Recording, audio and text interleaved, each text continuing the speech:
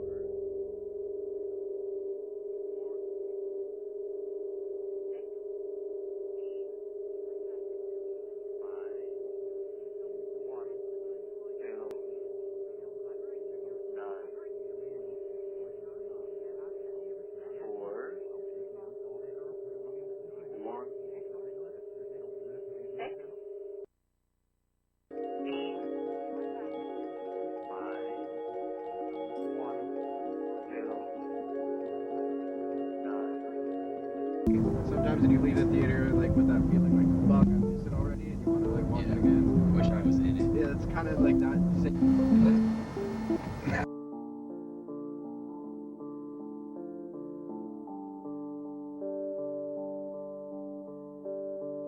Wither away in that comfortable place where I stay. Barely awake as I sleepwalk my way through the day. Don't ask how I've been if you run into me, it's so fake.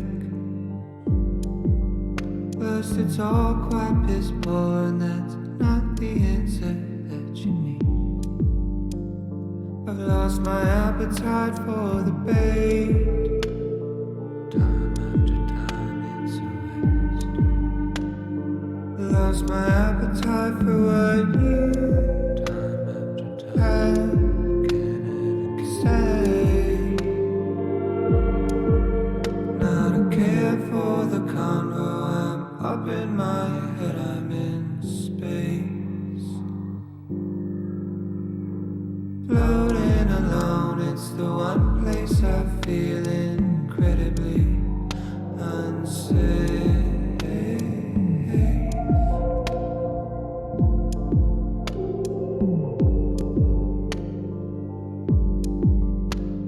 This heavy heart that beats in me will weigh me down a full 6 feet.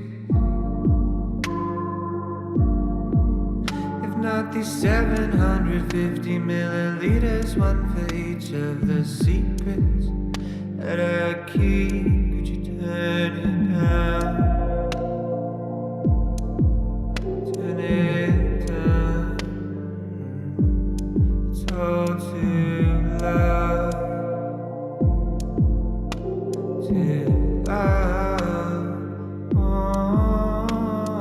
June turned me into a shell. Inhale, God. 6 year exhale. Left a residual self. Scraps of compassion.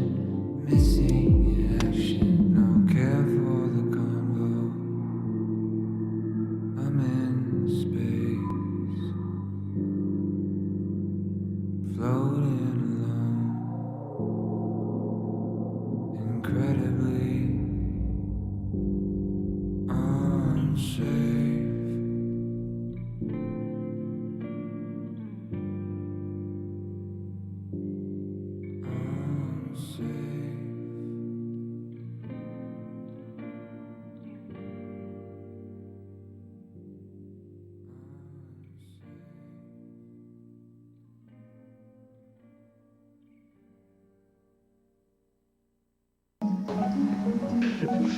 Anyway, I truly feel that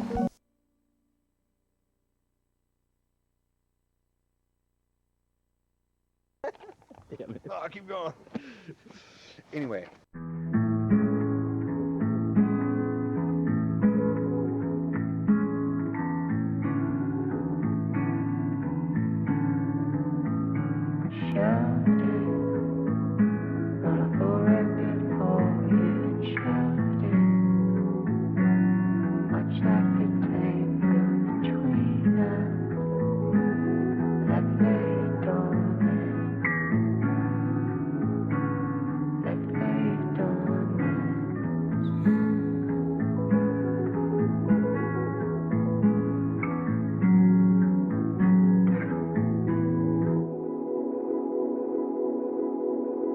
Do I miss you or a memory?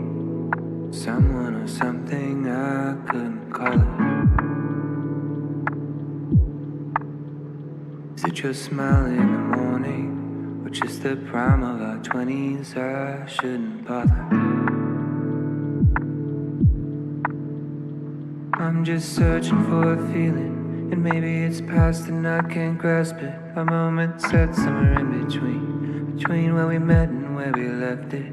Almost as if every passing bird flies directly through our shadow. I really shouldn't. Where you at now? Did you save the 10,000. Did you find a passion? Alleviate some pressure. Have you got any new friends? Did you find a new man yet? Does he treat you special? I hope he treats you better than I did.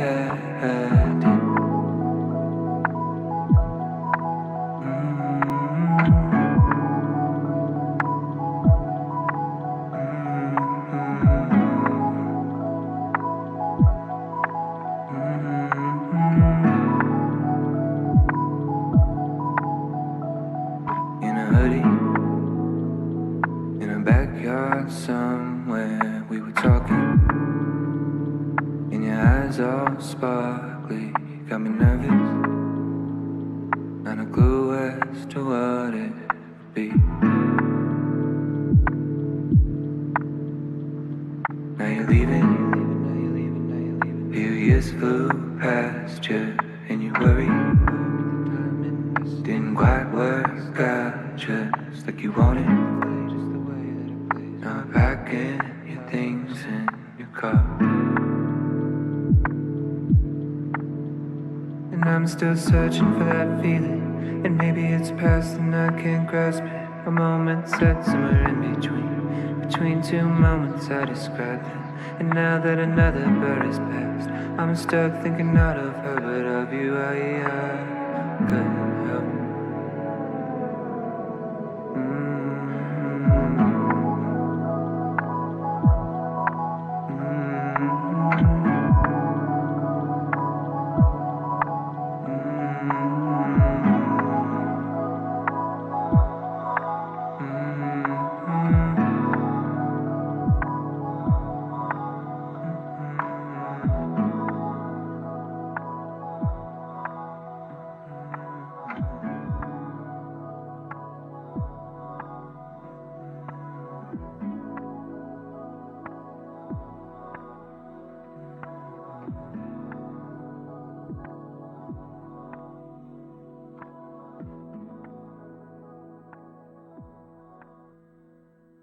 Okay, don't move a muscle.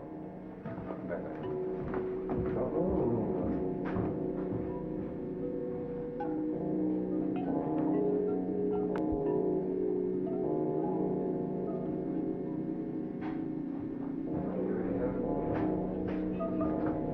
Still got a vibe, or just have a glass of peanut butter? Oh, yeah, give me a glass, bitch. This looks so awesome. Oh my god. I love you, Grandma. Look, this is amazing.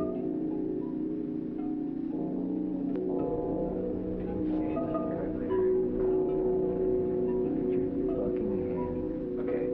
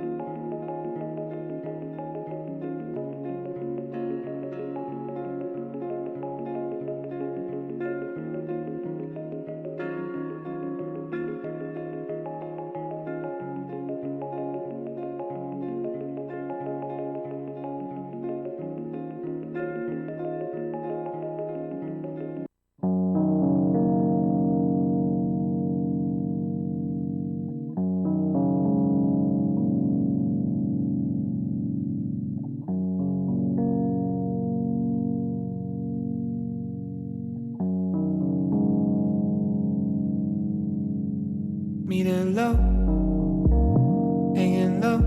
I'm on empty, headed home.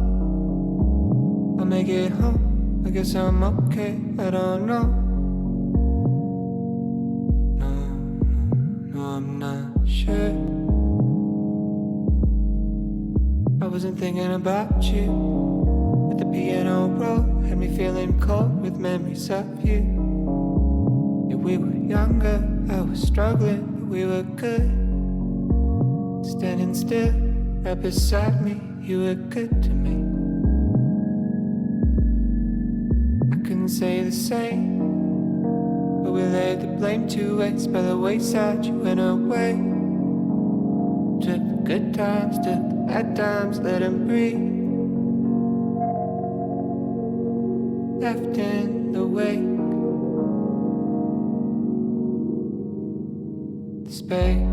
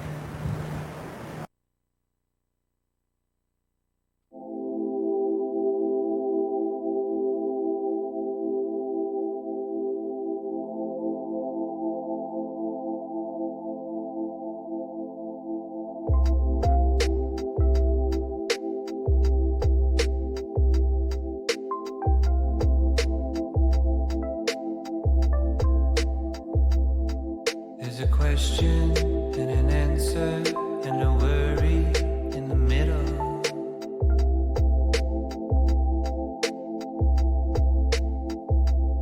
There was a promise of forever and a wishful intention.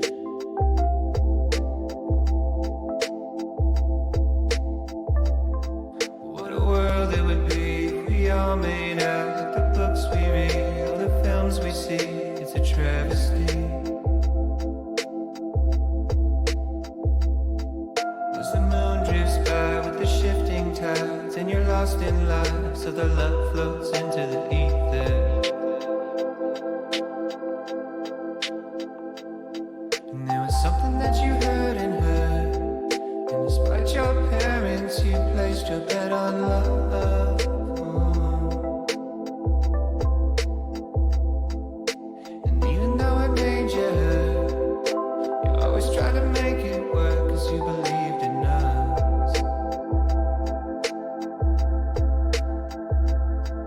Said you're pretty, but you drink too much. You've got a head on your shoulders and it's good enough, but something broke you.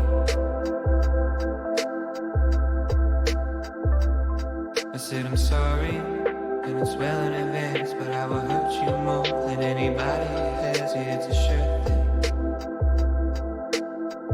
Oh, is it a sure thing? She said, I know that you didn't know back then, but getting all that you should know by now.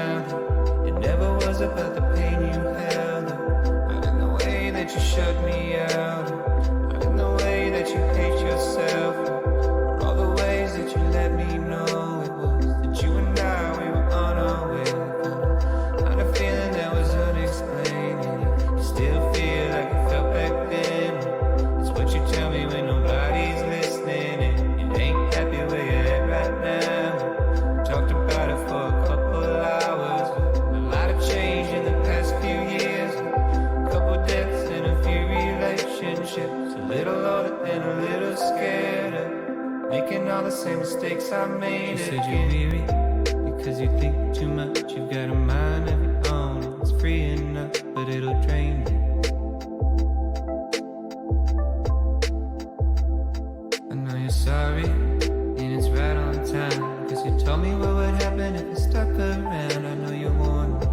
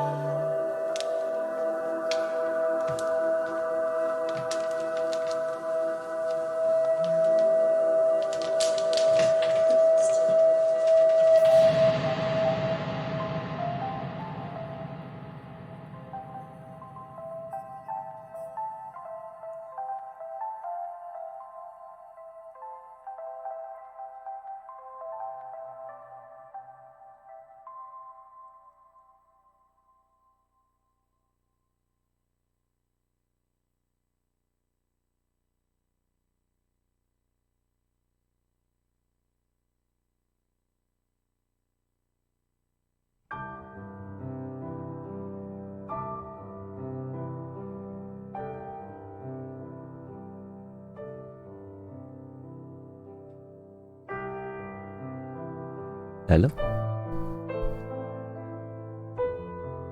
Mm. Hello? Hello? What's up? What's good? Can you guys hear everything? See everything? I'm not effing anymore.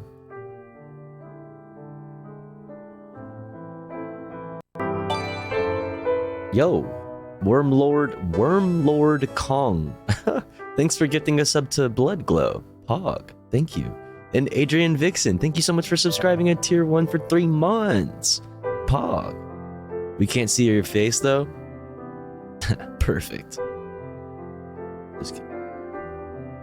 Oh wait. Oh shit. There we go. Okay. We're good. We're good. All is not lost. Hello everyone. Hello. How's it going? All is good. All is well. All is well in Soyville in Tofu Town. What's up, Tech Tink? What's up, Yoinked Waffle? What's up, Nori? What's up, Joint Specialist?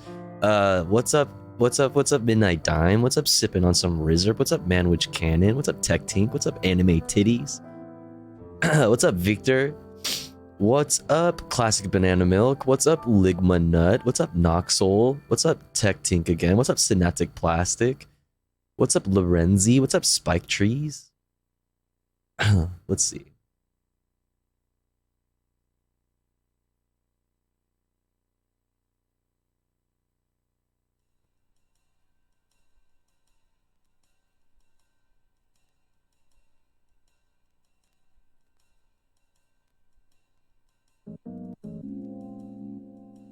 There it is. There it is. Who else did I miss? What's up, Satanic Llama Plaza? What's up, Rennie Crab? What's up, Forlorn? What's up, J. Mary Ann? What's up, Post-Leftism? Who else? What's up, Alex Does TV? Who else did I miss? Who else is in here? What's up, Not Your Average Guatemalan? What's up, Midnight Dime? What's going on, everyone? What's up, J Rocket? Hello. What's up, Storm Cold Bison? Hello. What's up?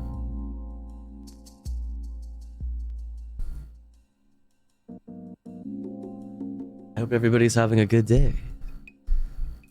I hope everyone's having a good night. I'm having a good night. I'm chilling. I got my caffeine. You know what I mean? I got some weed. I got my fucking, chat. What's up, Mr. J Logic? Yo! Christian Goose Shopping donated $5. You are not to disappear again. We lonely on the D-Gen shift. Oh. JK, be well. Oh. Yo. Christian Goose Shopping. Thank you so much for the $5. I appreciate that. Yeah, I took a little time off. Yesterday was my first day back. It was a wonderful first stream back. Very warm welcome. Y'all are so cute and nice and sweet and adorable. Hey, yo, Joan Raid, what's up? Hello. What up? What's up, Joners? I hope you had a great stream. What were y'all up to? What's up, Marking? What's up, Maul the Chatter? What's up, Ragged? What's up? What's going on? How are you guys doing? What were you all up to? Hit the link. Shouts out Joan. Everybody go follow. Do it now. What's up, Arlie? What's up, Whimsical Logic? Hello. Let's see. Yo! Marking! Thank you so much for a year. A whole fucking year. Routine Joan Raid Jonat 1L Joan Raid Jonat 1 Routine Joan Raid Jonat 1L Joan Raid Jonat 1 Routine Joan Raid Jonat 1L Joan Raid. Right. Bars. Literally true. What's up in Trauma? Hello. What's up? Let's fucking go. Thanks for the hype train. What's up, everybody? What's up? What's up, Snilk? What's up, Adrian Vixen? Thank you again, Marking. I appreciate it. Hope you're having a great day. And also, thank you again, Adrian Vixen, for 3 months. And Wormlord Kong, thank you again for gifting to Bloodglow. Hog. Thank you, thank you, thank you. Yo. Hello. 13 months. Holy. Shit, 13 months. Omega LOLLLLLLLLLL. Just kidding. Tofu. Remember that? Remember when that happened? Yo, thank you so much for 13 months in Trauma. What's up? Long time no see. Been a while. Hope you're doing good.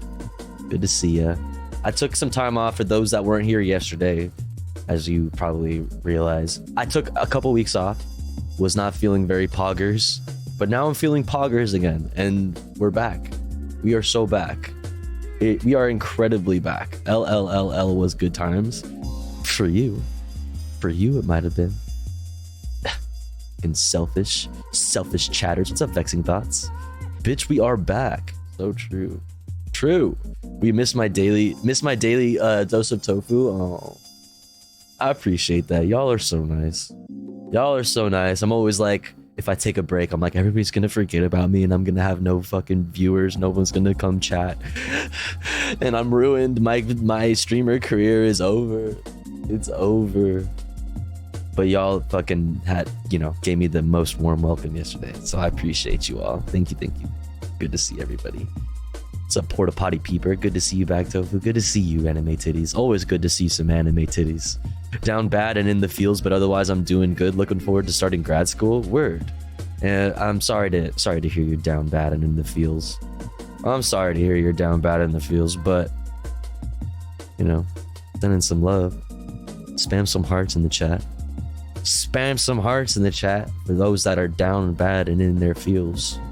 Feel it. I understand. Anyway, I'm chilling. I'm doing okay on the tofu front. I'm feeling okay. I'm not having a bad day. I'm having an okay day. And we're gonna fucking chill out and we're gonna have a good night together. We're gonna keep it comfy. Keep it comfy. Go over some news, some politics, some fucking comfy stuff, reacts. We could do some gaming. Dude, there's so much that we can do tonight. And it's gonna be so much fun. And it's gonna be really, really, chill and positive, right? It's a day with the tofu. It's a day with the tofu stream. It must be a good day. Damn. I hope so. Let's see.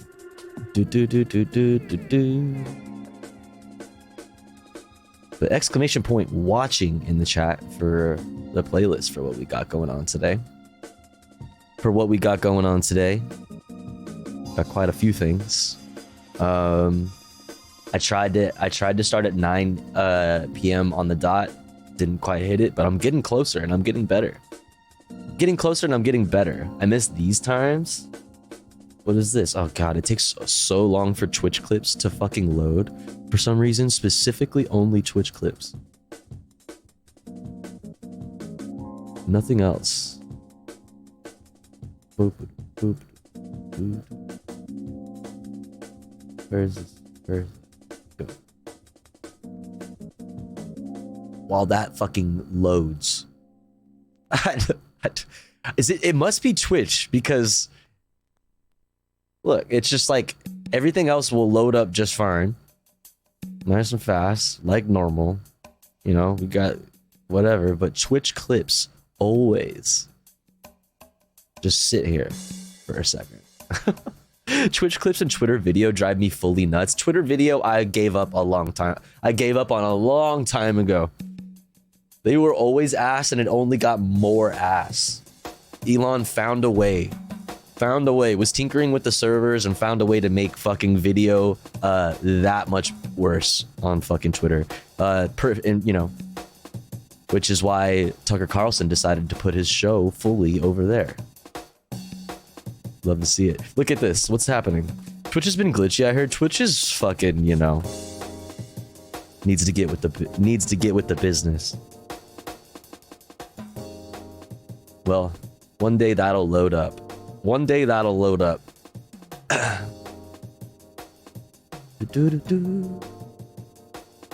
Are you nocturnal, Tofu? Yes. And that's like not a lie. That's like, yeah. Yes, pretty much. I've actually been better. I'm kind of half and half. You know what I mean? Kind of both. But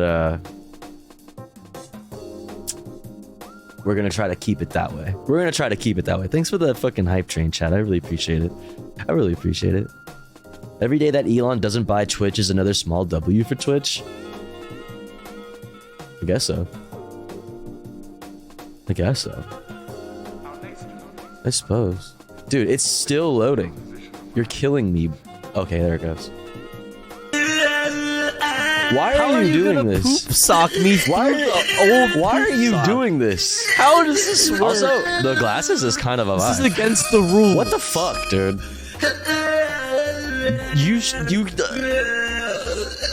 This is not how it works. It's not. This is bullshit. This is not how it works. This is illegal. This is illegal. You bitch. You fucking bitch. I should do the same fucking thing to you. bitch. You bitch. You know what? You fucking bitch. This is crazy. Fucking bitch. Look at marking. Look at marking right there. Look at marking. You know I what? can't You even think because believe this. This is bullshit, dude. Fuck this, man. This streaming shit. I don't know. I'm out of here. I'm out of here. Fuck this. I come on here. I log on to twitch.tv every day to what? To get bullied? To get bullied by fucking what? 80 something people are in here so far? What the fuck? You bitch. Streamer gone forever, never coming back. Yeah.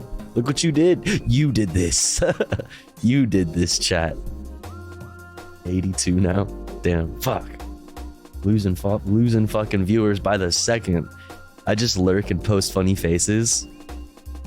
Based the chato. Based chatter. Alright. Let's get into the shits and the giggles. Let's start off with the fucking daily dose of internet. Let's just get into it. Damn, you had close to 700 last night, Tofu? That's true. Thanks to fucking, who rated it? Carter, I think? Yeah. Funny Monkey? Maybe. Maybe. We'll see if you're lucky. Daily dose of internet. Let's try it out.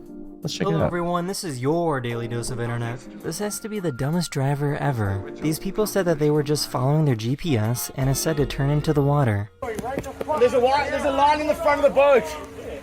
Sean, throw me the swimming buoy. Yeah. And you'll take it over. Throw me the swim buoy. We need somebody to pull on this fucking thing. All right. Where the fuck This is video this? got 20 million views on Instagram. Rowan, do the thug shake. The what shake? Do the thug shake. What's that? The thug shake. I don't know what that is.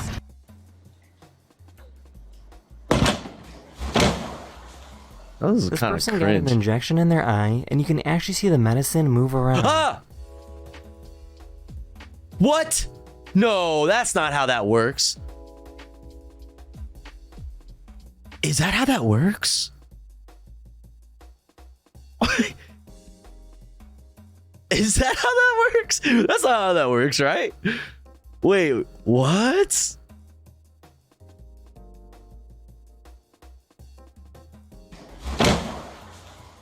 This person got an injection in their eye and you can actually see the medicine move around.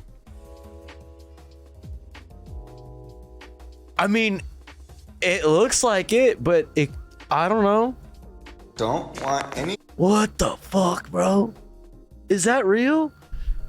Stay away. I'm just trying to go to the bathroom. Oh, no! These people painted their entire poor bathroom guy. using mood ring paint, so the paint changes color depending on the temperature. Bro, you know when like you go to the bathroom and somebody just used it and it's all warm? I hate that.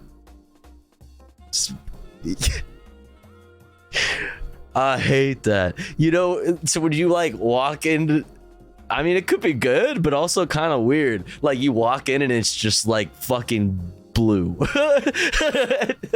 It's just like dark blue or whatever, I guess the hottest color is. Like, yeah, I'm not good. I'm good.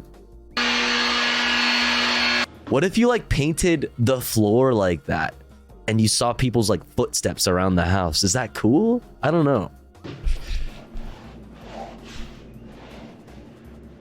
Like, I kind of hate that. That's kind of weird.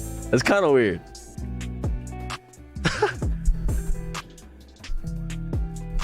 The only thing worse than a cold toilet seat is a warm one. I prefer a fucking crisp, cold one. That means nobody's been there. That means nobody's been there in a while.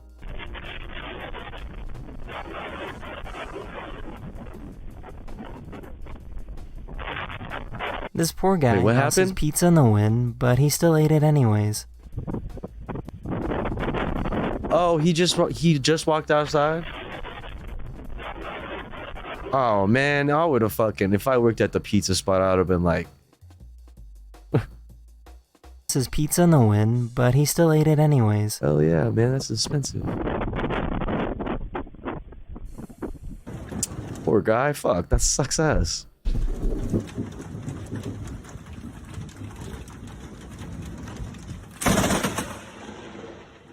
Hold on, y'all, cause Holy fuck. Bro. Hold on, y'all, cause I had to swoop back around real quick. I know for a fact these did not draw the front of their whip. Did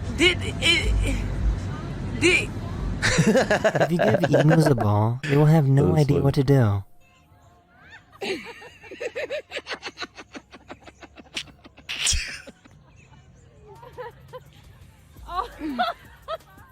The fuck is A that? cockroach showed up at this fashion show.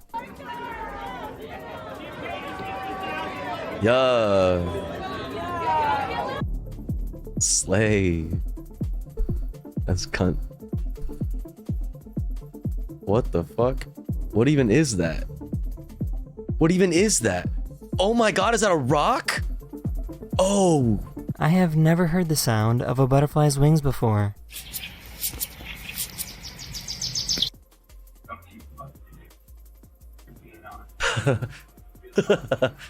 What the fuck is that?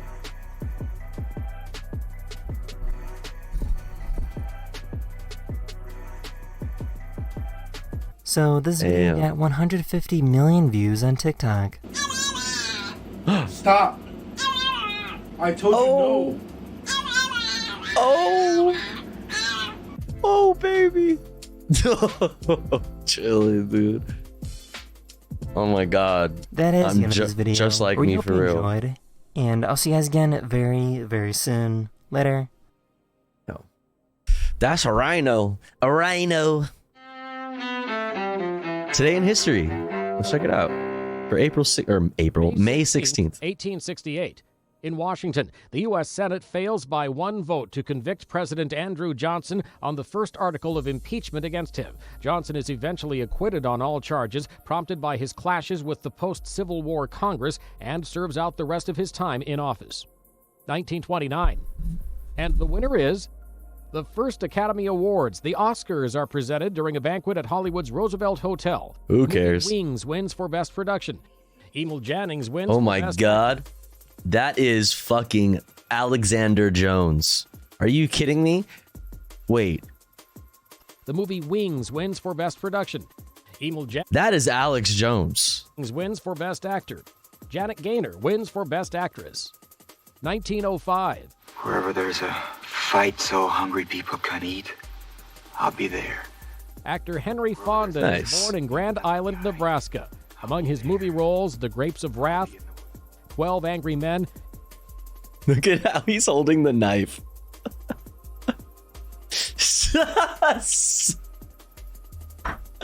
So intimidating. He said,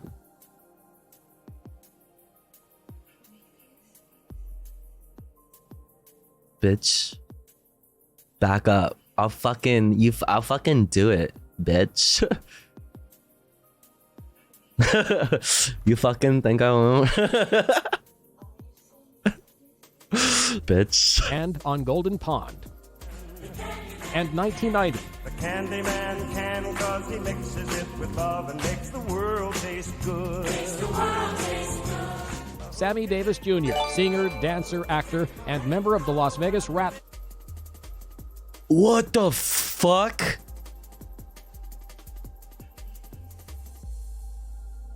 Bruh. Oh my god. Yo. Fuck. My god, Marking, thank you so much for the 50 gifted. What the fuck? Dude. Thank you. If you got a gifty from Marking, fucking thank them. What the fuck? Holy shit. Thank you so much. Thank you, thank you, thank you, thank you, thank you. Tips Fedora. God damn. That's a lot of gifties. Thank you. Thank you, thank you, thank you, thank you, thank you. That's fucking very generous. Thank you so much. I really, really appreciate that. Destroyed the sub goal. That's 2 sub goals. Just like that. Just gone. It's over. It's gone. Thank you so much. I didn't stream for 2 weeks, so you know, obviously that hit me pretty hard in the sub count. So fuck. Thank you so much. Thank you, thank you, thank you, thank you, thank you, thank you. Dies of cancer in Los Angeles at age 64. Also that same year. Someday we'll find it. Oh my god. You guys. Thank you so much. Midnight Time. Thank you for the 5 bomb. Why are you guys so nice? Why are you so nice? Thank you. Thank you, thank you, thank you. That's very, very nice of you. I really appreciate it. Thank you, Midnight Time, for the 5 gifties. Thank you, thank you, thank you, thank you. And also, thank you again, Marking, for the fucking 50, you absolute legend. I really appreciate that, chat. Oh my god. Thank you so much. Thank you, thank you, thank you, thank you. Rainbow connection, the lovers, the dreamers, and me. In New York, Jim Henson, creator of the Muppets from Kermit the Frog to Sesame Street, dies of pneumonia at age 54. Today in history, May 16th, Mike Gracia, The Associated Press. RIP. Top 5 stories we need to know today. May 16th, 2023. Let's check it out. Yo, thank you again, chat. Thank you so much, Marking. Thank you so much, Midnight Time. Ukraine says it shot down 6 Russian hypersonic Kinzhal missiles in a single night. Thwarting a super weapon Moscow had previously touted as all but unstoppable. Okay. The Biden administration announced a nearly $11 billion investment in rural clean energy projects.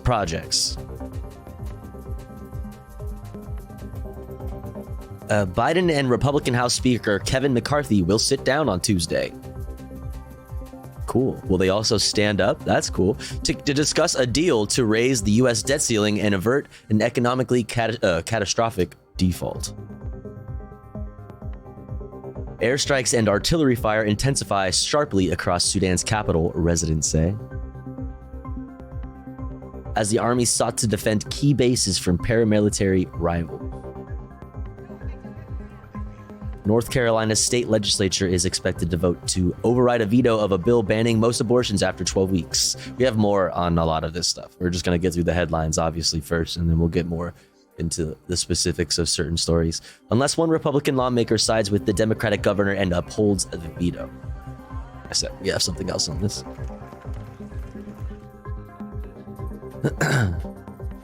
Reuters. Cool. In the day's other headlines, News Russia wrap fired from a missile PBS. barrage at Ukraine's capital overnight. The Ukrainians said they shot down all 18 missiles, including 6 that were hypersonic. The Russians denied that claim. Mid-air explosions lit up the night sky over Kyiv. Ukraine said its Western-supplied air defenses blunted Russia's bid to terrorize the city.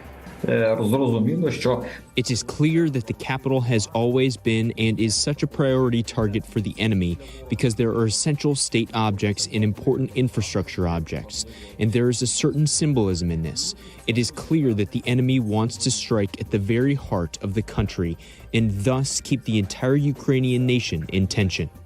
To the east, Ukraine claimed its troops have retaken territory on the outskirts of Bakhmut, where a savage battle has raged for months.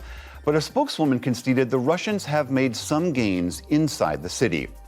In Sudan, airstrikes and explosions escalated across. I voted for you for school board in Portland today. No, you didn't.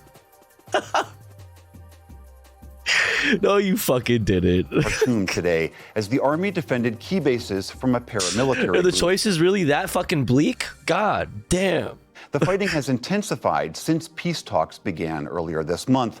The worst of it is focused in Khartoum, but combat has also flared in the war. Swear to God, I wrote you in. Darfur, in Western Sudan.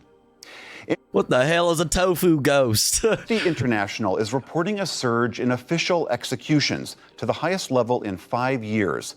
The organization recorded 883 executions for meetings, in 20 countries in 2022. That's up 53% from the year before. Iran led the list, carrying out 576 death sentences. Saudi Arabia had 196. Amnesty says it believes China executed thousands of people, but government secrecy makes an accurate count impossible. The European Union today. The United States famously never executing people. Super famous for not executing people. Formally adopted rules to regulate products that fuel deforestation. They include cattle, coffee, chocolate, and palm oil. Companies trading with the 27-nation bloc will now be asked to prove that their products have not led to a decrease in forested areas. Back in this country, U.S. bank executives were called to account. Wait, say that again? Coffee, chocolate, and palm oil. Companies trading with the 27-nation bloc will now be asked to prove that their products have not led to a decrease in forested areas. Back in this country, U.S. bank executives were called to account over the salaries and bonuses they earned in the run-up to their own institutions collapsing. At a hearing, senators pressed the former heads of Silicon Valley Bank and Signature Bank. Maryland Democrat Chris Van Hollen challenged Silicon Valley's former CEO, Greg Becker. Do you really think that getting a bonus of $1.5 million, given the showing in 2022 and just... Yo, Frankenstein. Thank you so much for 8 months, Pog. Thank you. Tofel, indeed. Thank you so much. Thank you. Welcome in. Time before the total collapse of the bank. Do you believe you deserve that? I believe the board did the best job they could in evaluating the performance that we had in 2022. Well, this is why I think people watching this hearing are just going to be scratching their heads and get angrier and angrier, because this is clearly an example where bonus was not tied to performance. 4 senators on that committee have proposed legislation. Yo, Cult of Eyes. Thank you for 7 months. Let's go. Tofu time. Tofel. True. It is tofu time. That's a fact. That's true. Thank you so much for 7 months. Welcome in. Thank you. Executive pay within 5 years of a bank's failure. And on Wall Street, energy stocks sagged, helping to push the broader market lower. What's up, the Dow Jones Industrial Average. All right, that's enough from you. Shut up at your face. Democracy right fucking now, dude. For sure. Welcome to Democracy Now!, democracynow.org, The War and Peace Report. I'm Amy Goodman. In Sudan, military forces unleashed airstrikes near a hospital in the capital, Khartoum, on Monday, targeting paramilitary rivals as fighting between the warring parties enters a second month. Airstrikes and shelling were reported in other cities in recent days, including intense battles in the western region of Darfur and in the cities of Bahri and Omdurman. The UN estimates some 200,000 people have fled Sudan to neighboring countries since the war erupted in April, the vast majority of those displaced being women, children, many of whom are malnourished. Hundreds of people who've escaped the violence in the capital to relatively safe cities like Port Sudan now face shortages of food, water, and shelter as extreme heat hits the region. People, they don't like us to be here. And now the way we are here with the children and the mothers, some of them are sick, and some of them, there's no food, people they can eat. So we are suffering. Over 600 people have reportedly died since the beginning of the conflict, though the death toll is expected to be much higher. The prominent Sudanese singer, Shayden Gardoud, was killed in crossfire between the Sudanese army and the paramilitary rapid support forces in Omdurman city Friday, despite an agreement between the two sides to protect civilians. Meanwhile, there's been multiple reports of women and girls being sexually assaulted by armed groups. In Somalia, the United Nations says some 450,000 people in the central Hiran region have been displaced by flash flooding caused by torrential rains. At least 22 people have died. This comes after a record drought in Somalia left millions of Somalis on the brink of famine. China's government has issued heat advisories in the capital, Beijing, and other major cities as temperatures reach record highs for the date. In North America, an early season heat wave has smashed high temperature records along the west coast of Canada and the United States, with Seattle and Portland reporting record highs for several days in a row. On Monday, the Canadian Prime Minister Justin Trudeau visited Alberta province, where an intense early start to the wildfire season has forced tens of thousands of people to evacuate and slashed oil production in Canada's tar sands region.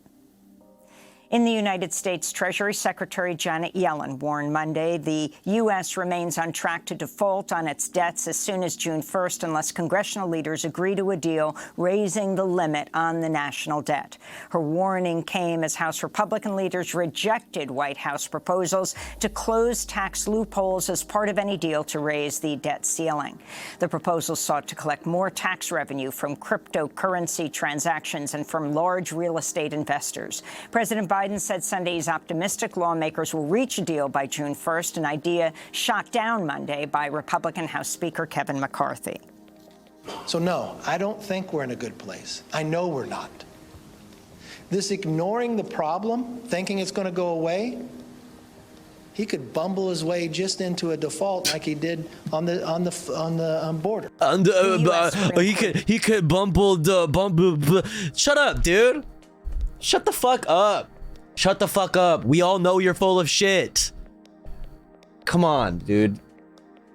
Bumble his way through it. Shut the fuck up. He's gonna go along with you probably and fucking take your word on the myth of the fucking deficit. He's gonna just go right along with you. Shut the fuck up, dude. All this fucking song and dance, dude. It's so annoying. Agreed to hear a case that could see South Carolina reinstate a congressional redistricting plan that was struck down by a lower court as an attempt at racist gerrymandering. In January, a 3-judge panel of the federal district court in Columbia, South Carolina, ruled unanimously state Republicans unfairly drew maps that split black neighborhoods in Charleston, leading to the exile of more than 30,000 African-American citizens from their previous districts. In Washington, D.C., Special Counsel John Durham has completed his investigation into the FBI's probe of Russian interference in the 2016 Trump campaign. Durham's 300-plus page report concluded the FBI should never have launched its investigation, which Durham said was based largely on leads provided by political opponents of Donald Trump and relied heavily on, quote, raw, unanalyzed, and uncorroborated intelligence, unquote. The report does not recommend any major changes to FBI and Justice Department policies. Durham was appointed special counsel in 2019 by then Attorney General Bill Barr after Barr referred to the FBI's court-authorized activities as spying. In New York, a $10 million lawsuit filed Monday against former New York City mayor and Donald Trump lawyer Rudy Giuliani alleges Giuliani raped and harassed a former associate over the span of 2 years. The suit was filed by Noelle Dunphy, who said we are all so surprised. Giuliani hired her in 2019, promising an annual salary of $1 million, but instead repeatedly sexually assaulted her. She also accuses Giuliani of being constantly drunk, making racist and sexist remarks and anti-Semitic comments, many of which were recorded. Giuliani also allegedly... Yo, I can't wait to see those recordings. You know those are going to be bangers. You know those are going to be bangers. ...to sell pardons for $2 million, the lawsuit alleges, to be split between him and former President Donald Trump, who is giving the pardons, and asked Dunphy to refer anyone who needed one. In New Mexico, I three got 'em. people were I got killed and pardons, 6 others baby. injured in Hit the me community up. of Farmington Monday morning when an 18-year-old armed with an AR-15 style assault rifle and 2 What's up, other Lemon guns went on a rampage, firing randomly as he walked through a neighborhood before he was shot dead by police. Investigators say they're still searching for a motive and haven't released the names of the dead and wounded. New Mexico Governor Michelle Lujan Grisham said in a statement, quote, "This serves as yet another reminder of how gun violence destroys lives in our state and our country every single day," she said. According to the Gun Violence Archive, it was the 225th Yeah, 2,000 mass bits. 2,000 bits. I'll get you a pardon. I got you. shooting in the United States so far this year.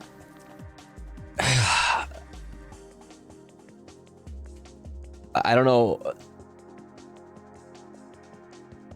I'm so numb. I'm so numb. Vice Media has filed for bankruptcy less than a month after laying off over 100 workers across its global newsroom.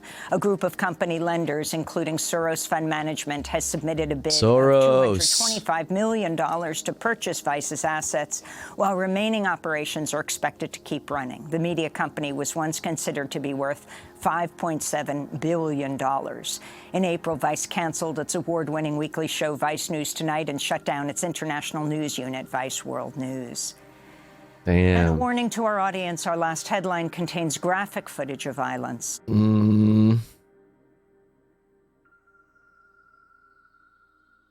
Okay. Yeah, we won't be watching that on screen. Trigger warning chat. I'm going to not have it on the screen, but, you know, there will still probably be some audio. So, trigger warning. San Francisco's district attorney said Monday she will not bring charges against a security guard who shot and killed 24-year-old black trans activist Banko Brown last month after he allegedly tried to steal snacks from a Walgreens pharmacy. The announcement came as the DA's office released surveillance video of the killing. It shows the guard repeatedly punching Brown, slamming him to the floor, and lying on top of him. After Brown flees the store, the guard pulls out a handgun and fires a single fatal shot directly into Brown's chest. District Attorney Brooke Jenkins on Monday called the killing reasonable.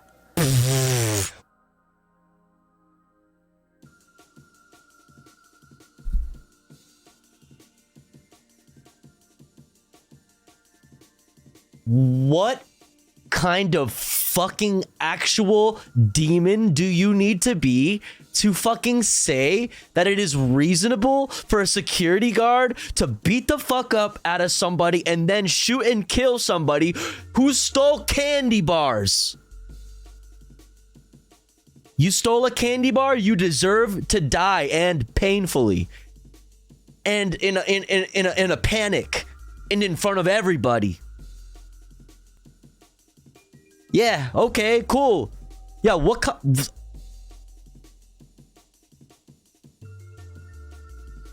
motherfuckers are out here unironically saying you shouldn't have done the crime. You stole a fucking candy? I question your fucking morals. The same morals that leads you to fucking just love capital punishment and things like that also so much. It's fucking disgusting, dude. She's just carrying on Kamala Harris's legacy. Tofu, what's the big deal? True. Killed someone for shoplifting. Understandable. Have a nice day. The fuck, man. Snacks are literally more valuable than human life. Yeah. Yes. Yes. Now the private security forces are also doing it. We're entering like the fucking, you know, the next levels of fucking late stage capitalism. Where it's not only the fucking state sanctioned fucking, you know, gang of the police that is killing people for fucking being poor, but it's also like private, you know, security forces killing people for being poor. And that's like totally cool. It's just totally fine. Like they're just totally reasonable. Like we live in a fucking upside down hell world. What the fuck? He said was, I saw a movement that led me to believe something dangerous was about to happen to me. Could have been a knife, could have been whatever. If you can't say what it was specifically that what made you feel like was gonna be a danger to you, then it was not a danger to you. You fucking pussy bitch. You pussy ass bitch. Fucking bitch. Are you serious? If you can't name what it was specifically that made you fear for your life, you were not fearing for your life. And if you were fearing for your life, it was over nothing and you're a pussy ass bitch. And you should not be allowed in fucking public with a fucking firearm with the ability to fucking take another person's life. Are you joking? This is fucking crazy. The boot is so far down this person's throat that it's crazy. It's bonkers. I believed that I was in imminent danger. And the law doesn't require that you wait and... Well, you know what? The law is wrong. Sorry. Yeah, my like morals and values and my like respect for human life leads me to understand that these laws are fucking wrong. They are incorrect. Is it a gun? Is it a knife? Is it scissors? The law allows you to have a perception and a belief so long... Well, the law is wrong. If the law allows that, the law is wrong. Reasonable. Brooke Jenkins was appointed San Francisco's interim district attorney last July by Mayor London Breed. Like, anybody that like people love to make that argument. They were fully within their right according to the law. Okay, the law aside, what does your value system tell you? What does your gut tell you? What does your heart tell you? Did that person deserve to die? Did that person deserve to die? What constitutes deserving death? Just like anything, just whatever you want? That's crazy, man. Placing former progressive DA Chesa Boudin, who was ousted by voters in a multi-million-dollar funded special recall election led by the real estate industry. Jenkins received over $100,000 as a consultant for a nonprofit that led efforts to recall Boudin. Banco Brown's killing has ignited protests across the San Francisco Bay Area, where nearly half of all residents live in families listed as low income or very low income. And those are some of the headlines. Jesus this is Christ, Democracy Now!, democracynow.org, The War and Peace Report. I'm Amy Goodman. Amy Goodman. Mm-hmm. That's true. That's true. Fucking shit, man. Holy fuck, that pissed me off. Scary how many motherfuckers are like legal equals morally okay. Yeah. Yes. Built for being poor. All right, let's get filled in, chat. And then this will wrap up the headlines. Sup, you and bastards. we'll get into Welcome some back other to the stuff. Philip DeFranco Show. It's Tuesday, May 16th. You're watching the best damn news show out there, and let's just jump into it, starting with the internet right now is going at what many have called the latest Karen. With this incident that happened at a New York City hospital being recorded, going viral. And in it, you see a white staff worker struggling to take a city bike from a black teen with him telling her to stop, that he paid for it. This is my bike, it's on my account. And you hear her yelling for help as she then tries to grab his phone, telling him not to touch her, to which he replies that she's the one touching him. But they're then throwing in that he's hurting her fetus and yelling, "My unborn child." Meanwhile, you have the teenager's friend shouting at her to stop, and then eventually another hospital employee approaches, at which point she appears to start sobbing, with that worker then telling her just choose another bike. So she then gets up, and then the teenagers rip her a new one for those tears. How you stop crying? Not a tear came down, miss. And so she fucking ulted. Oh my god, she fucking turned it on. It just popped out of her. She saw the homie pull up and it was like, help me, scary black guys. The fuck, dude. Classic shit. This is classic shit. Unironically, this shit has gotten lots of fucking people killed. That fucking privilege that you see on display here has gotten a lot of fucking people killed. You got people outraged. Also, the hospital reportedly looking into the incident. Also, civil rights attorney Ben Crump has now gotten involved, accusing the woman of weaponizing her tears and calling her actions dangerous. But ultimately, that's limited information. That is extremely dangerous. You could get that person killed because you decided to fucking ult and cry to get your way. Like, it is that easy. It is that easy. We have on this right now. Of course, we're going to keep our eyes on this and I will keep you up to date. But in the meantime, what are your thoughts here? And then in absolutely massive online entertainment and business news, two of the biggest streamers in the world, IShowSpeed and Kai Cenat, are now launching an exclusive show together on Rumble. And with this, there's been a lot of speculation about how much money the platform must have thrown at them, especially after another streamer by the name A lot. A lot. A lot. Rumble is doing a lot right now to try to pull people over. They are throwing all kinds of money all around to get people to go to Rumble. Yeah, for sure they got a lot of money. Aiden Ross said that the platform that he streams on exclusively, Kick, offered them $40 million. Like, they don't even care if their show like isn't successful. Like, it doesn't even matter to them if, you know what I mean? Like, it's just they got the bag. They got the bag. Then caused people Tofu going to Rumble. to speculate, oh, this deal must have been so much bigger, or maybe it just allowed them more freedom, especially because, well, according to reports, this show is exclusive to Rumble. They'll still be allowed to make their own content on their home platforms, YouTube for IShowSpeed and Twitch for content. Honestly, like,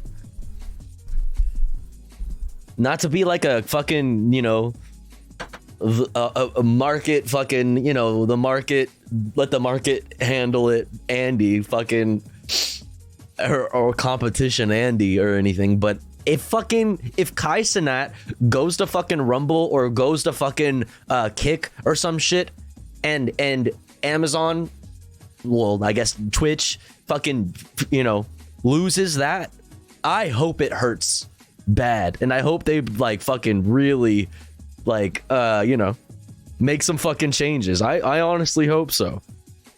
I hope the whole fucking W community goes over to Kick and it hurts fucking Twitch's bottom line. I hope so. Win-win for me. Regarding Aiden's claim there, Kai actually responded rather quickly, saying that Aiden was lying. I did not turn down chat. That's not a actual leak. That's not, okay? That's actually cap on my soul, on my soul. That is cap. Even if that was an offer, why even talk about it? Which, if true, is, yes, incredibly weird of Aiden Ross, but also still not in the top 10 dumbest things that he's done. But this move for the two, it seems to make sense even without us knowing what the money is. Right, while massively successful, both streamers have faced some turbulence on their platform. Speed was reportedly on a spinal strike on YouTube after previous bans. Kai was recently suspended from Twitch. In fact, on top of that, Speed has been permanently banned from Twitch himself. This appears to be more of Rumble kind of repositioning themselves. Right? It's historically been thought of as the right-wing YouTube, whereas now it seems like they're more and more trying to be seen as the like generally anything goes platform, where you have these massive creators who don't necessarily feel the most comfortable on their home platforms, feeling like, hey, anything goes here. We're safe probably no matter what. But as far as if this is going to be a win-win success or these two just getting a nice little bag, we have to wait. That's bro, I mean, that's what it seems. Rumble has been trying to throw money at a lot of streamers and a lot of content creators to get them over there. Even fucking, you know, non-streamers and non-content creators, like big fucking political names, to like have shows and podcasts and stuff. Like they're really trying, and they have like a ton of money. They have like, I don't know, they have a ton of money somehow, for some reason.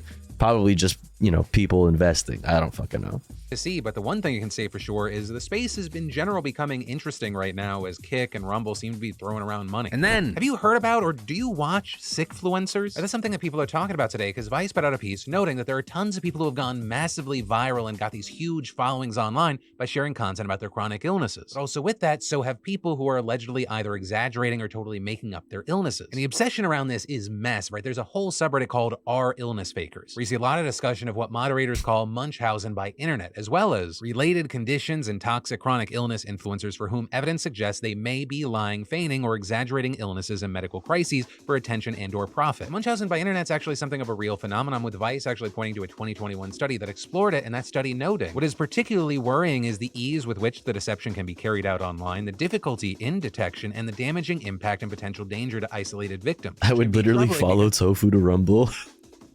Based. Let's go. 33% of Gen Z trust TikTok influencers over doctors because there's a relatability with their personal experience, which is why you had the report adding that people can take advantage of that trust, which, quote, ensures that individuals seeking both the clout and public sympathy that comes with having chronic conditions can latch onto trending illnesses for a stream of positive attention and even financial rewards. But also with this whole situation, the people so intent on calling out illness fakers are heading down a slippery slope, right? Because some of these people are clearly dealing with mental health struggles, not to mention, should they be wrong or throwing out baseless accusations that others latch onto, they're making an already horrible situation worse, especially when we've seen, like in other verticals like true crime, for example, instances where people are more motivated to prove themselves right rather than discover the truth, which is why I understand and sympathize with the intent, but I worry about the ramifications of the misfire. So I mean, this isn't necessarily a new thing. I mean, hell, the whole reason the Philip DeFranco show even exists today is because back in 2006, Rush Limbaugh mocked and accused Michael J. Fox of exaggerating his Parkinson's, a disgusting and hateful claim that inspired me to make my first news video. So the need to be thoughtful and careful here, it's paramount. What the fuck did he do before that?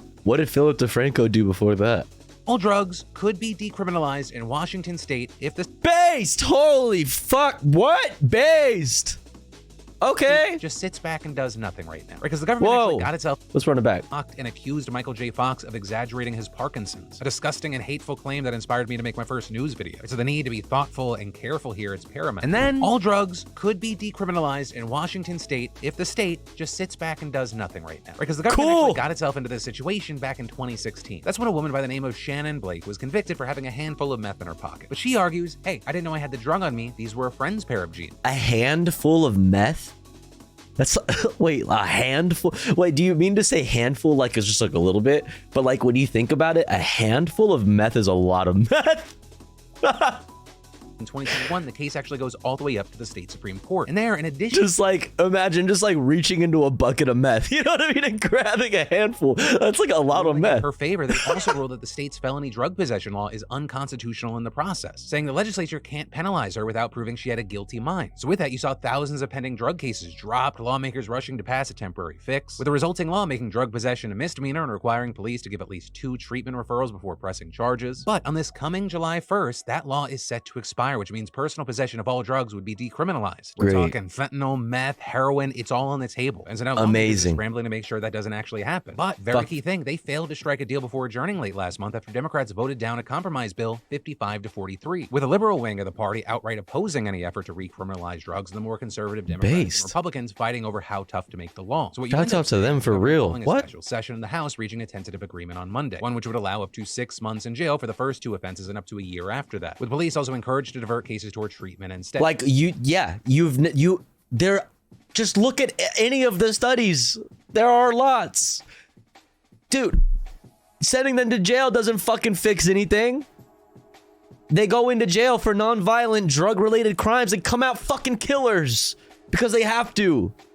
Because of the bullshit you fucking subject them to in fucking behind bars. Like, bro, they come out and they can't fucking reconnect in society and are forced to fucking do more crime in order to live, or are just homeless, or like, come on. If you actually want the fucking problem to be fixed, criminalizing it is not the fucking solution. It doesn't have to be legal. It just doesn't have to be a criminal offense to fucking be in possession of the drugs. It's like dumbass fucking liberals, people in general, not even just liberals, people in general don't realize like it's not legalizing it. It's not legalizing it. Even then, like, that would be good, because then that would mean then there is also like regulation, which would be even better. But until we can get to that, decriminalization is fucking based. It's fucking based. It should be that way across the fucking board. It doesn't mean you just get away with fucking selling heroin on the streets. That's not what it fucking means. Critics there argue that without a lot more funding for those services, there's nowhere to divert them to, which is actually very similar to the problem faced by the only other state that's decriminalized personal possession. And no matter what, the argument it will always come down to, no matter how much ground you gain on every other front on arguments like this, with like conservative people or like libertarian people or like whatever, or like just conservative Democrats, like whatever, liberals, it will always come down to how are you going to pay for it? No matter what the argument is, no matter if you check all of the fucking arguments off the board It will always lead to the final question. Well, how are you going to pay for it? Well, how are you going to pay for it? Oh, I don't know. Oh, I don't know. Oh, I don't know. Oregon. I could think of a few ways. There back in 2020, and so far the record's mixed. So this in large part because of bureaucratic failure to usher drug users into treatment, which is why some point to the state as evidence that decriminalization doesn't work, whereas others argue it can work if you pair it with sufficient treatment resources, and they're pointing to Portugal. But for now, as July 1st gets closer and closer, we'll have our eyes on Washington to see what they do. What sort of compromise bill do they shit out? Because until it actually happens, who knows what it's going to look like? The only thing we know for certain is someone's going to be pissed off. And then, with basketball, playoffs, hockey, baseball, and concerts all in full swing, shut up. Always an event. Shut up. With promo code Phil, so make sure you click that link in the description to download the app. And then, how much do you think get out of jail free card costs? Right, a pardon. Well, apparently, $2 million. $2 million, according to a $10 million lawsuit being brought against Rudy Giuliani by a woman who claims to have worked for him. Right, this is Noelle Dunphy, and she claims that Giuliani explicitly told her that the $2 million would be split between he and Donald Trump, and claiming he said that the request would go through him rather than the Office of Pardon Attorney, so that it wouldn't be subject to Freedom of Information Act requests. But that's also just kind of the tip of the iceberg. Right, there was a range of things where you had some things that were bad but not illegal, like Dunphy saying that Giuliani claimed Jewish men were inferior due to natural selection, or that he said that African Americans and Hispanics had a culture that encouraged them to hit women. Also saying he was apparently very anti-LGBTQ+ and used slurs. Although it appears he entered he doth protest too much territory, with him apparently claiming he was the only man in his friend group that wouldn't sleep with another man no matter how much money was offered. Which I mean, what?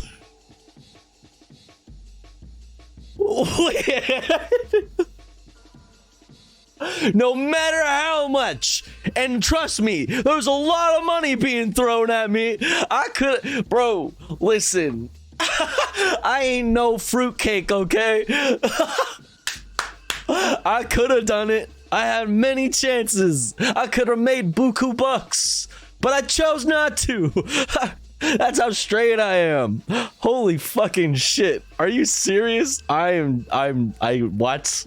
LGBTQ+ and use slurs. Although it appears he enters he doth protest too much territory, with him apparently claiming he was the only man in his friend group that wouldn't sleep with another man no matter how much money was offered. Which I mean, I would call bullshit on. We've seen the other things Rudy would do for money, but also there were other allegations ranging from probably illegal to definitely, such as knowingly lying about the 2020 election being stolen to allegedly sexually assaulting Dunphy. And we might soon get a much better idea of Dunphy's claims because apparently she recorded many of the allegations. Though apparently she said the part about the pardon wasn't recorded, which is why I'll say, you know, we're obviously going to keep our eyes on this. If you'd like to read into more, because I can't touch on everything that was alleged. This was a 70-page lawsuit, so I'm going to link to it down below if you want a deeper dive on this. Also, as far as Giuliani, he has denied all the allegations, and so for now, we wait to see what evidence materializes and goes public. So if the evidence shows he even did half of the illegal stuff that it alleges, he's not going to be in for a good time. And then, if you're surprised about what's happening at our southern border right now, you are not alone. Right? It's been nearly a week since Title 42 restrictions at the southern border were lifted, and many, including myself, expected to be an absolute mess with more migrants than the U.S. could handle attempting to cross the border. Hell, even President Biden 2 days before predicted, quote, it's going to be chaotic for a while. And that prediction was seemingly becoming true, with about 10,000 migrants crossing the border just before Title 42 expired. With conservative talking heads quick to try and make it look like an apocalyptic event, with the RNC even sending out an email on Friday saying the only way the administration's plan is working is if the plan is chaos. Homeland Security Secretary Alejandro Mayorkas should resign. But the reality we saw this weekend is it is not as nearly as crazy as everyone thought it would be. Though I do want to be clear, the amount of crossings is still considered high compared to normal times, right? About 6,300 on Friday, 4,200 on Saturday. But that is so much less than expected, and in some areas there were actually slowdowns. Right, on Sunday, only 20 people were waiting to cross the border at Gate 42 at the border wall in El Paso. Or if you look at the crossing at Matamoros, only 200 people who had requested asylum showed up for their appointments, which is far less than the 800 that they had prepared for. And so right now, it's believed that the doom and gloom leading up to Title 42's expiration actually helped authorities and nonprofit groups over-prepare and allow them to manage the influx of migrants. With Mayorkas even speaking on this and explaining, we have been planning for this transition for months and months. And while noting it is too early, adding the numbers that we have experienced over the past 2 days are markedly down over what they were prior to the end of Title 42. Although there, Mexican groups don't think that is particularly efficient. With one activist, for example, pointing out that there are still about 6,000 people in Tijuana shelters waiting to score one of the CBP appointments that become available daily. So a key thing with this, understand the situation is not over. Right? Overall, the administration still fears that things could get out of control quickly. And while it has been nowhere near as horrible as expected, we're still probably like a week or so out from understanding if this is going to get much worse. And then, I cannot believe I'm about to say this to you, but the IRS may have actually just done a good thing. According to 3 current and former government officials, the IRS has built a free digital tax filing prototype program, with a pilot program reportedly set to be available to a small group of taxpayers in January for the 2024 tax season. And key thing, this government software could actually disrupt the multi-billion-dollar tax prep industry, with Gabriel Zucker, an associate policy director for tax benefits at the advocacy group Code for America, saying, there's something very important about the fact that even beyond making it easy and beyond making it free, this is something you could do directly with your government. Now, some other key things. Last year, the IRS received $15 million to look into a direct filing program from the Inflation Reduction Act, but the IRS Commissioner Daniel Werfel had previously told Congress that they would wait until after they had a recommendation from a think tank studying a direct filing system to pursue its own program. And that report, that's not due until later this week. So if they already have a prototype, it's going to make some lawmakers very, very unhappy. With Republican Senator Mike Crapo on the Senate Finance Committee saying, this suggests a predetermined outcome and flies in the face of previous commitments Commissioner Werfel made to publicly consult Congress on a potential free file solution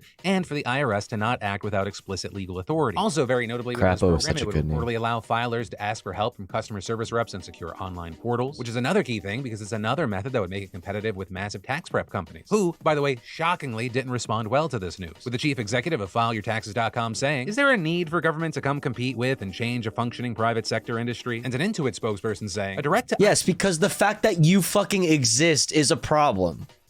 There shouldn't be a whole market created off like what the government can and should be fucking doing. It's so fucking stupid. It's like you exist. You are literally just a parasite. You just fucking leech off of the fucking things that, like, you know, the voids that are left by the fucking government that we fucking pay taxes for and is fucking held accountable by elections. Like, they're the ones that should be handling this. The government, oh my god, it's so ridiculous. The whole I don't care. So, oh, what about all the jobs? I got some more jobs for you. We'll find some more jobs for you, okay? Trust me. We'll find some more jobs. There's a lot of shit to be done. This is not something that needs to be done. Your job does not need to exist. I'm sorry. Like that, fuck, what? This e-file system is wholly redundant and is nothing more than a solution in search of a problem, and that solution will unnecessarily cost taxpayers billions of dollars. But here, I feel inclined to give you a friendly reminder. Intuit literally just settled a $141 million lawsuit to settle claims on misleading more than 4 million Americans and diverting them away from free options to premium paid ones. Now, of course, because our legal system's fucking stupid, they didn't have to admit fault in that settlement, but it becomes pretty obvious that the reason they have an issue here is that they would stop making money by, notably, usually fucking Americans. I don't doubt that this new system could cost taxpayers money. It's just the taxpayers in question are them. But this is still a developing situation, so make sure you subscribe so you can stay in the loop. And then, if you think the interest rates in America are bad, oh my god. Argentina just raised their interest rate to 97% as it struggles with inflation. 97%. Right, for some context, some comparison, our markets lose their shit when it gets raised to over 5%. But what's also crazy with Argentina is that super high interest rate isn't actually that much higher than their previous rate of 91%. And the country's been struggling with rampant inflation, which currently sits at about 100% per year, with really only Zimbabwe and Venezuela having it worse. But most devastatingly for them, despite these aggressive moves to combat it, analysts actually think that it's too little too late, because you usually don't see the effects of that for like 2 to 3 months. And actually with that, the timing of all this is notable because you have an election there coming in October. We also know there's going to be some guaranteed change, though it could be surface level because incumbent President Alberto Fernandez isn't seeking re-election. And that actually brings us to the end of today's show, but do not worry, because 1, if you're still hungry for some news, I got you covered here and in those links in the description. And 2, I'll have more for you soon, because my name's Philip DeFranco. You've just been filled in. I love yo faces, and I'll see you tomorrow. Shut up, Philip. Philip, stop it. Shut up your face. All right, chat. Next up, we got a couple. What do we got next? We got a little piece from Al Jazeera on the UNGA acknowledging the Nakba for the first time ever, Palestinian history, Palestinian news. Then we're going to go to our great friends over at Fox News talking about the newest controversy, and that is Miller Lite being slammed for being woke. Oh my goodness. Why, quote, why are they messing with beer drinkers? Why are they messing with your beer drinkers? That's crazy. Then we're gonna go over to Nina Turner, not Tina Turner, Jesus Christ, talking about DeSantis signing a controversial bill to scare minorities in Florida. But here's the thing, we're gonna do that after an ad break because it's been an hour since our last one about And here at the Tofu Ghost broadcast, we run ads while the streamer is away. That way, even if you are unsubscribed, you don't miss out on any of the fun.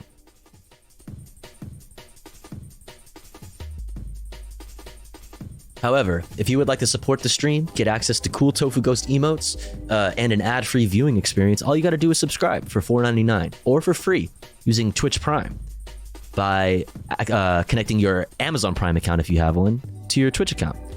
Or maybe you're already subscribed and you're feeling generous. Maybe consider gifting a sub to one of our friends in the chat, one of our comrades in the community. I'll be back in 3 minutes. Don't you go anywhere. BRB.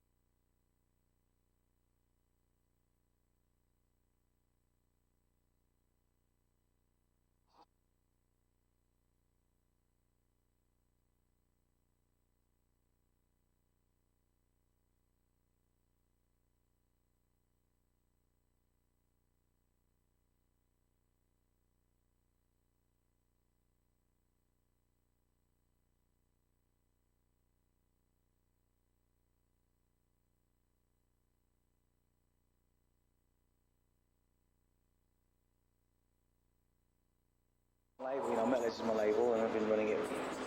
I started with Doc Scott many years ago, 001.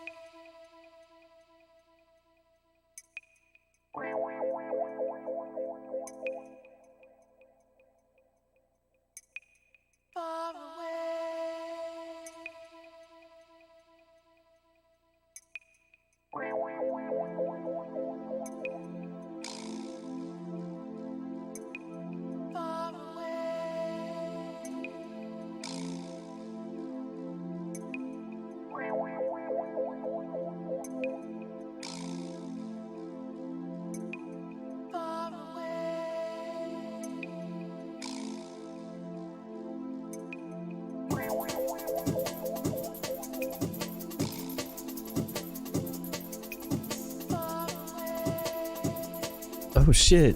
What the heck? What the heck are you guys doing? Thank you so much. Anonymous, holy shit. Thank you for the 5 gifties. Thank you. Thank you, thank you, thank you. I appreciate it. Sorry I wasn't here. Sorry. I was using the restroom. And Midnight Dime, oh my god. Dude, thank you for the 1,000 titties. Teacher leaves class and the students go nuts. Damn. Stretch time. Oh my god, Garden Variety Cat Lady Pog. Thank you so much. Stop.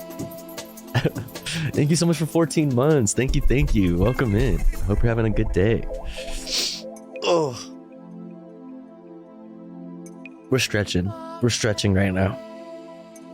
Thank you so much for the 5 gifties, Anonymous. Thank you. And Midnight Time, thank you again for the titties. Thank you so much. Thank you. Swamp Goth says hydrate. Okay, what's up, Swamp Goth? All right, chat. Cheers.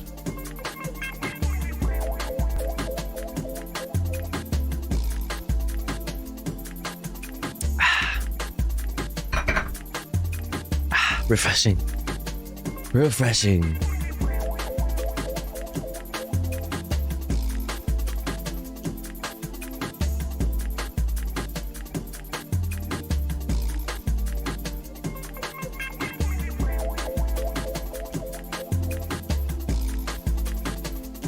1 second, chat.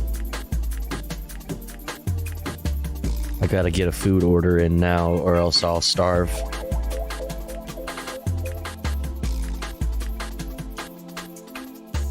Or else... Dude.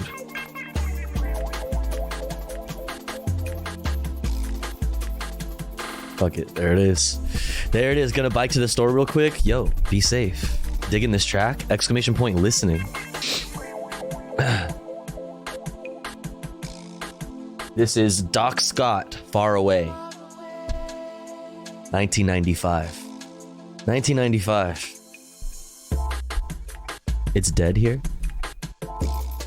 Where's here? Alright, what's the next?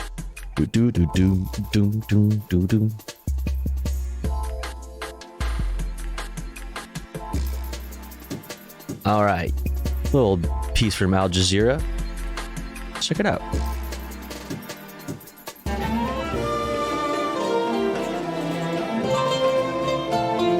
Palestinians showed off their culture and their resolve at the United Nations on Monday, when for the first time ever, the General Assembly acknowledged the Nakba, the forcible displacement of 750,000 Palestinians in 1948, resulted in the UN's first and longest-standing refugee crisis, and one of its most intractable conflicts. Historians took note of the event. I think it's symbolically important that the United Nations mark what became a tragedy for the Palestinian people, which was in part a result of an action taken by the United Nations. There is still a narrative that's pervasive in the American media and in American politics, whereby these things are somehow covered by Israel's security. But that margin is growing narrower and narrower. And on the international level, I think it's really about to disappear. Israel called the event anti-Semitic and encouraged other countries not to take part. This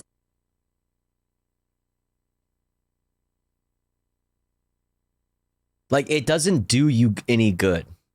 You know what I mean? Like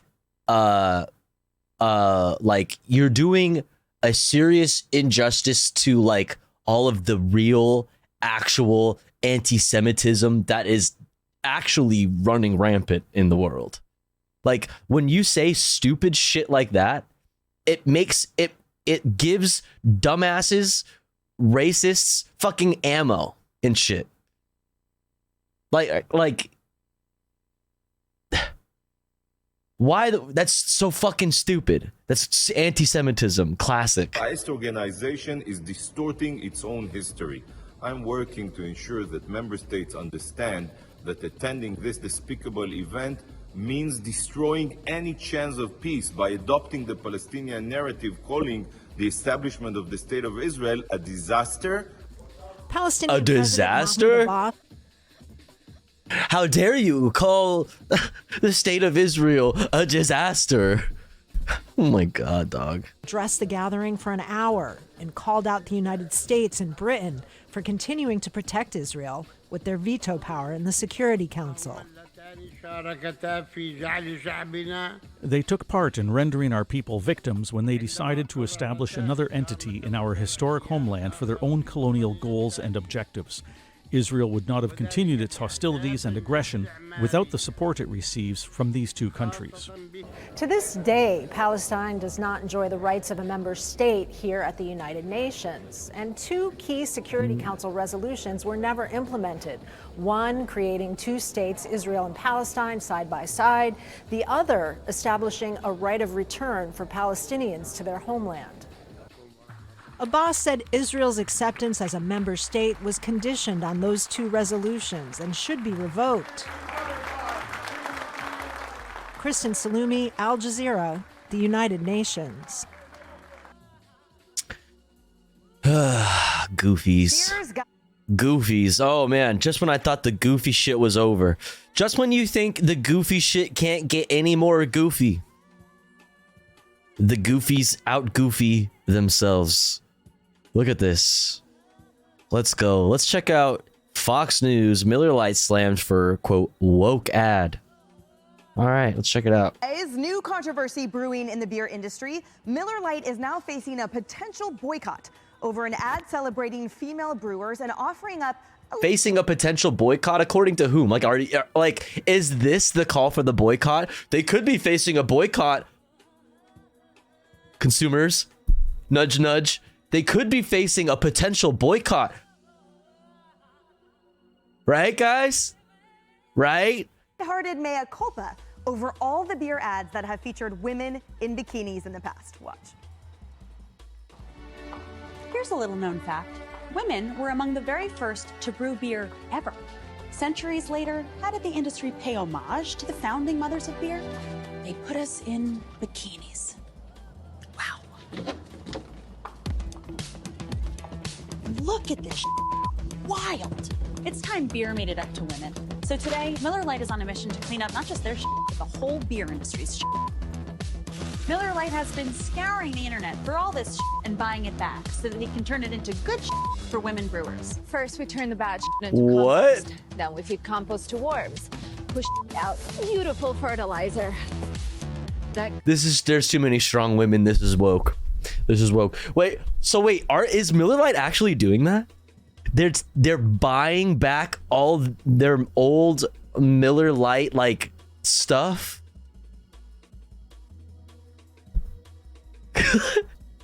Helps farmers grow quality hops. Send any you got into Miller Lite and they'll turn that into good too. Yeah, girls. Here's the thing, Morgan. Yeah, like there's no way, right? Is that like there's no way. They probably did that like to a couple things and then made the whole commercial out of it. So my family has And they're like, we're making it into mulch and fertilizer. Like, no, you're not. Shut up. I don't believe you. I know. Yeah, like you ain't composting. Shut the fuck up. to dig in the dirt and be a girl doing it. But at the same time, I was an NFL cheerleader. We were sponsored by Coors Light. We showed our midriffs in our uniforms. I've seen the pictures. Okay, I'm a little jealous. But I have no problem whatsoever with a woman in a bikini promoting a brand. And then it's my choice as a consumer which band Wait, isn't that like feminism? Wait, it's so funny. Wait, but now you're doing the like feminism thing. It's your body, like you can fucking, you know, be sexy and shit. Wait.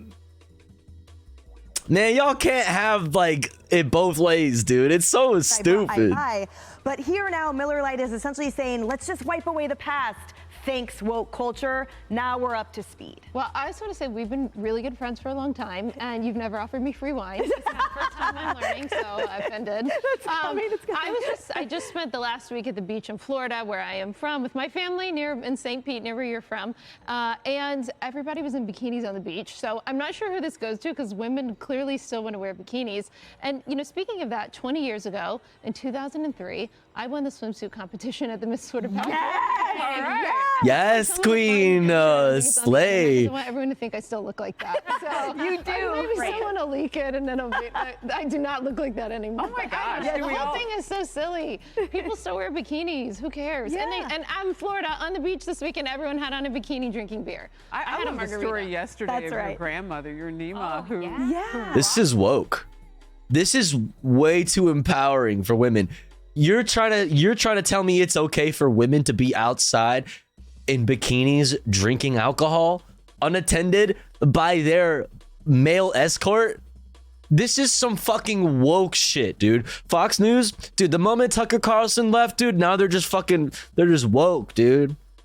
Damn, rest in peace, Fox News, man.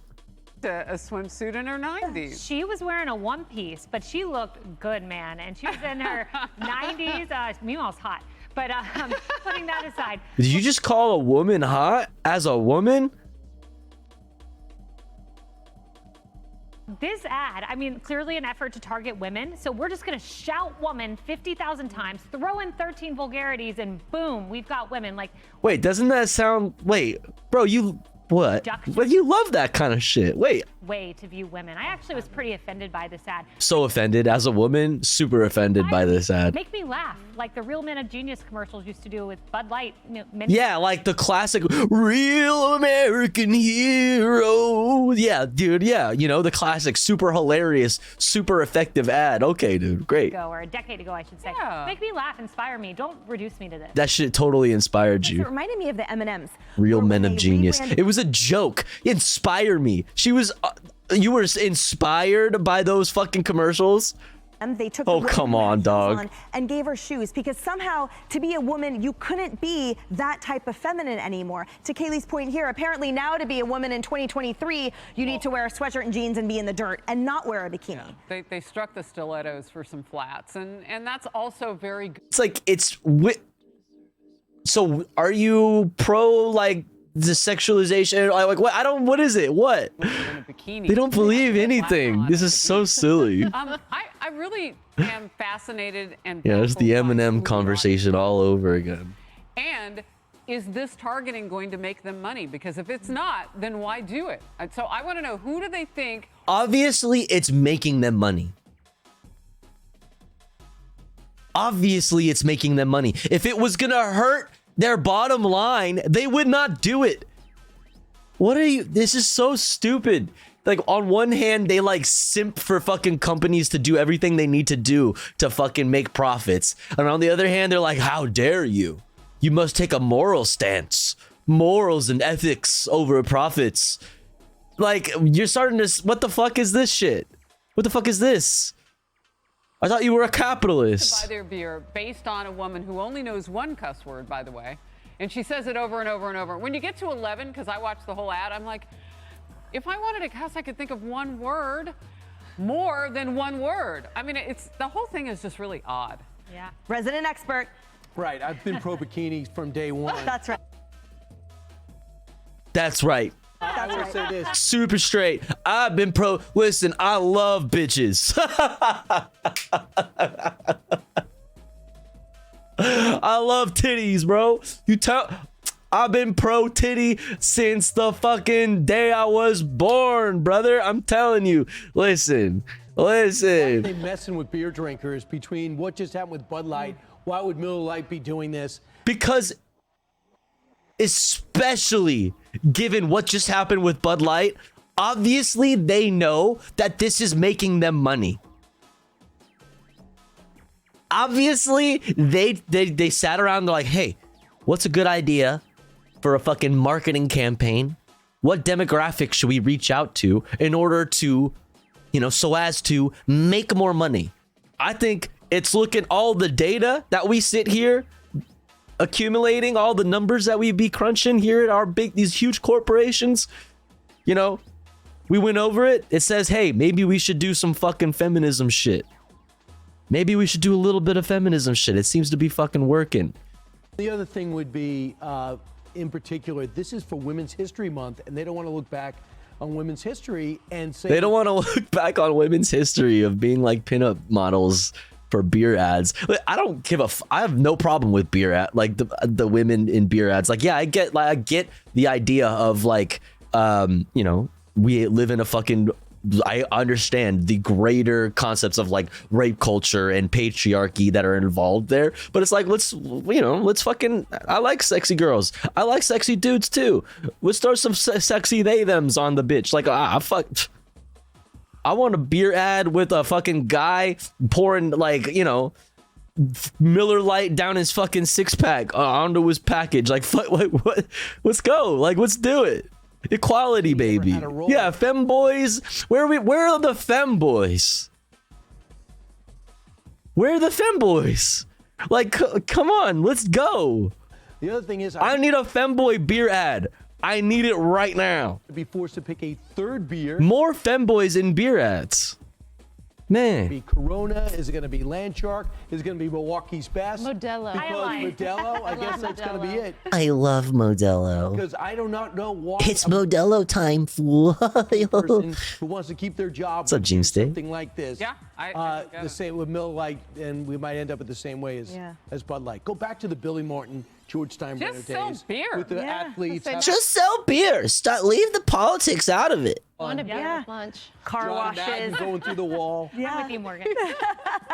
Now I need a The funny thing about that, though, is like, why are you putting politics into beer? It's like implying that is politics is implying that the way it was is politics in itself. The idea of having women, hot women, in beer ads, like, it's politics in itself. It is true. Like, shut the fuck up. Get your politics out of my beer. It's like, you had your politics all up in your beer. Like, everything is politics. Come the fuck on. Shut the fuck up, dude. This fake outrage. It's so bullshit. Hey everyone, I'm Emily Campagno. I'm sure you are. I'm sure you are, Emily. Fine. I believe you. Biden caving to... Oh, wait, no. Almost skipped one. DeSantis signs controversial bill to scare minorities in Florida. Let's check it out. Come on, Emily. It's a very simple thing. The bill says that if I'm a physician and I have a conscience-based objection, I have a moral objection to something, I should be able to say no. Wait, the fuck? Get your politics out of my fucking, out of my healthcare. Just do the fucking healthcare. Just make beer. Just brew beer. Don't do politics. Yo, just do healthcare, bro. The fuck?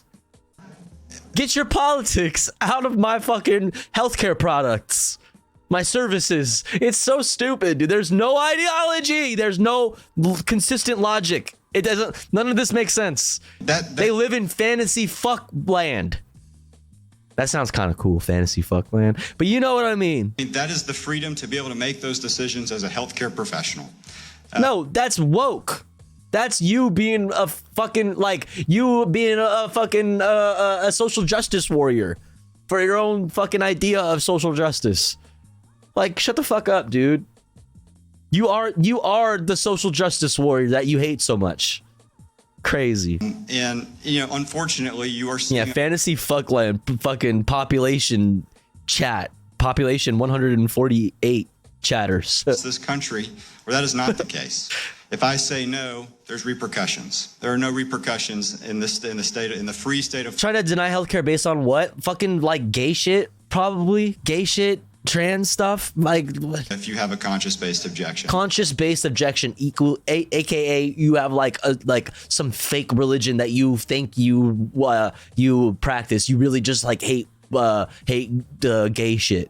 You just, like, hate gay people and trans people. Yeah. That's it.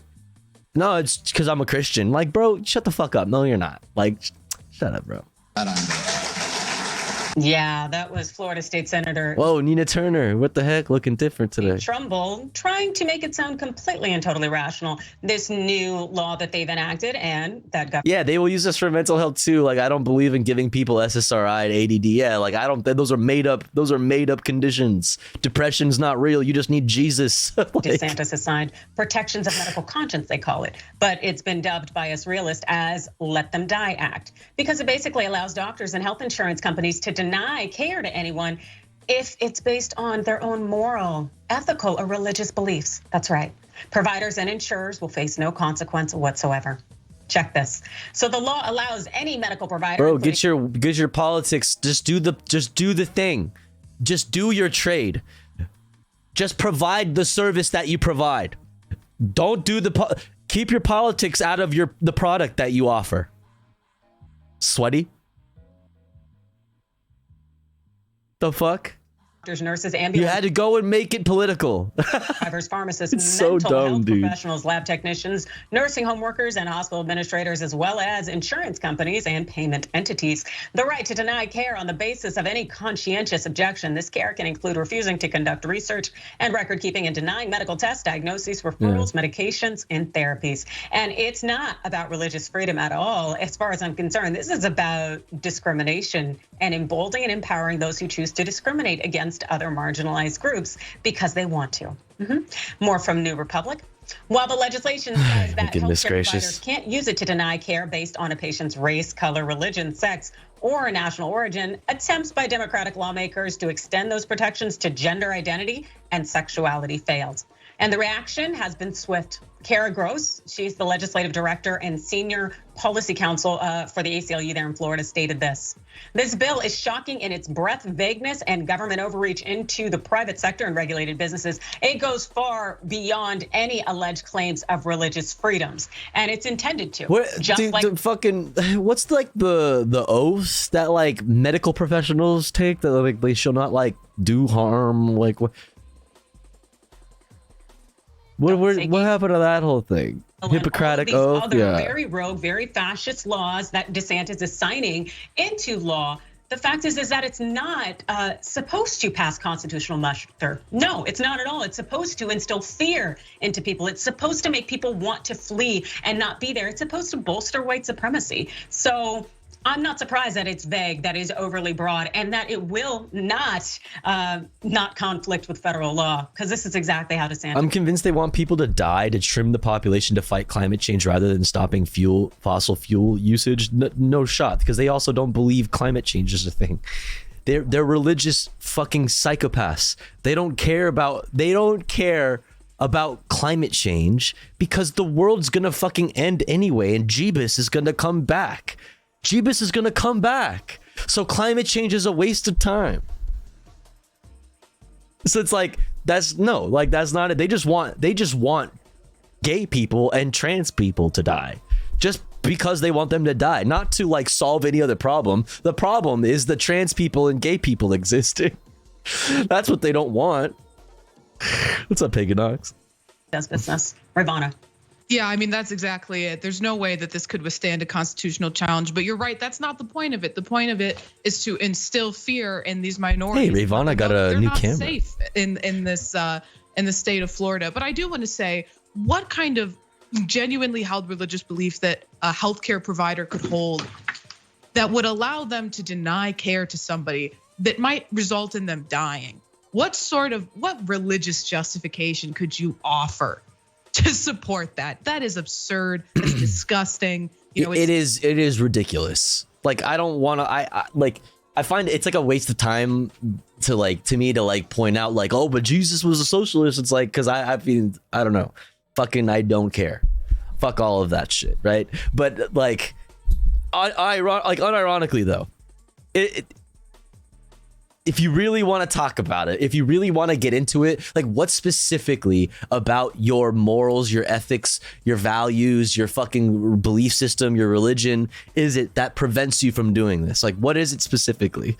Like there isn't anything. There isn't anything there. You just fucking are scared of fucking different shit. And you're probably more likely than not are scared of the little bit of gayness that is inside of you, because the chances are you exist somewhere on the spectrum, such as the nature of spectrums. The chances of you existing on the polar ends of the spectrums of gender and sexuality was very fucking unlikely. So you most likely are battling the fucking little bit of gayness and little bit of transness that is in every single fucking one of you. Chances are every single fucking one of you. The chances of there being even one or two or a handful of you that are actually on the polar ends of these spectrums is so unlikely. So yeah, most of these people are fucking battling their own inner gayness, their inner transness, and it comes out like this. It comes out like this.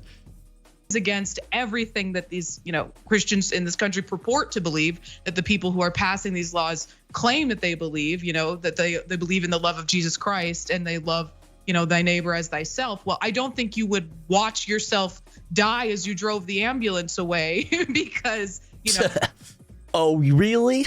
You don't know me. That person was, it's absurd. It's ridiculous. I haven't had any gay in me since I was an altar. Oh my. Truly is just pure bigotry.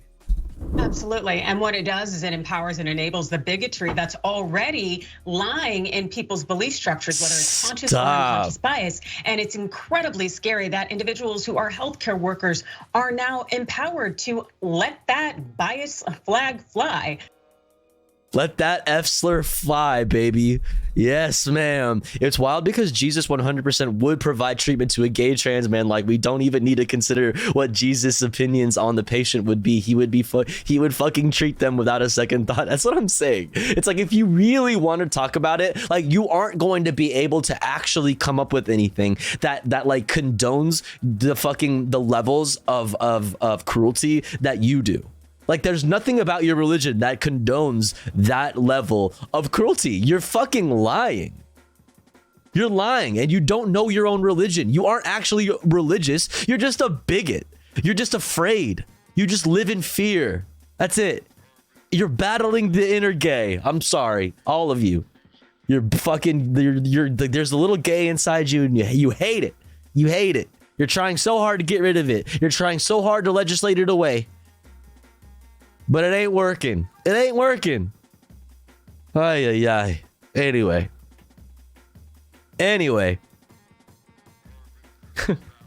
Biden caving to GOP's manufactured debt crisis on purpose? ? What? To the extent that the debt ceiling is mentioned, I've seen it mentioned in two places in the media. One is in that radio I listened to in the morning to see how the AP is reporting it, and in just the way they were reporting this like a week ago, debt crisis, as if it's not a completely manufactured crisis.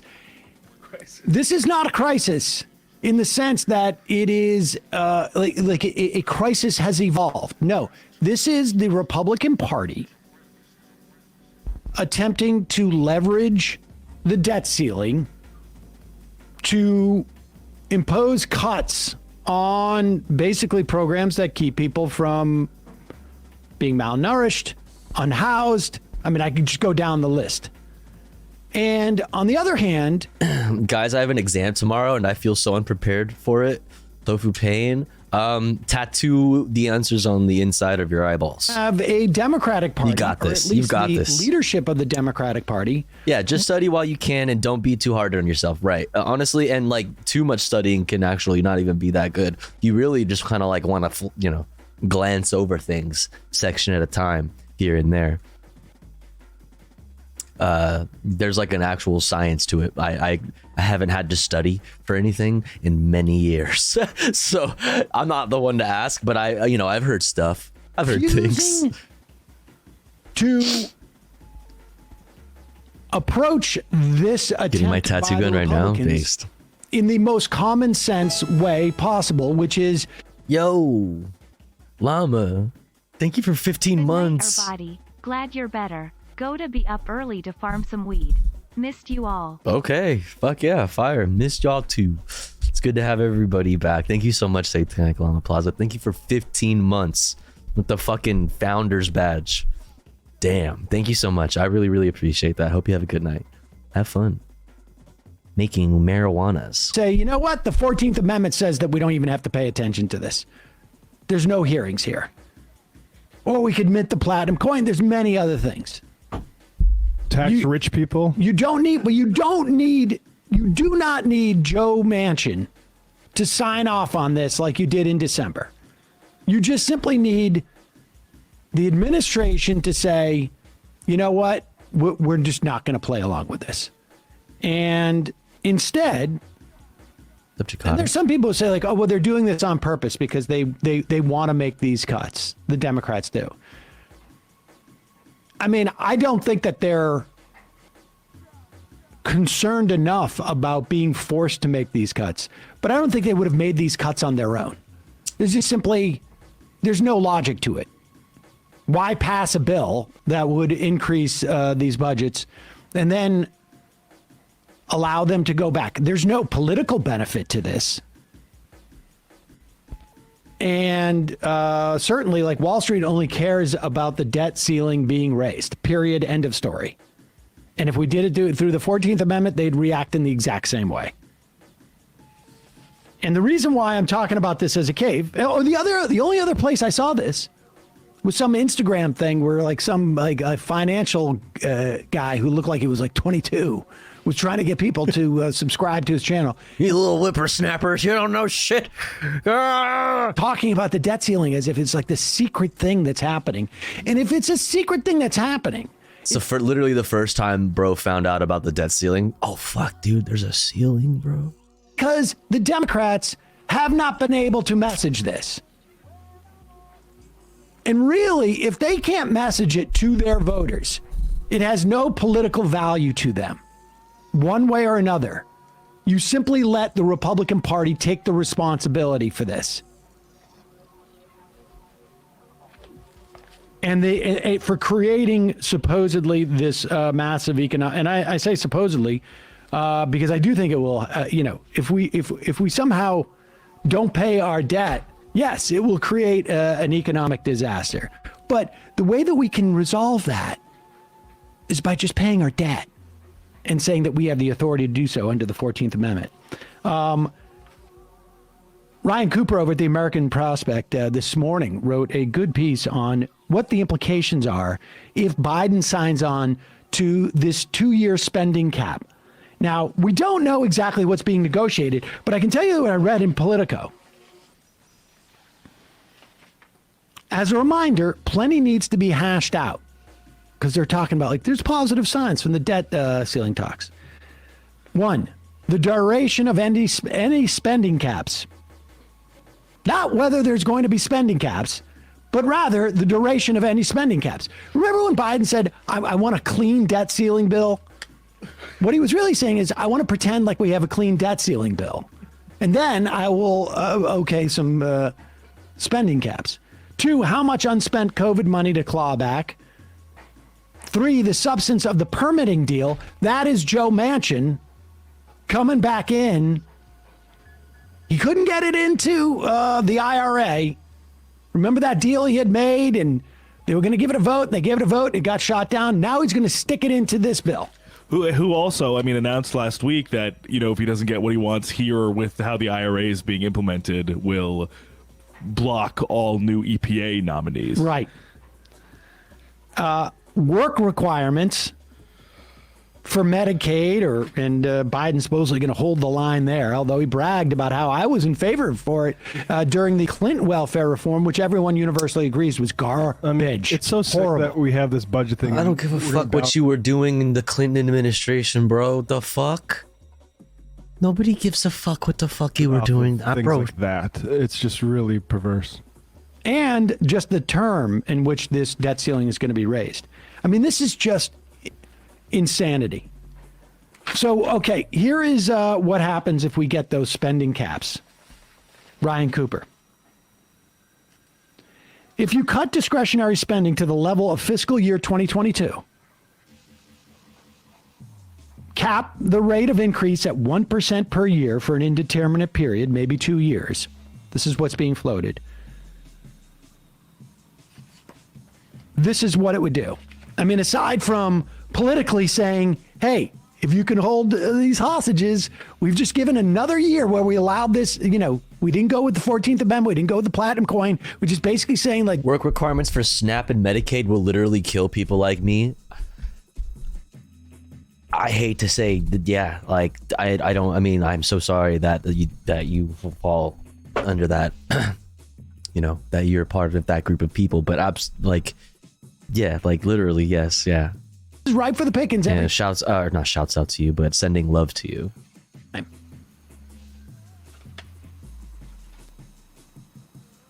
Again, we don't know all the details, but as Ryan Cooper writes, returning to fiscal year 2022 budget levels would mean an immediate cut of 13% to every government agency and program. If defense and border cops are exempted from that across-the-board cut, then the cut will be closer to 22%. Representative Rosa DeLauro, Connecticut, on the House Appropriations Committee, solicited estimates from various government departments on what a 22% cut would mean. 60,000 people would not be able to attend college. 200,000 children would get kicked off Head Start. 100,000 families would lose childcare. 1.2 million would be removed from WIC nutrition assistance. 125 air traffic control towers would be shut down. Rail safety inspections would be cut back by 11,000 work days. Great. 30,000 11,000 work days. Miles of track going uninspected. 640,000 families would lose rental assistance. 430,000 more would be evicted from Section 8 housing. That's just a sampling. I mean, I you know. What's the benefit? What's the benefit? Fiscal responsibility.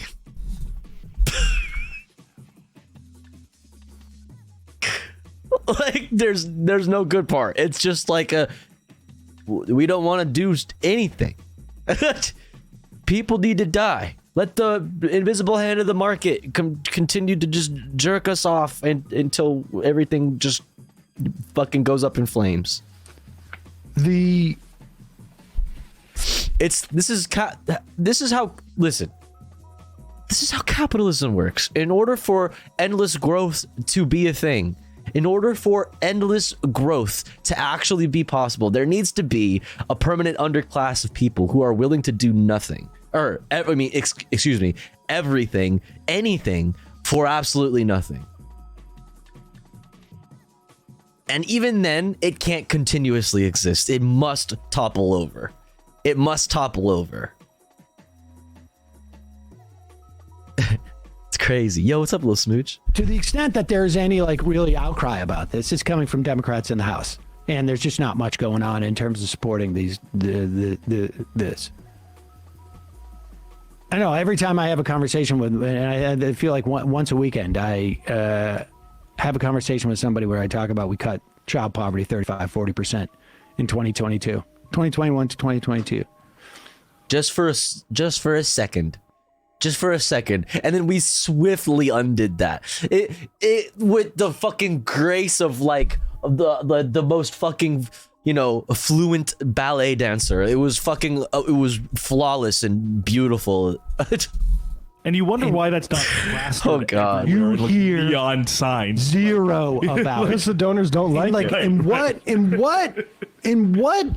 Honestly, what? Like, talk about low-hanging fruit, right? We're not talking anything really structural here at all. We're not talking about, you know, some type of like, you know, marginal group of people that it's somehow, you know, controversial. We're talking about child poverty. Like this, like honestly, like you could come up with something that it's neoliberal ideology and the completely false belief that a government's budget is like your private bank account, which it is not, especially not if the country has a sovereign currency. and even less if said currency is a global reserve currency. Sounds even more sort of beleaguered. I don't know, sick puppies or something, but I don't know. That's arguable. Yeah. But we just don't have a body politic in this country that seems to care about it. Well, I mean, I think it's that, like, the leaders of the party, they want it. Like, they can say all they want, but we got rid of it, and then they have it again now.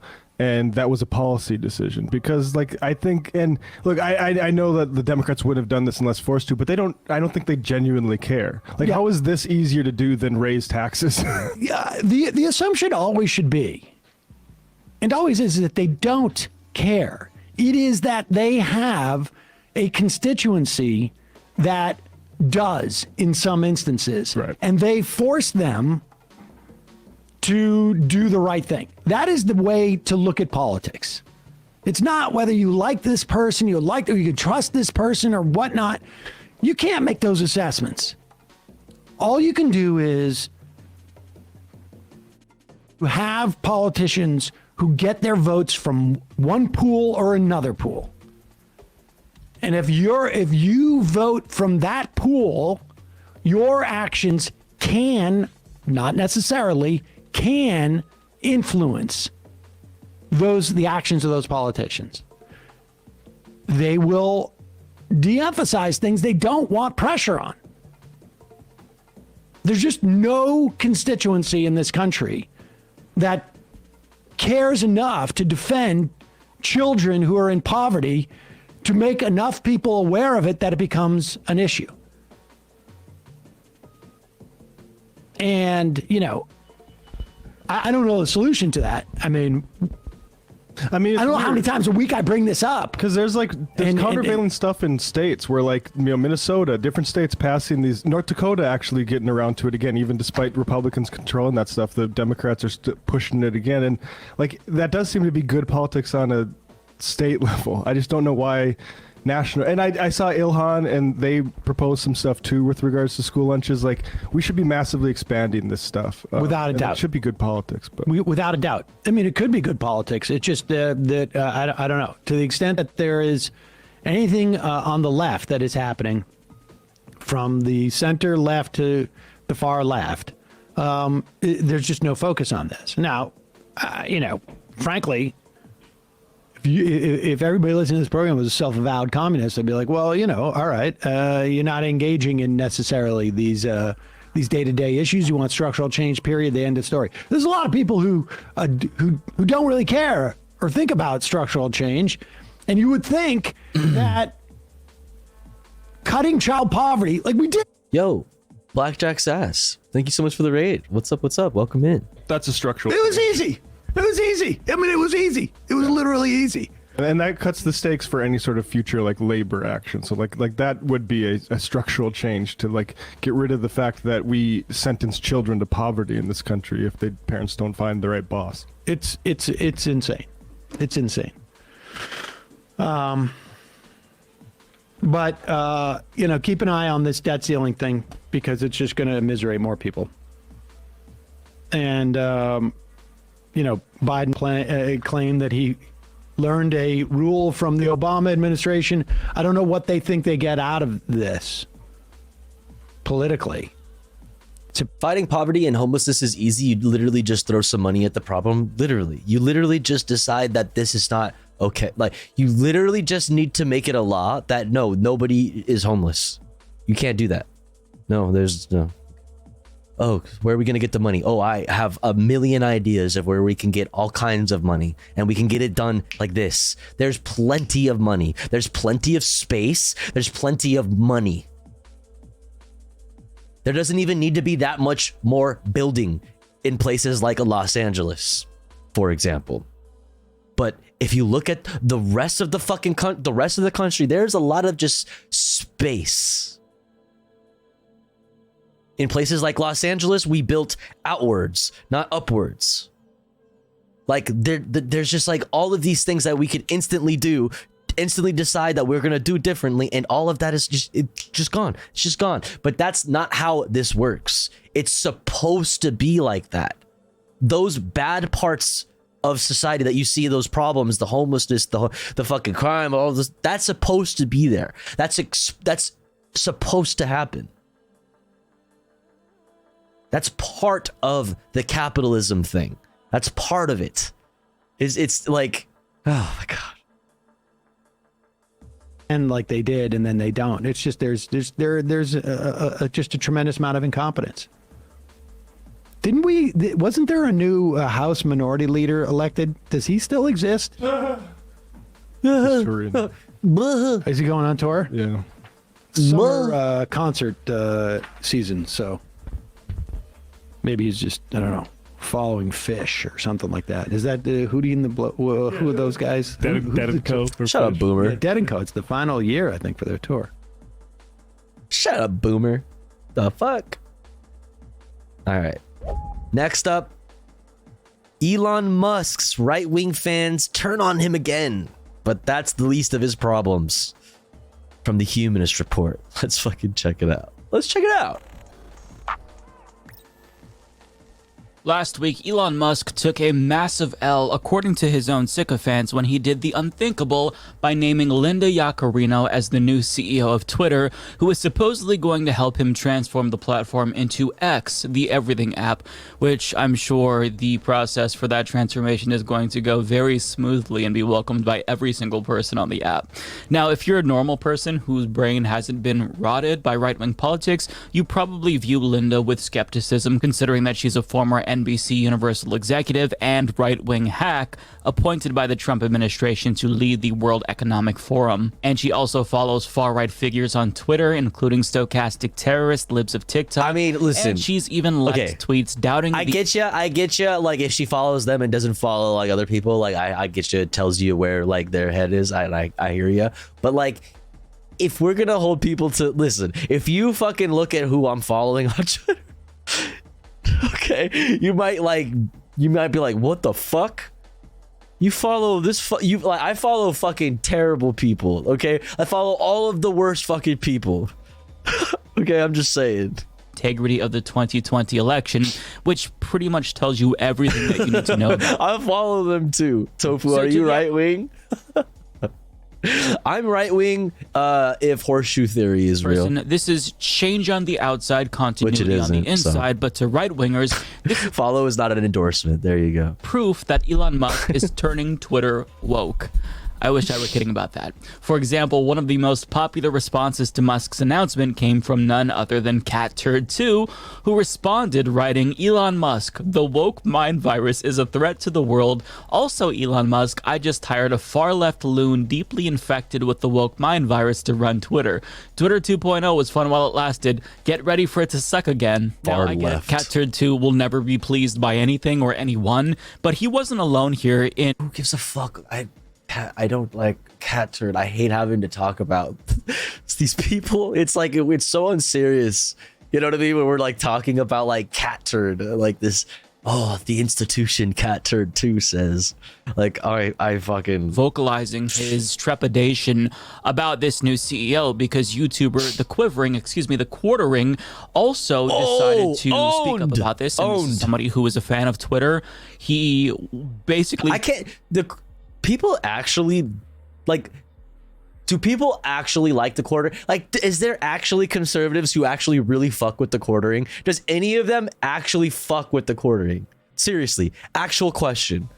Nobody actually fucks with the quartering, right? Like, none of them actually are into them. It's like memes. It's a follow on Twitter. Who fucking, like, subscribes to, like, his Patreon or, like, gives him money every month?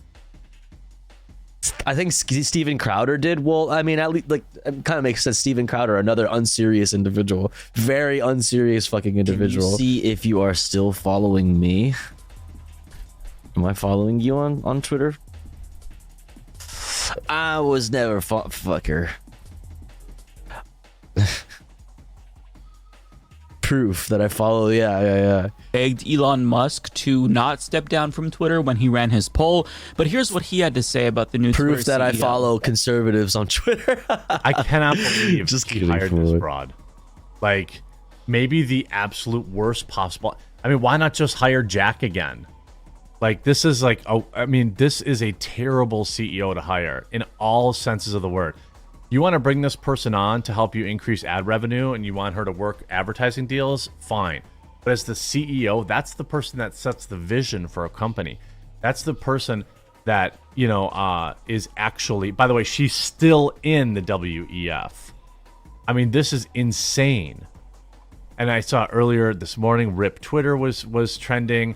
I mean, this is a disastrous hire for Elon Musk. Another huge misstep in his leadership at Twitter. Dude, it's so funny hearing him say that. It's like after all the times I've seen you go viral for having Elon Musk's fucking cock so far down your stupid fucking throat, like, it's bonkers. Bonkers. I don't know. I can't possibly think of a single... Like, who the fuck actually takes this guy seriously is what I'm saying. Like, he's so obviously like a fucking faker. It's so goofy. This dude is so goofy. Like, I even try, like, this is somebody that if I try to put myself in like a fucking a weirdo goofy ridoid shoes, there's no way that I can like this person. Like, I've tried to like imagine a universe in which he's likable by anybody. I don't know. It's crazy. Why he would have hired this person if everything he said about the WEF, like, he's not even entertaining is what I'm saying. Like, there are so many other fucking crazy conservative content creators that like I can get why people like them. You know what I mean? Like, oh yeah, like another fucking fascist conservative fucking whatever the fuck.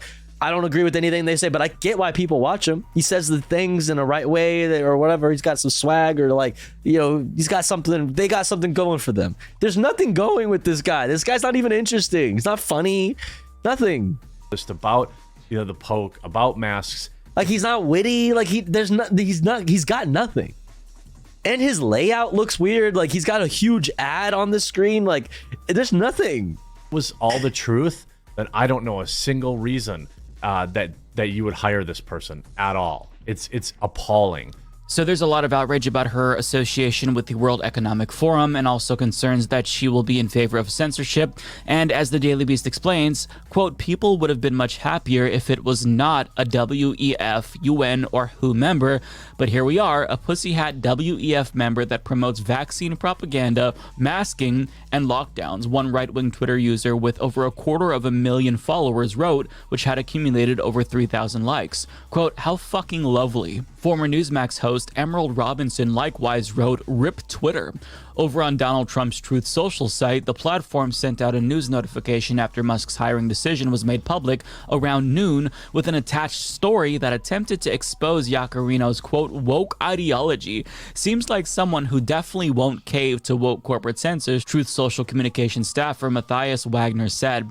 Far-right radio host Stu Peters, in a text message to the Daily Beast, accused Yaccarino of being close to a worldwide corporate-run election theft syndicate, which he said is evidence that Musk's claim to hold freedom of speech as his top priority is a lie. So that was a small sample of the outrage to Elon Musk naming this new CEO. But what's amazing to me is that they're still not entirely sure if Elon Musk actually cares about free speech, as if there's like some sort of a question there. You don't have to wonder anymore. He does not care about free speech. Twitter is literally censoring a documentary critical of India's Prime Minister Narendra Modi after they...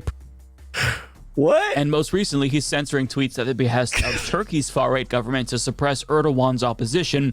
And he's failed so miserably at protecting free speech that some of the worst people are even pointing out... You say yikes. What are you doing, dude?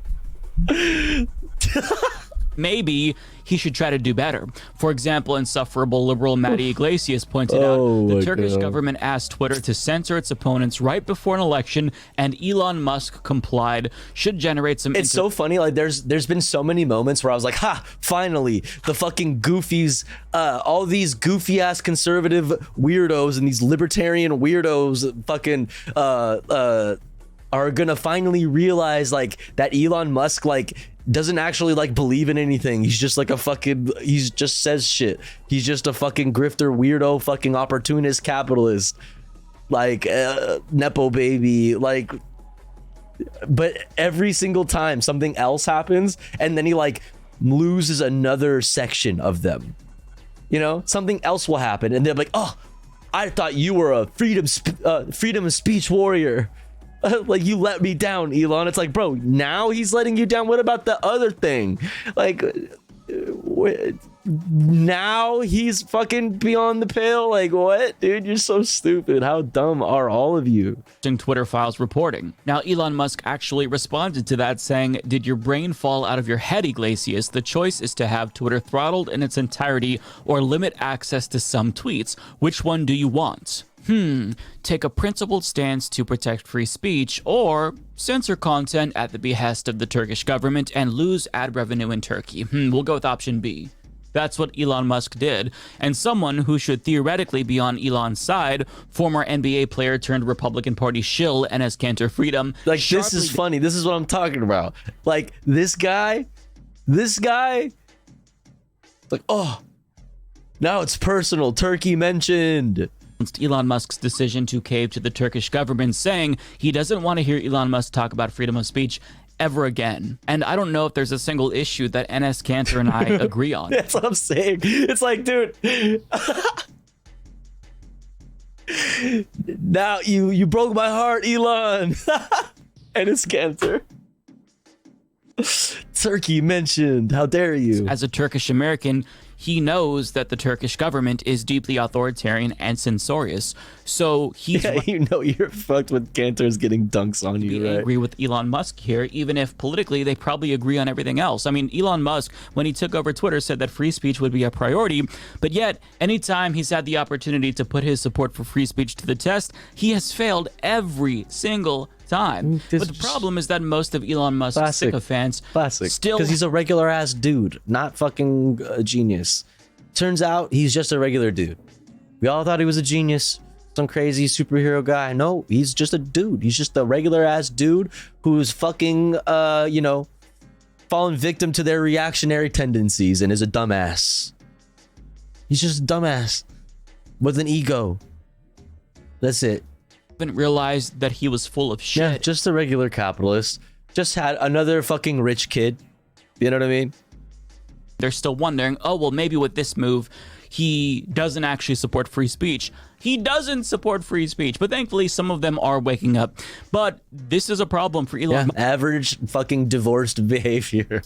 Because little by little, the people that he won over by buying Twitter under the pretense of protecting free speech are now starting to turn on him little by little, more and more over time. But lucky for him, even if his TradCon fans abandon him, he has managed to ingratiate himself with online... Like TradCon fans into the Rockets guy? Like, like the whole thing, Elon's whole thing was like, doing something about fucking climate change, and climate change is a fucking a threat to mankind. Like, y'all are so dumb, dude. Y'all don't believe in anything you say, and the things that you think you believe in, you don't actually understand. It's just so, God, like this, like Yacarino is far left. Okay, dude, radical left Yacarino. Okay, all right, buddy, yeah. Conspiracy theorists. You have a fucking 2-year-old's understanding of fucking politics. Like, you don't understand. You just don't get it. You don't get how this works. Is pretty conspiratorial. For example, he went on a George Soros tweet storm after the billionaire sold his Tesla stock. Soros reminds me of Magneto. Like, perfect example.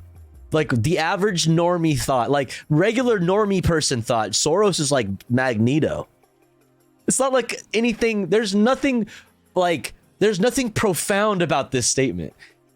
Bro, this is like literally your average dumbass, uneducated motherfucker who doesn't know shit from fucking dick is like, sees a fucking Marvel movie and is like, yeah, that reminds me of like, that's exactly like Soros. Soros is exactly like that.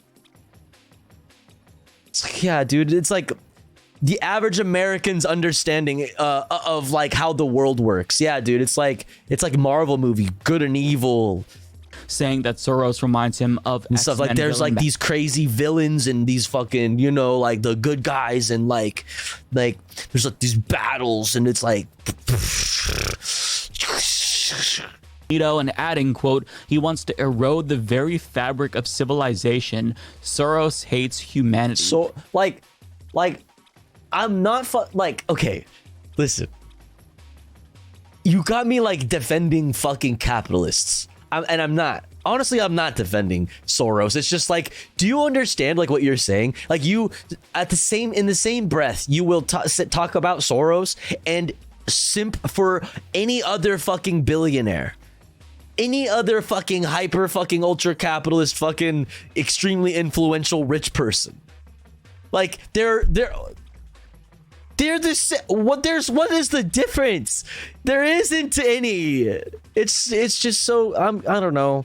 It's just so silly. These people are so unserious. But to be fair, it's not the first time that he attacked like it's Soros. so it's really rich coming from Elon Musk. It's like, yeah. Soros, you crazy fucking evil rich person. Like, how all the things that make Soros evil, do any of those things apply to you? Insert fucking billionaire's name here. But this is an anti-Semitic dog whistle that right-wingers have been using. Yeah, like it's the Jewish thing, isn't it? It's the Jewish thing. Promote this trope that Jewish people control everything. And Soros has basically become a synonym for all Jewish people. I mean, there are thousands of wealthy donors. I remember, dude, during the 2020 election, I was still working at my last like normal job, my last real job. And I was on my break, dude. I was about to come back to work from my break. I was chilling in my car, listening to music, fucking, chilling, vibing. And I get out of my car, and at that time I had fucking Bernie stickers on my car for the fucking election. And this lady is like going out for a walk. She's doing her jazzercises. She's just jazzercising her ass past me in the fucking parking lot. And she looks at me, looks at my fucking stickers, looks back at me. It's your money. And I said, what? I didn't even know what that meant. I didn't even know what she meant by that. I was confused. And I was like, what? And so I keep walking, and I'm like locking my car, like, what? Thinking about what she just said. She looks back at me and she says, George Soros. And she's still jazzercising away. And I'm like, oh, she's like a cure. Like she saw my fucking Bernie stickers and was like, oh, like, you're like a radical leftist, radical left fucking Soros lover. She said, your money. And I don't even know. I still don't really know what she meant by that. Like Soros is gonna like steal. I don't fucking know. And she just yells, George Soros. Yeah, literally GTA NPC talk. It was so like, it was the fucking white people. Like, yeah, let's just white people. Crazy. It was amazing. I wish I had that like moment recorded. And she started, like, she said more things, but I couldn't hear what she was saying. Like after she said George Soros, and she's like jazzercising away down the street, I could hear her yelling more shit at me, and I'm just like, what is going on? Oh fuck, dude, people are not okay. People are not doing all right. It's crazy. Politicians and corrupt the political process, and they buy off Democrats and Republicans, and that's all that unequivocally. I think that that's me, baby. Bought and sold by George Soros, radical leftist. Publicly financed, so that way wealthy donors don't have this ability to corrupt parties. But this isn't a robust conversation that people like Elon Musk are having. They're never discussing the broader issues surrounding campaign finance and money in politics, but they will bring up George Soros and pretend as if him alone is the cause of all of corruption in DC politics, when that's a little bit bizarre, right? He is a small problem. He's a microcosm of a broader issue, but yet you hyperfixate on this one person who happens to be Jewish. Maybe. It's like, it's part of me wants to be like, it's so like, it can't be that simple, right? Like, it can't be that cut and dry, but like, it literally is. The difference between Soros and fucking Rupert Murdoch or fucking the Koch brothers, or like, I don't know, just insert the Walton family, fucking, I don't know, insert fucking billionaire name here or whatever. Like, there's no difference between any of them. They all are highly influential in the government because they're fucking rich, and that's how capitalism works. The difference is he's like a fucking Jew. That's it. Like, it's crazy. It always goes back to the most basic conspiracy theory bullshit. It always comes back to that. It's crazy how simple-minded people are. It's just wild. They don't actually care about our corrupt campaign finance system. Maybe they're just anti-Semitic. And it seems as if George Soros is a mere conduit for their anti-Semitism, and Elon Musk is appealing to them with these types of tweets, either wittingly or unwittingly. Crime in George Soros. This isn't the only conspiracy theory that Elon Musk has fallen for.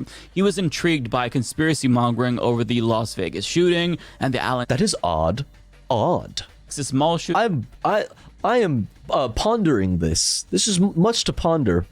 And he also thought that an article supposing that the media was covering up black interesting white crime was interesting, and not to mention his conspiracy mongering about it's like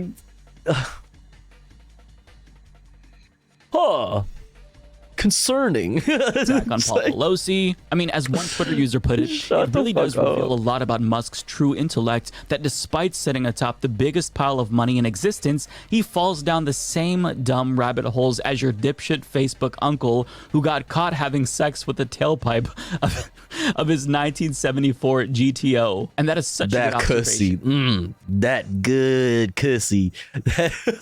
Because you can understand how a lonely, impoverished, working-class person might fall victim to online conspiracy theories. They're desperate. They want to know why economically they're suffering, so they look for answers in all the wrong places, and as a result, they may end up finding...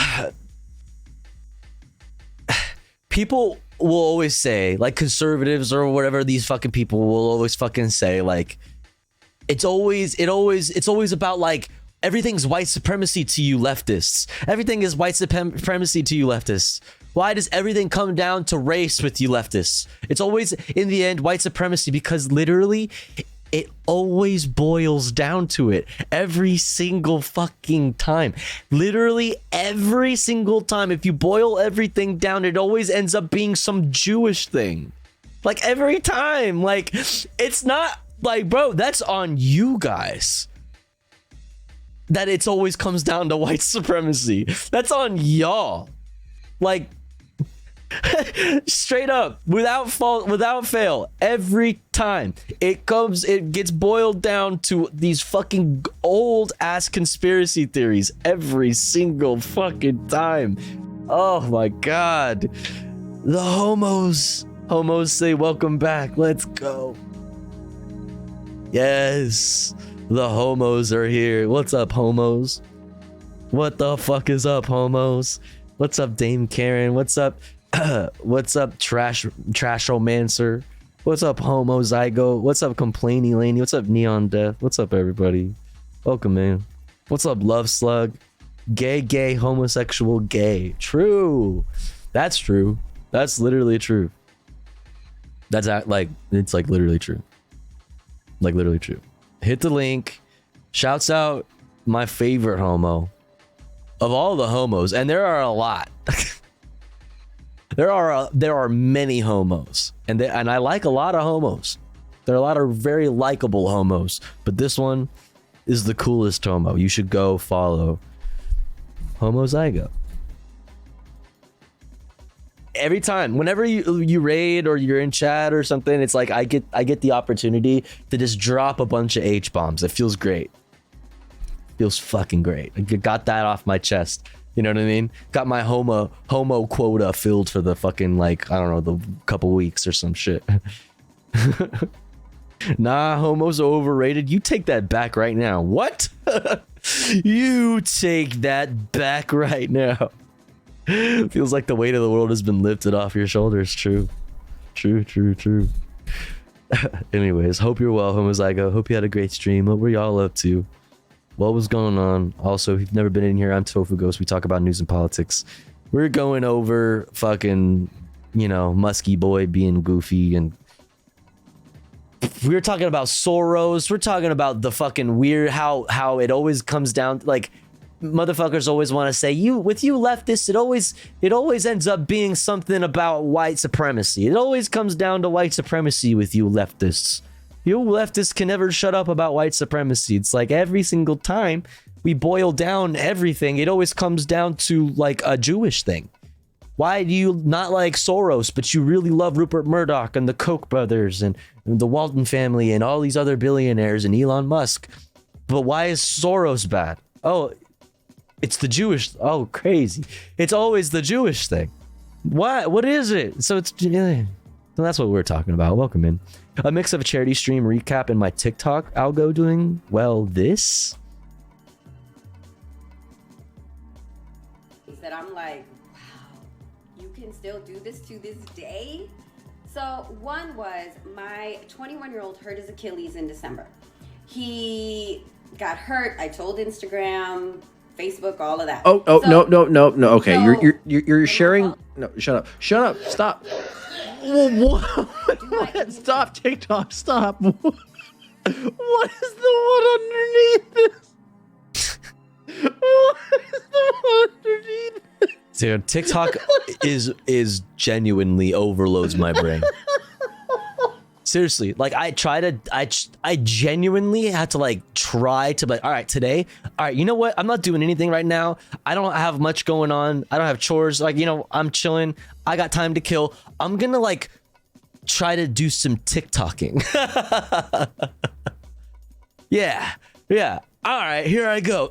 Sitting down in my fucking TikToking chair. Open up the TikTok app. Start scrolling. Fucking 20 seconds later, just four TikToks later, maybe. I'm like, dude, my brain it hurts. I'm dizzy. I'm gonna throw up. I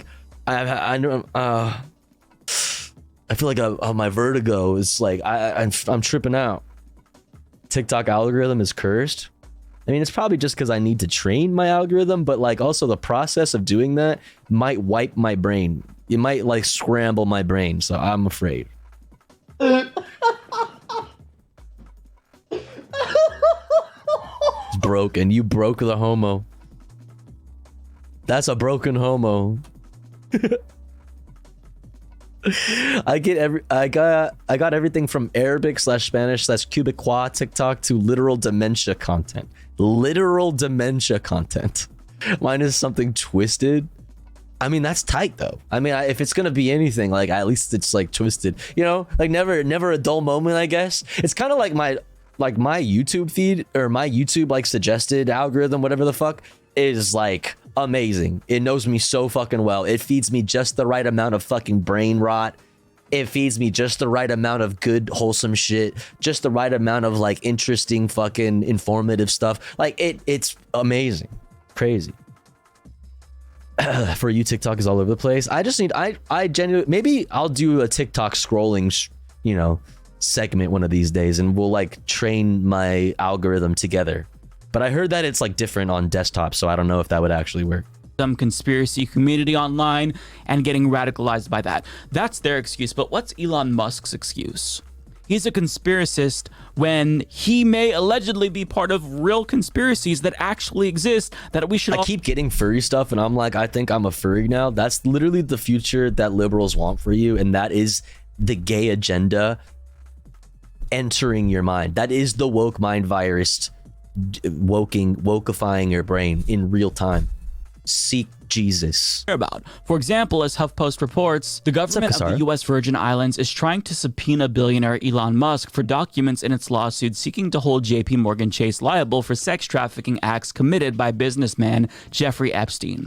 Now, while Musk hasn't been accused of wrongdoing over the years, they continue, there had been unconfirmed speculation encouraged by Epstein himself that Epstein had advised Musk on certain business matters. The Virgin Islands, where Epstein had an estate, sued J.P. Morgan last year, is saying its investigation has revealed that the financial services giant enabled Epstein's recruiters to pay victims and was indispensable to the operation and concealment of the Epstein trafficking enterprise. They continue, lawyers for the Virgin Islands said they hired an investigative. Okay. Dude, the memes make themselves. Oh my god, dog. Bro, the memes, they're... Life imitates art. You know what I mean? Like, truly. No, like, truly. Life imitates art. Like, tell me, come on. It's beautiful.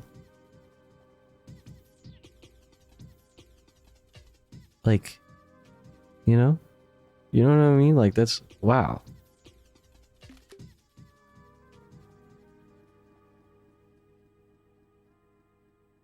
There he is. There's our musky boy.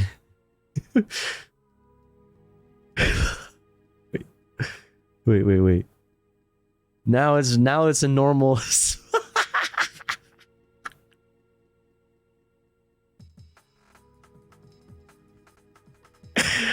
Now it's normal.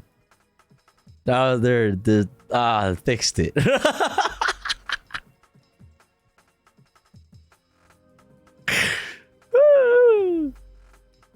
Fucking shit, man. Firm to research public records databases for possible addresses for Musk and reached out to one of his lawyers by email but received no response. Very curious. Now, the specific documents in question... Interesting. This is odd. Concerning. Possible receipts for transaction Elon fees Musk that Musk voice. might have paid to Epstein or JP Morgan and communications between the both of them back and forth. But the point that I'm making in bringing this up, aside from Looking just wanting to into it. talk about this because I find it interesting, is that Elon Musk is possibly linked, although there's no allegations of wrongdoing sexually speaking, to one of the most notorious sex traffickers. But that's like a lot of these people that we're talking about, right? Like that we've been talking about this whole segment, like are obsessed with the Epstein thing, which, you know, in their defense, the Epstein thing is a very serious thing. That's an actual, there's some, you know, listen, you know, okay, I hear you.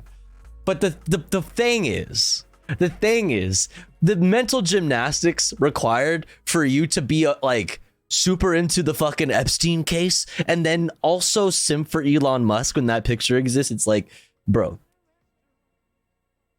like everybody in fucking who's somebody in the business world and finance and banking and fucking business, you know, leaders. Everybody seems to have met with this guy. Like shut the fuck up, dude. All of the fucking mental gymnastics that you have to do to fucking to try to pretend like you know you believe in something. You have some kind of like perspective on the world. It all it boils down to is just like a weird Jewish thing. Just like a weird Jewish thing. You probably don't even realize that it's a Jewish thing because you're so stupid. You don't get it, Tofu. He's the man in the arena. Gnome. Even Gnome. Even Gnome. This is what I'm saying, dude. Like, dude. In the world, who claimed to have dirt on lots of powerful people. And that alone is a very valid reason to be skeptical of all elites because they use their wealth to abuse power and abuse people, and there's ample evidence for that. It's a real conspiracy. You don't have to make things up. It's right there in the open. But what's weird is that people like Elon Musk, they can connect the dots when it comes to someone like George Soros, but they can't connect the dots to other elites. And Elon... Exactly. It's like, bro, anything that you have to say about Soros, you can apply to all of your favorite rich people because you have many. There are many for some fucking weird reason. Fans can't connect the dots between him and the real conspiracies that exist with wealthy people. But Elon Musk is an elite. So for him to buy into... Like literally always has been. Like was born into elite status. You know what I mean? He's not even the perfect billionaire. He's not even the like he didn't even like, you know, bootstraps it to the top. Like he didn't even do that. Weird anti-Semitic conspiracy theories. It just doesn't make sense. It's bizarre, right? But what is crystal clear is that most people by now with a brain can acknowledge that Elon Musk is a complete fucking imbecile and he turned Twitter into a swampy shithole. But at least him hemorrhaging credibility with his own right-wing sycophants is satisfying to watch. It's just a joke. And I don't know what else to say about Elon Musk. He keeps taking L after L. But that's going to happen if you have no real principles and no integrity and you're just trying to ingratiate yourself with far-right people. They will never be satisfied unless you fully capitulate. But he doesn't realize that. And at the end of the day, he's still a businessman. And that does conflict with his support for free speech. So, yeah, not very principled after all, are we, Elon? See you in hell, chat. Beta. No. Okay, you're sharing. Oh, we already saw this. Yeah, we saw this. We saw this earlier. What's up, Yogi? Oh man. All right.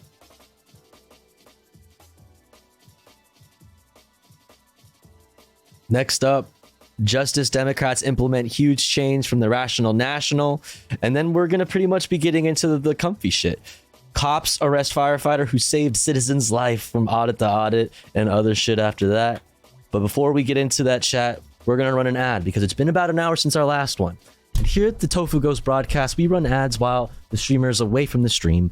That way, even if you're unsubscribed, you don't miss out on any of the fun.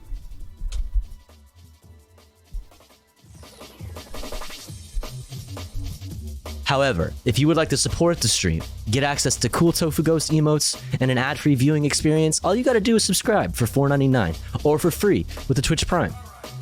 Or maybe you're already subscribed and you're feeling generous. Maybe consider gifting a sub to one of our friends in the chat, one of our comrades in the community. I'll be back in 3 minutes, don't you go anywhere. Be right back.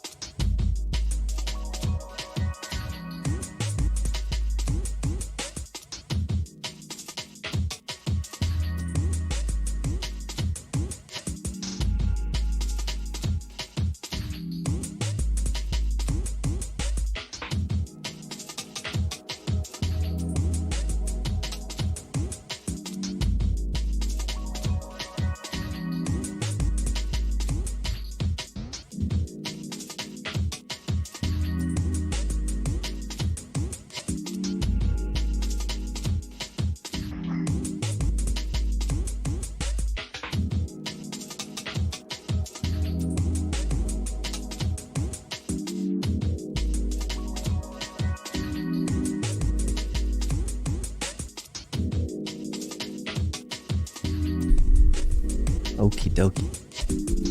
We're back, baby.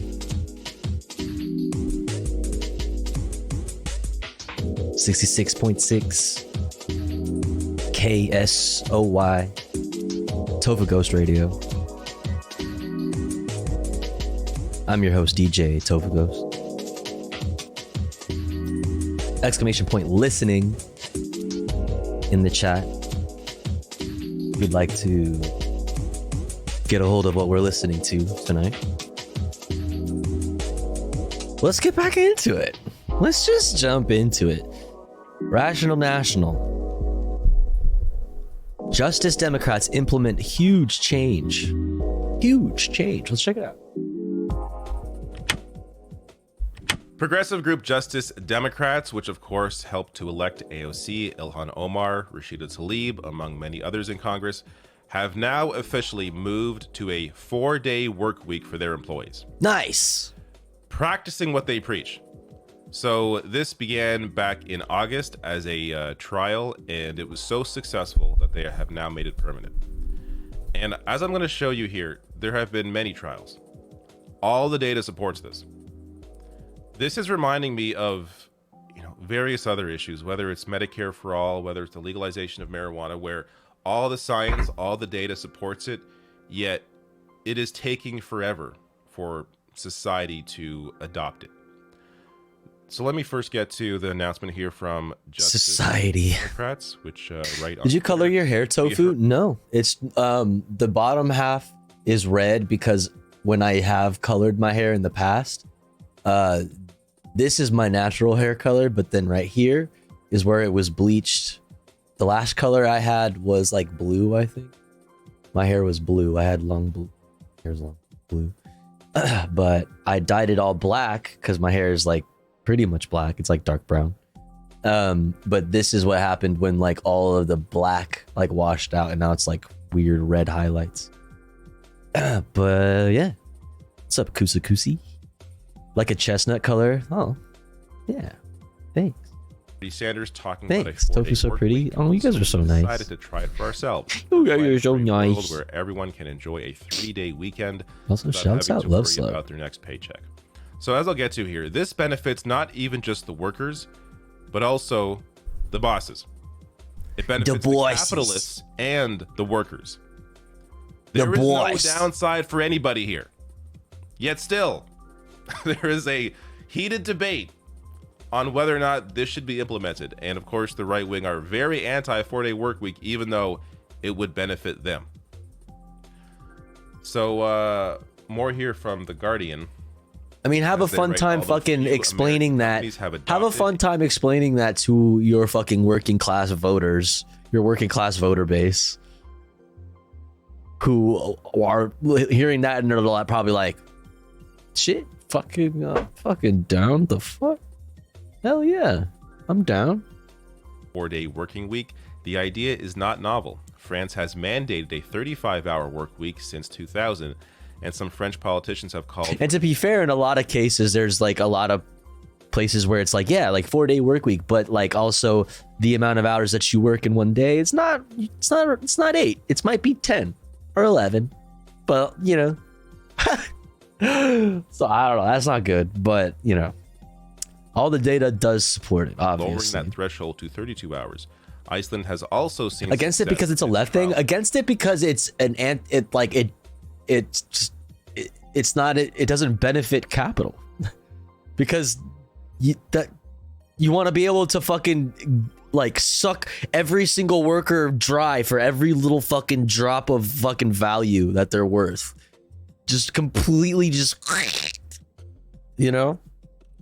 just want to fucking juice them. 4-day 35-hour working week. In comparison, hydrate. I got you. An average of 43.1 hours per week, I need to according to a fill up my water 2022 bottle. Gallup survey.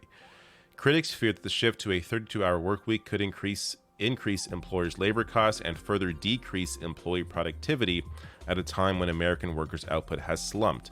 Data compiled by the Bureau of Labor Statistics shows U.S. productivity declined for 3 straight quarters last year, although labor Milking the output prostate. I mean the proletariat.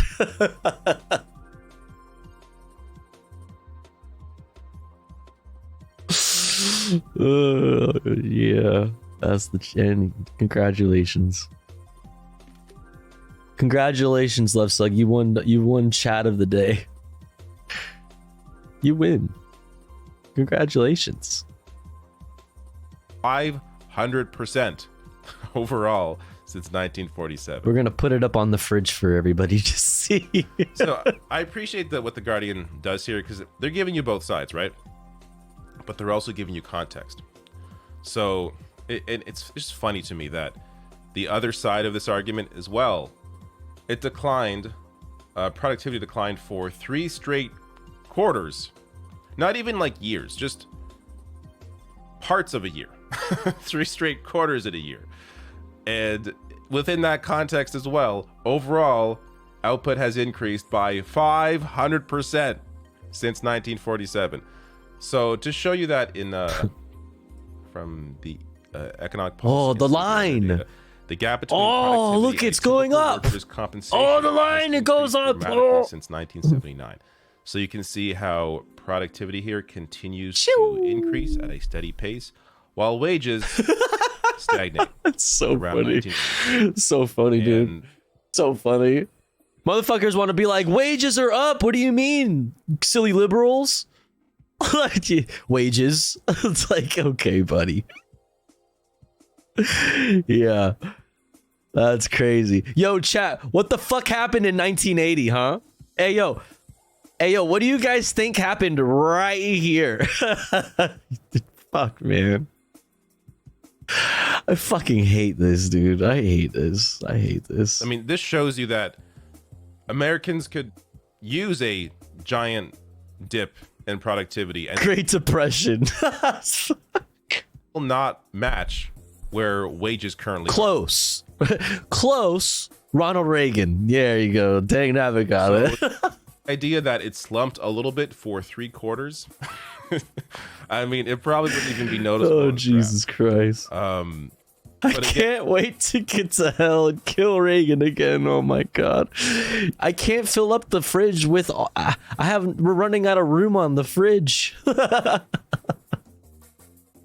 I gotta just put Love Slug's whole fucking chat. Just gotta put Love Slug over here. Live Love Slug reaction.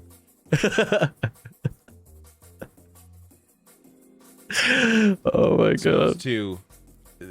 As I'll get to, this is still a 4-day work week still benefits employers as well. So this from The Guardian again, quote, "I'm highly productive during my work hours, and honestly, I procrastinate less," said Becca Rast, a managing director at Justice Democrats. "It allows me to have a tighter, more focused work schedule, which I really thrive under." Trial studies of companies with 32-hour working weeks have shown similar results. One pilot program launched in the UK last year found that employees who worked fewer hours per week reported higher levels of job satisfaction, while 23 participating companies witnessed an average revenue increase. Yes, a revenue increase of 1.4%. Whoa! 56 out of 61 organizations said they would keep... Capitalist brains are just like exploding. What do you mean? Productivity and profits are up by letting them have more time away from the office? No, fuck that. It feels wrong. I love the profits. Don't get me wrong. My God is the bottom line. Okay? I worship the bottom line, but I don't understand. in place, at least temporarily. So before I even finish off this piece, when you have the companies themselves saying this was so successful. Yeah, how are we getting more profit with less cruelty? This does how? Huh? Oh no. That we are going to keep it, the vast majority of them continuing a 4-day work week. This proves that this did not hurt them. Yeah. Because they're in control here. These aren't, worker co-ops. These are companies saying we will... I mean, they should be worker co-ops, but yeah. You only making our employees come in 4 days a week because this was successful for us. Again, what's the downside? And in fact, there's on average a revenue increase. So there's either no difference at all, which seems to be the case in the plurality of cases, but if there is a change, for most it has been an increase in revenue. So we're talking increased job satisfaction, reduced stress levels, reduced burnout, people having more time for themselves and their family, and on top of that, increased revenue for these organizations. Now, as they write here, the reduced stress levels among those with shorter working weeks can also help reduce employee burnout and turnover, ultimately making companies more productive in the long run. The UK pilot program found that 39% of employees with reduced working hours reported feeling less stressed, and 71% had reduced levels of burnout by the Wait, end. you mean to tell me less work means less stress? The fuck? How? Huh? This is just a win-win-win. What?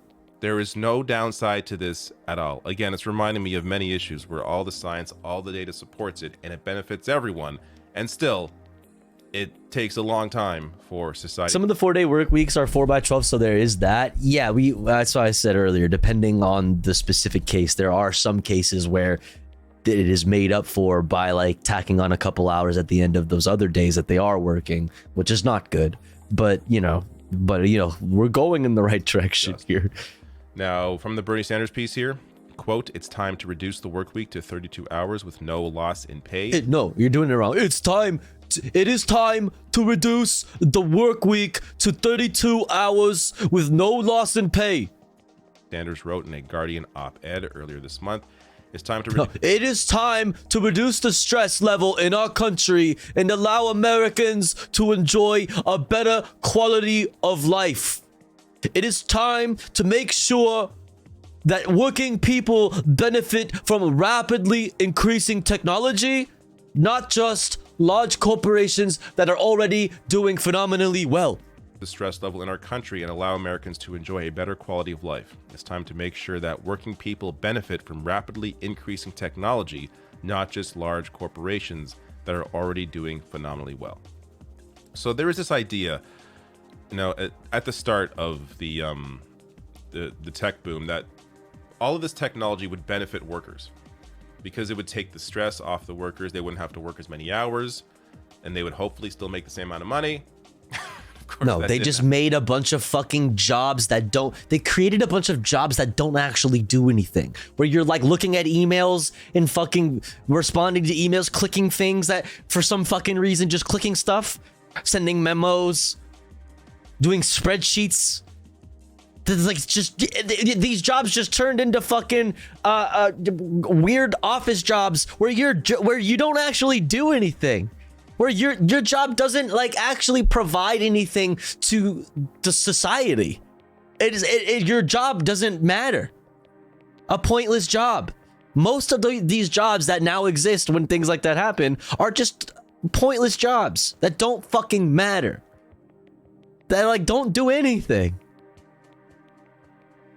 like oh, you work in finance at fucking TurboTax?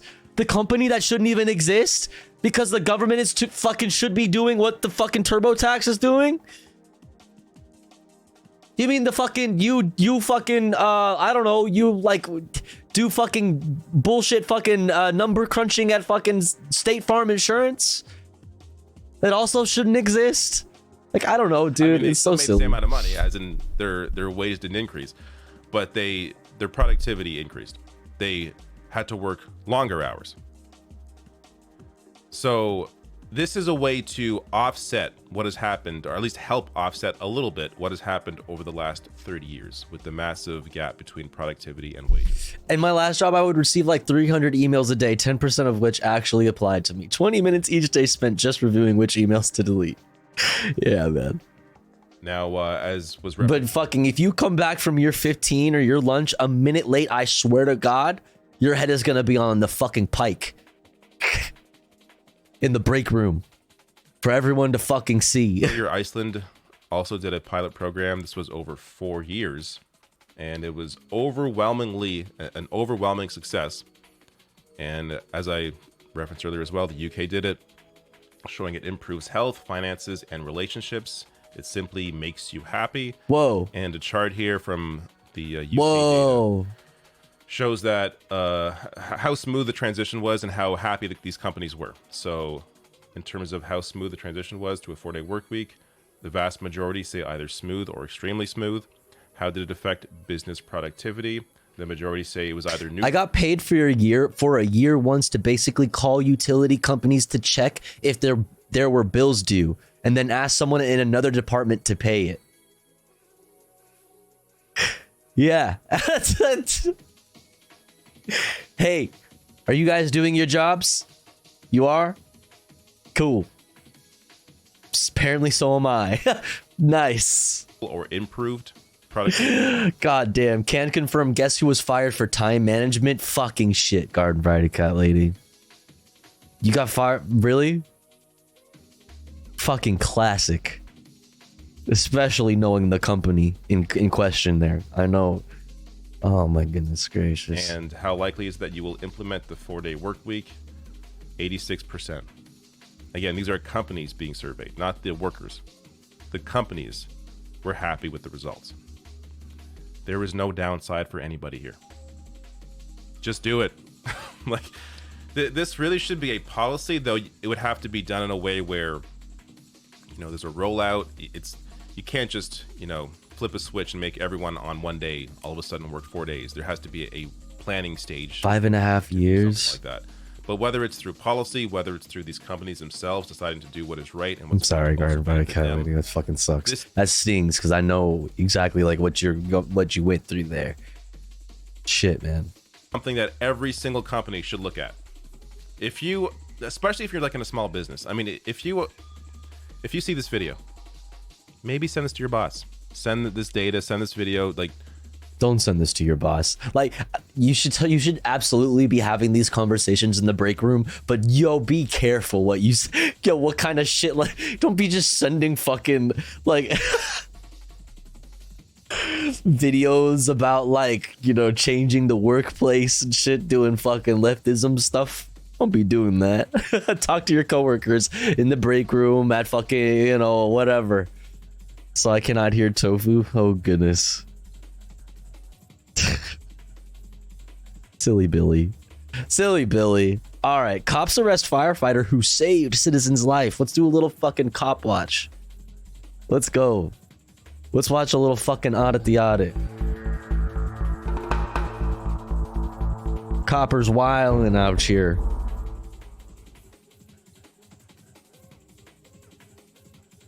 Welcome to Audit the Audit, where we sort out the who and what and the right and wrong of police interactions. This episode covers crime scenes, detentions, and obstruction, and is brought to us by investigative journalist Tony Biasotti from the Biasotti. Be sure to check out the description below and give them the credit Hey, they deserve. Tony, On October 9th, hey. 2020, retired firefighter Joseph Garces was driving his Jeep in Santa Paula, California, when he saw shooting victim Samir Salgado lying face up in a parking lot in a pool of liquid. Mr. Garces pulled over next to the man, and when he realized the liquid was blood, he got out of his vehicle and began to administer CPR. Shortly thereafter, several officers with the Santa Paula Police Department arrived on the scene, and the interaction that followed was captured on their body cameras. Don't go to the car. Don't go to that car. Stay over here. Stay over here. Stay over here. Come over here. That's your car? That's my car. I was driving by. I saw it. I'm a retired firefighter. Okay. I'm not a part of this. We don't know anything about that. We see a gun in the car. You're not going there. Do you have your ID? It's in the car. What's your name? Joe Garces. Joe Garces, you got to relax, okay? We know you're helping us. Relax. Wait, but you guys aren't listening either. That's part of the problem. Yeah. As I said, we appreciate your being involved, okay? We're just running. That's his knife. I took it out of his pocket to cut his shirt off. And that's your vehicle? Yeah, I was driving north. I saw the lady. They were looking this way, and I saw him down, and I thought it was beer or something. Spun around and came in, saw the blood. She said they were calling 911. I screamed, has he been shot? She said, yeah, as I was pulling in. Okay. Saw the gunshot wound to the side of his face. I did a quick check, found the gun in his waistband, rendered it useless, stuck it inside my car, grabbed his knife, cut off his shirt, and then you guys started showing up. Okay. Did you see CPR. anybody running, Nothing. anybody Nothing. leaving the area, anything? Not a thing. That's so dangerous, bro. Bro, Listen, goddamn, I mean, honestly, respect to this dude for fucking doing all that and helping out that person. Goddamn. That's like so. You touched his gun while the cops are coming, bro. Oh man. Get this guy out of here, sir. He's a witness. What the? Relax, okay? We appreciate it. Huh? So I got a crime scene, sir. I'm a detective. Yeah, and I'm here helping him, so step the off. Okay? If you're a good detective, you wouldn't be yelling at me right now. You'd be taking care of your job. Tell him. Yeah, you. I can't get the out of here. Get out of my crime scene. Get out of my crime scene. What are you going to do to me? Get out of my crime scene. I'm going to make you next time. Get out of my crime scene. Come with me, Mr. Garces. Mr. Garces. That's my... Come with me, Mr. Garces. Cringe, dude. Fucking classic pussy ass cop. Fucking got his fifis hurt. God damn, dude. What a pussy, dude. It's my crime scene. Man, go. I don't care if somebody told informed me of the reason that you're here, and I assumed incorrectly about why your presence here was necessary.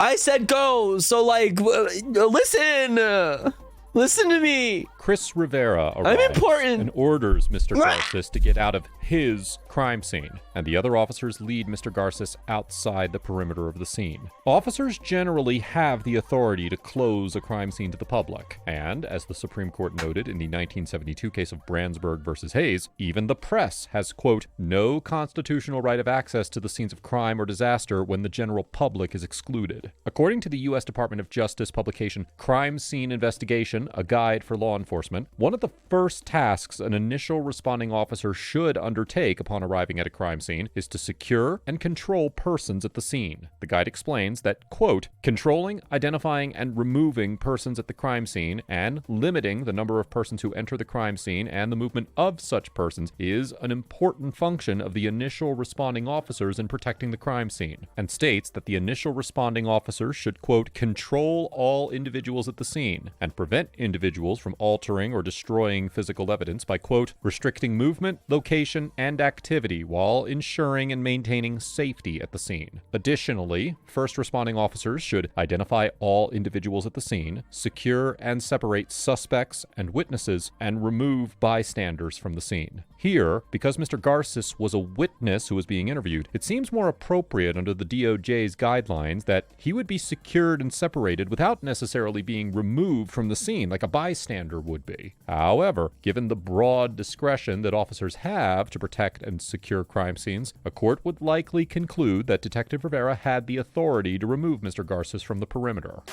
Yeah. You keep your cops, that's how you act. No wonder people don't give you guys the benefit of the doubt. And I worked with you for 27 years. When do I get my car back then? Hey, No wonder nobody fucking likes you. Now I get it, this whole ACAB thing. No wonder nobody fucks with y'all. And I worked with you for 27 years. Y'all are a bunch of bitches. Based. with you for 27 years. When do I get my car back then? Hey, tell them.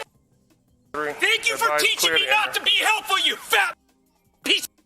You have to stay back. My man! Let's go! Let's fucking go. What a legend. Step back. I don't know who you're Oh, yeah, so now you're going to come over with me, huh? You're doing a really good job right now, aren't you? I need you to back up. You need to calm him. I need you to back up. Come here. No. I got it. Tell him, man. Fucking, that cop's up. Oh, yeah? Tough guy. What's his name? After Mr. Garces shouts at Detective Rivera from outside the parking lot, Detective Rivera leaves the scene, approaches Mr. Garces, and puts his hand on his shoulder. Mr. Garces pulls his arm away and uses a profanity to tell Detective Rivera to keep his hands off him. In response, Officer Rivera immediately grabs Mr. Garces' right arm, wrenches it behind his back, and C-clamps fucking his pussy, forearm and dude. elbow. As we have discussed Oh, your before on APA, fifis in order for hurt. an officer's Oh. use of force against a Oh, it's citizen my to be crime scene. constitutional, It's it my must be, crime quote-unquote, scene. reasonable Oh. under the Fourth Amendment, which guarantees citizens the right, quote, to be secure in their persons against unreasonable seizures. In the 1989 case of Graham versus Connor, the Supreme Court explained that, quote, determining whether the force used to effect a particular seizure is reasonable under the Fourth Amendment requires a careful balancing of the nature and quality of the intrusion on the individual's Fourth Amendment interests against the countervailing governmental interests at stake. And while the court noted that, quote, Fourth Amendment jurisprudence has long recognized that the right to make an arrest or investigatory stop necessarily carries with it the right to use some degree of physical coercion or threat thereof to effect it, it ultimately concluded that the force used to conduct an arrest or investigatory detention must be justified under, quote, the facts and circumstances of each particular case, including the severity of the crime at issue, whether the suspect poses an immediate threat to the safety of the officers or others, and Literally was doing their fucking... Literally was helping them. Actively resisting arrest or attempting to evade arrest by flight. We will discuss whether Detective Rivera had reasonable... It's not his crime scene, though.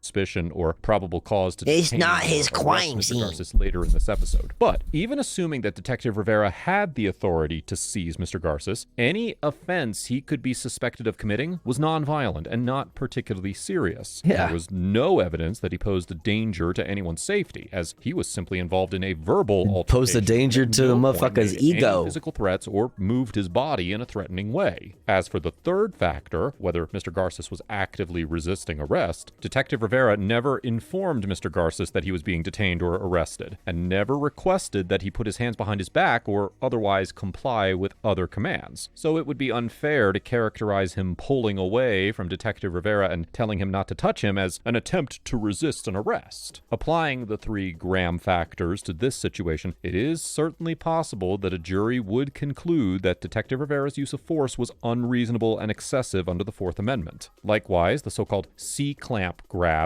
may have violated the Santa Paula Police Department's use of force policy, which states that, quote, officers shall use only that amount of force that reasonably appears necessary given the facts and totality of the circumstances known to or perceived by the officer at the time of the event. Why did you need to restrain him in order to like make sure everybody was safe? All he was doing was yelling. Literally, your fifis were hurt. Like literally, not even joking. It's not even a joke. We joke a lot, but that's not even a joke. That is exactly what happened there. You're a pussy little baby boy. That's it. A legitimate law enforcement purpose, and that, quote, officers may only use a level of force that they reasonably believe is proportional to the seriousness of the suspected offense or the reasonably perceived level of actual or threatened resistance. Because Mr. Garces did not appear to be any sort of physical threat, was not Good night, chat. Good night, Tofu. Make sure those cops stay watch. Will do. Yo, have a good night, Kasara. Thanks for hanging. He has a strong argument that Detective Rivera's use of force violated his department's use of force policy. What is helping that person? Take it down a notch. You can take it down a notch. Somebody here's not controlling themselves. It's you. Take a deep breath. Don't be a hypocrite. I've taken a deep breath. It's your turn now. Yeah, go. It's your turn now. He said, I took a deep breath, bitch. It's your turn now. I'll let you go. Okay, did you start talking to me like an adult? Do you understand how I need to do my job? Do you see what you're doing wrong? If you know how to do this job and you have a badge, then you would understand. Now, do you want to go for 148 if you have a badge? It's so Do you have a badge? Yes, Are you retired? Yes. Do you want to go for 148 for being in a crime scene? Just because sergeants on patrol don't know how to do their job, and you were a cop. You're saying your sergeant doesn't know how to do his job? Take him. Turn around. Take him. Take him. See? What happened? What happened right there? Like, what happened? He just yelled. He yelled loudly. Did you just say your sergeant doesn't know how to do his job? Take him. Take him to jail. What happened? What happened? Just fifis. Oh. Oh no, I fucking accidentally rewinded. Oh jeez. My fifis were hurt. His fifis were so hurt it hurt mine. By the officer at the time of the event to accomplish. Yeah, don't be a hypocrite. You want to talk like adults? I'll let you go. Okay, you want to talk like an adult? Did you start talking to me like an adult? Do you understand how I need to do my job? Do you see what you're doing What's up, Izzy? If you know how to do this job and you have a badge, then you would understand. Now, do you want to go for 148 if you have a badge? It's so Do you have a badge? Yes, Are you retired? Yes. Do you want to go for 148 for being in a crime scene? Just because sergeants on patrol don't know how to do their job, and you were a cop. You're saying your sergeant doesn't know how to do his job? Take him. Turn around. Where's your badge at? In my Jeep, like I keep saying, but you won't listen. We're Dude, the most, this is like, you love to see it. Like, we're watching the radicalization of this man. You're just like watching it. He's like, what? Holy shit. You will see it when you look at the front of your car. Do you want me to have to write a search warrant and keep it, or do you want to keep For it? what? For what? Do you want me to have to write a search warrant just to inconvenience him? Just to make... Dude, he's threatening him with the powers that he holds over him. I could fucking do a fucking search warrant, fucking search your shit, fucking, I don't know, and ruin your whole fucking week. You want me to do that? Like, bro, oh my God. Do you want to get home as soon as possible? I'm not talking anymore. Okay. Sink them in this car right here. 64. What's your first name? Joe. Joe. Hey, check that out. I stopped to help somebody who's been shot. I'm getting arrested. Crazy. Now imagine if like this was like a good guy with a gun and it was like right this cop showed up a little bit before and he showed up before and was like there when the shooting was going down. Like, dude, this is how people get hurt. This is why like people are disincentivized to like participate with like and like talk to law enforcement when things happen in their neighborhood, or like participate and like go out of their way to help people, because it could get me fucking hurt. I go over there and I help this guy. The cop's gonna think I'm doing something wrong and shoot me. Like, dude, you fucking do your public service. You're a public servant. Or whatever. I guess it's a public servant, right? If you're a fucking firefighter for fucking 27 years, like, and this is how you're treated. It's just crazy, man. It's crazy. Have a seat for a second. Just so you know, I'm retired because of PTSD. Got it. Major anxiety problems. Got it. Being in handcuffs doesn't help me. And I know you guys got to do it. Keep away from me. You got it. He is accelerating this way more than I am. I won't let him talk to you anymore. You want the windows down or anything? Can we just sit right here with me, the door open? I ain't going anywhere, dude. You guys all know I'll where sit I right live. here for now. I mean, I know what you guys do. I mean, I did it with you for 27 years in Oxnard, not Santa Paula. Right. To have that happen, that's as unprofessional as anything I did, and a cop shouldn't lose it like that. You and I both know that. Do me a favor, just sit here for now. No problem. Well, they know that. I already told the first couple guys here that there's a gun on the floor of the driver. Okay. Oh, dude, this is gonna freak me out. Come back quick. I'll roll down the windows. I can't stand this. Okay. And what was your last name, sir? Poor guy. Garst. Garces. Okay. And you're detained right now. Okay. You're Yeah, not I under understand. arrest. All right, man. Yeah, I totally get it. Cool.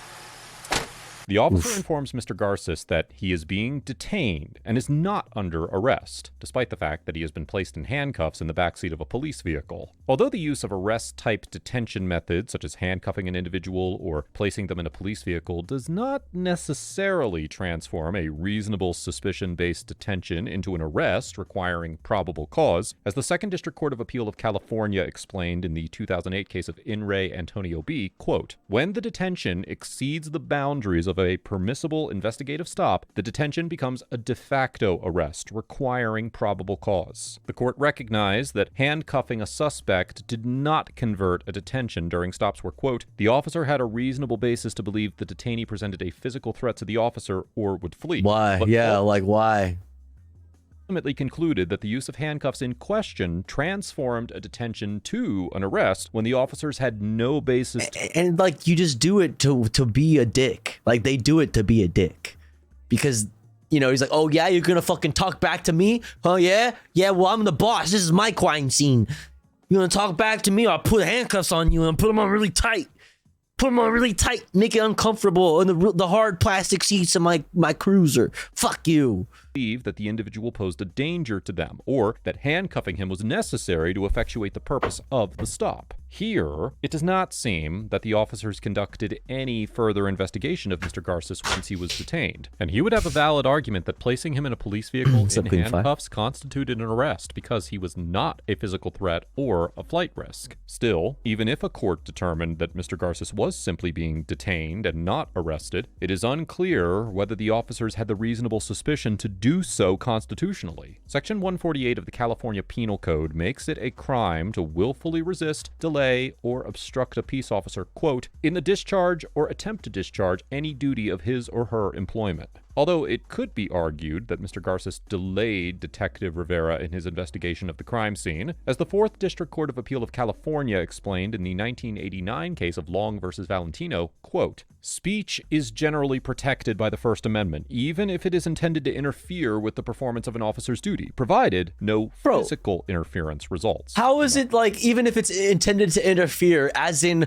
to distract the officer? So it's like, it's on, the ball's in the officer's court. It's like the only way speech can be intended to fucking the only way speech can effectively stop you from what you're doing physically is if you give in to the fucking temptation to fucking talk shit back. Like, this should be your fucking, you're a professional. You know, you're supposed to be a professional at what you do. This is part of it. You can't break under pressure.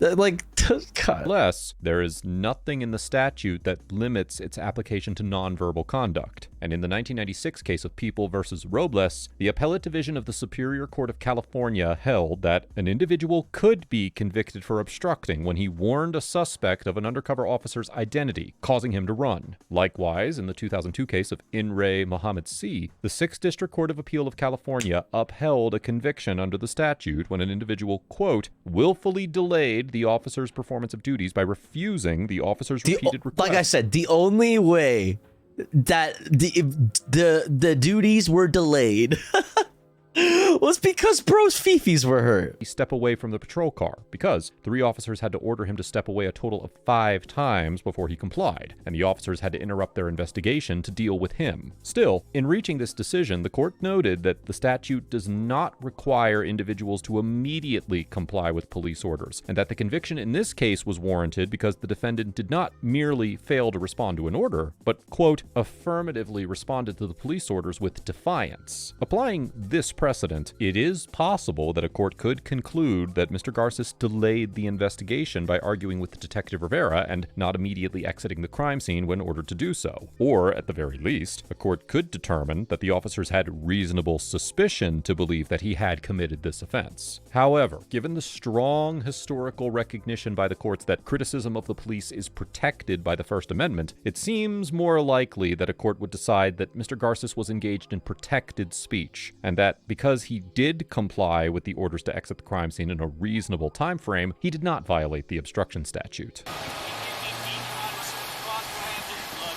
Absolutely.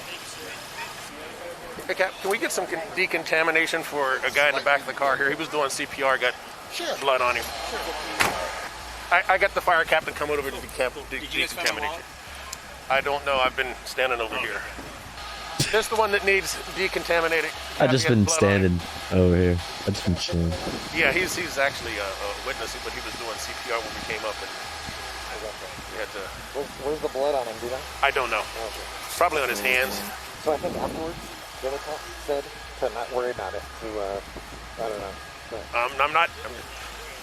I'm good with that. The officers held Mr. Garces in the back of the patrol car for about 15 minutes, after which Detective Rivera uncuffed Mr. Garces and told him he was free to leave. Sometime later, Mr. Garces requested emergency medical services, and a police officer called an ambulance for him. Mr. Garces was treated at Community Memorial Hospital in Ventura, California, and reportedly suffered a dislocated shoulder and torn labrum that had to be surgically repaired. No charges were filed against Mr. Garces. Mr. Salgado survived the shooting, and a suspect was apprehended and charged with attempted murder a few days later. As of the date of writing this episode, the charges are still pending. On August 19th, saved, still alive, probably because of the first responder in this case, which was, you know, this retired fucking firefighter. Mr. Garces filed a federal lawsuit against Detective Rivera and the city of Santa Paula, alleging civil rights violations, including a federal claim for excessive force and several state law claims. On March 24th, 2023, U.S. District Judge Fernando Anaya Rocha ruled that Detective Rivera had qualified immunity and therefore could not be held personally liable for the qualified immunity because the use of a C-clamp hold had not been clearly established as a violation of the Fourth Amendment. However, as of the date of writing this episode, the federal claim is still pending against the city, and the state law claims remain viable against both Detective Rivera and the city. Overall, Detective Rivera gets an F. for maintaining an unprofessional and disrespectful demeanor throughout the encounter. The Libertarian gave you an F. You know you fucked up, man. Unnecessarily employing physical force against Mr. Garces instead of exploring alternative solutions and potentially arresting Mr. Garces without probable cause. From the moment he arrived on the scene, Detective Rivera He was like, oh, tough guy, go off my crime scene.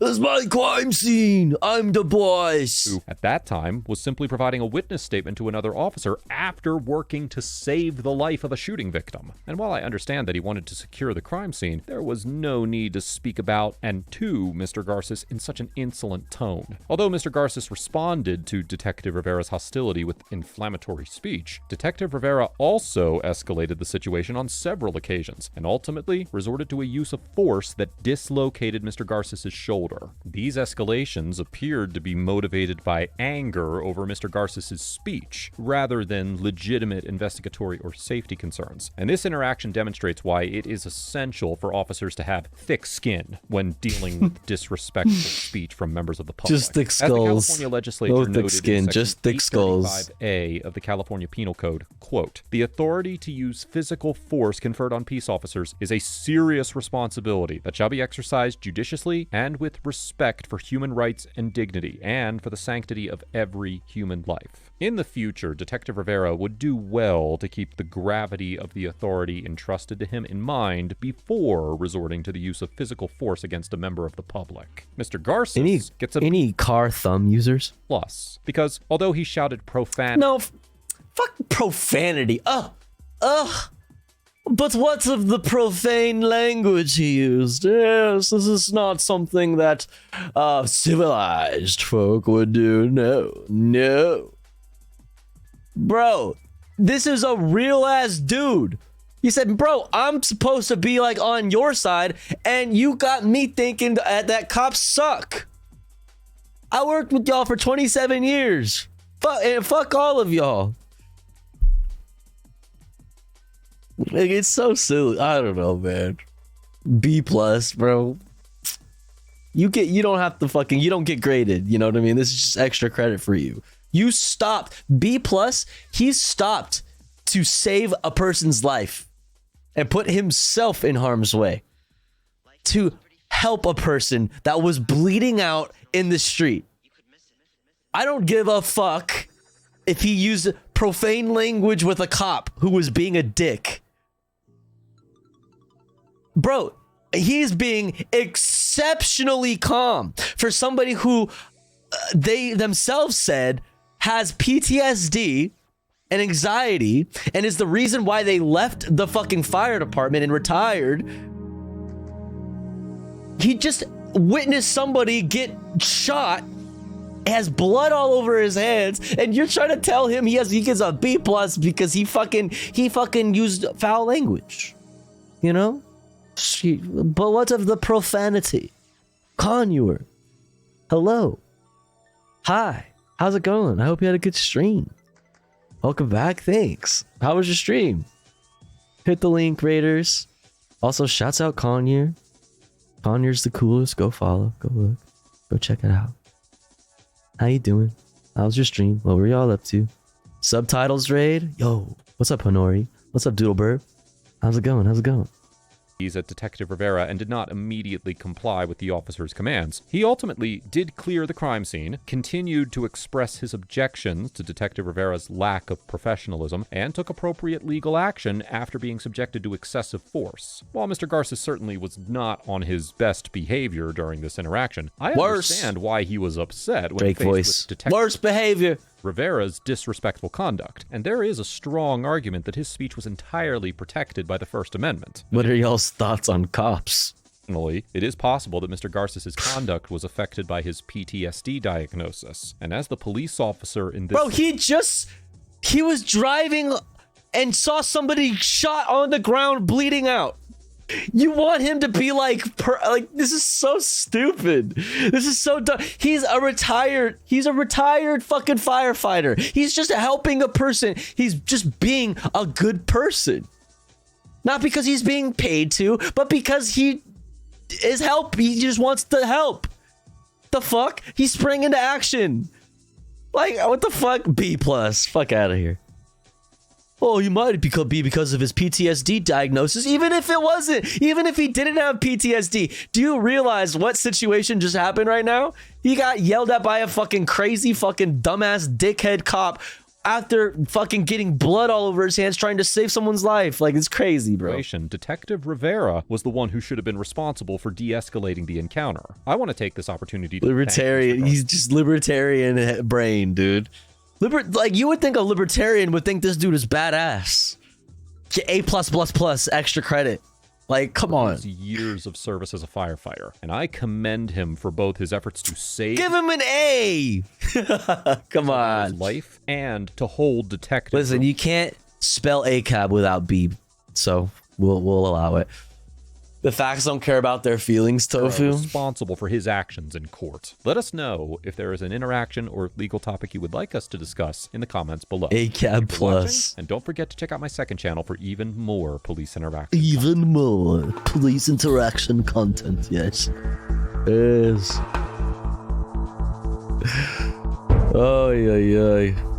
All right. What's next?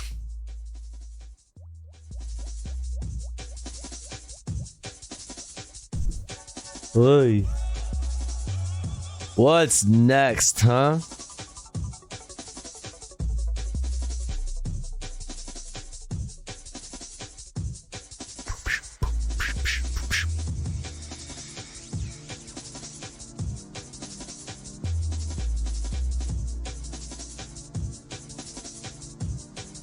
Let's watch some fucking comfy shit. It's time. I want to get into some fun shit, all right? I want to get into some fucking fun shit. I've been missing these.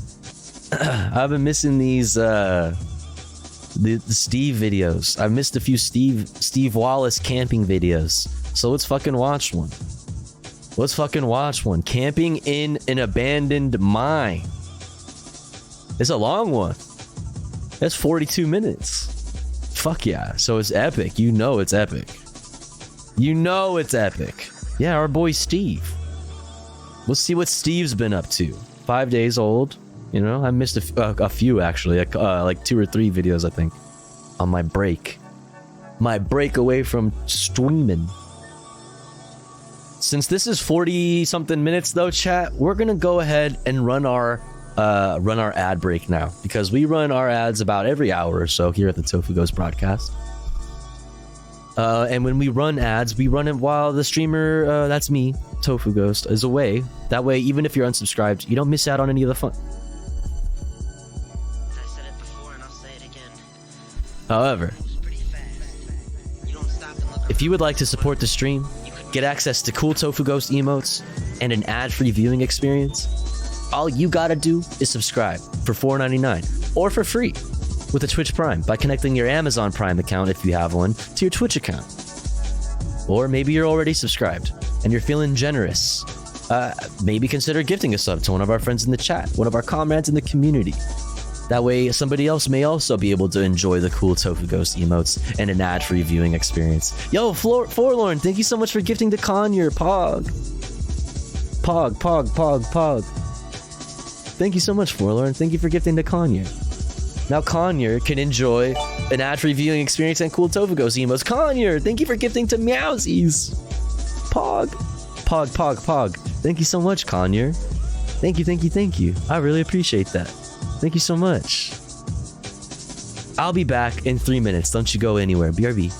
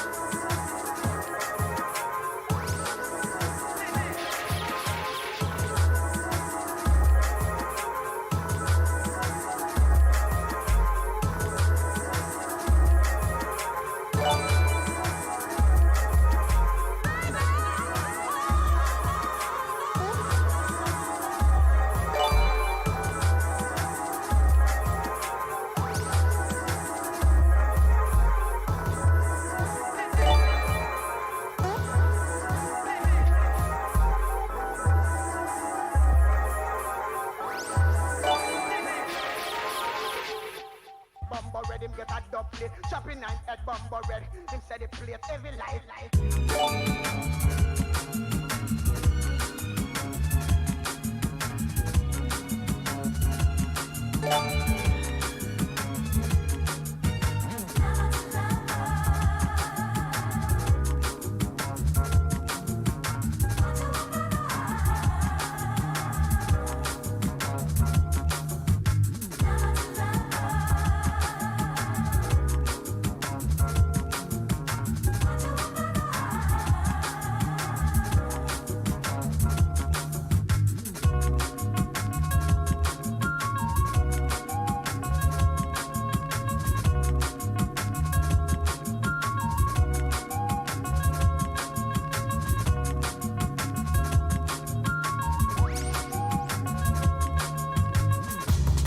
Alrighty, we're back. Be a Hinori. Be a classic banana milk. We're back.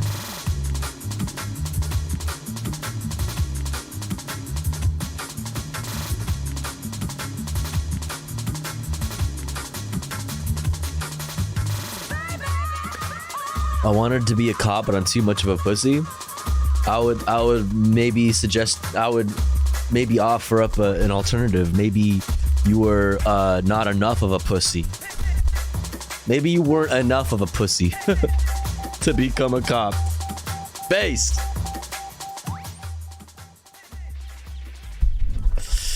I wish I was a pussy. I still have a tiny peen. Okay, thank you. Thank you for that. Thank you so much. Appreciate that. Thanks for that info. Hell yeah. Respect. Shouts out to you. For real. All right, let's get into it. Camping in abandoned mine with Steve. Steve Wallace, our guy.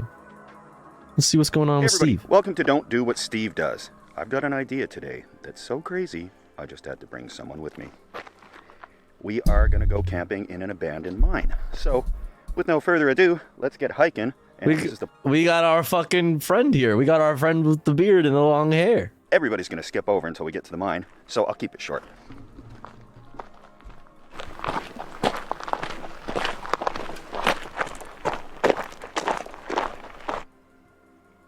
Is that a poo-poo? What was that? Yo, Midnight Dime, thank you for the 400 titties. God damn, that's a lot of titties. Holy shit. Thank you so much. I appreciate it. Natoxi says, true. However pussy you think you are, a cop is more of a pussy. God damn, that's so true. Holy shit, that's so true. That's some shit. That's some shit.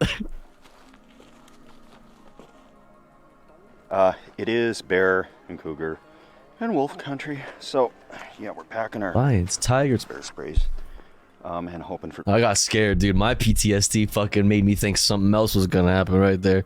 But he's saying he got that thing on him. So, looks like we're about a third of the way there. It's probably a total of 2.5 kilometers, maybe 3 kilometers in, which Usually when a fucking dude.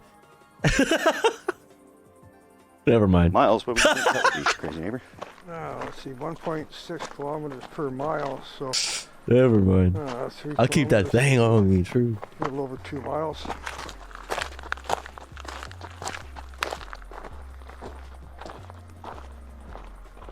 Well, that was a little bit of elevation gain there, and now it looks like a lot more elevation gain there. What do you think about elevation gain, crazy neighbor?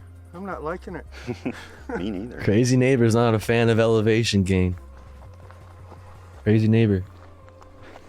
These woods, loaded with bears, guaranteed. He doesn't seem so crazy to me. What's so crazy about crazy neighbor, Steve? The actual road ends here, and it's off on a little trail. He seems cool. Oh shit, were we in a hype train? Oh shit, wait. I missed a fucking $5? Yo, Anonymous, thank you so much for the 5 bomb. I'm sorry I missed it. I didn't even know. Holy shit. Yo, thank you so much. I was like, wait, we were in a hype train? The fuck? Thank you so much, Anonymous, for the 5 gifties. That's so nice of you. Thank you so much. Thank you. Whoever you are, I appreciate it. We're gonna have a good conversation here, in case there is any bears. Then we can let them know we're in the area. Add Talking EDM? loudly. What is this? Hey, bears! All right, Oh yeah. let's do it.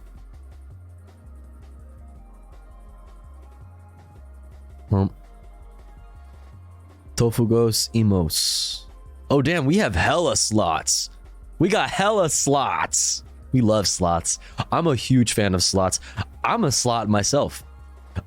We have so many slots. Dude, think of all the emotes we could have. You just know there's a bunch in there. Cougars, wolves, the whole bit. It's the real deal, guys. It's the real deal.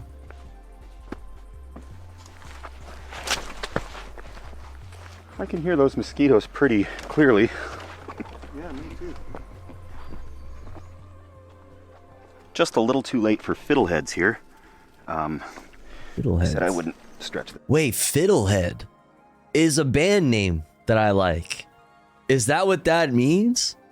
Just a little too late for fiddleheads here. That's a fiddlehead? They're edible ferns? Really? Does anybody like Fiddlehead, the band? Not the plant? Not the edible fern? Fiddlehead's pretty cool.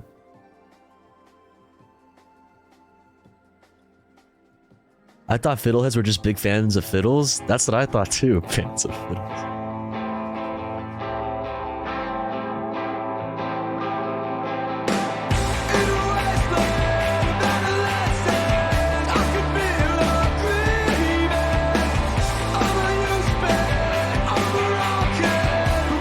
Singer from a band called Have Heart. Was the singer of a hardcore band called Have Heart. I think there's actually a couple other members that were in Have Heart this year.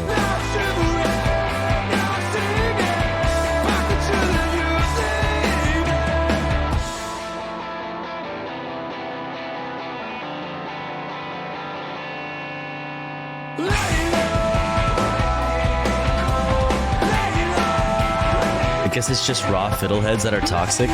Wait, do you have to cook them?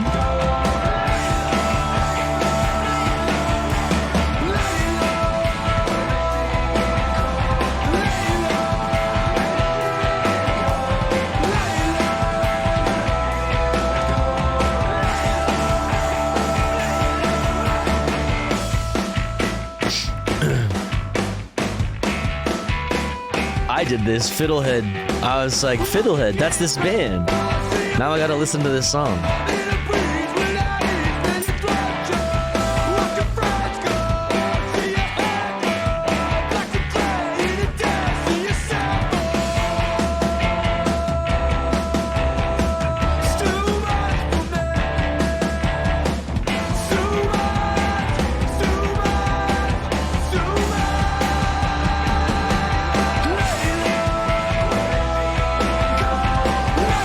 cause food poisoning when not stored properly? Oh. Yo, Anonymous, thank you for gifting it to Natatsu. Pog. Thank you so much, Anonymous. I appreciate that. Thank you, thank you, thank you.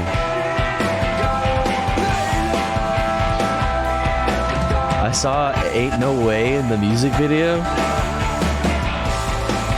Wait, was it really?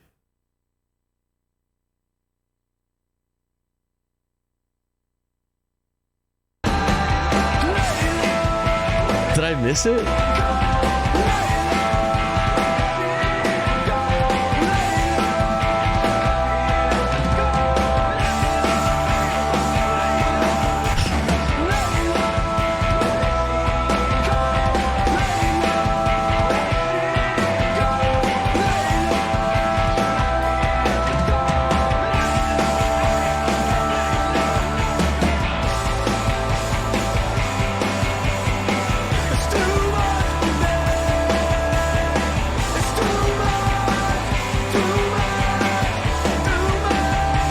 I missed it again? Fuck, dude, how did I miss it? I was paying attention.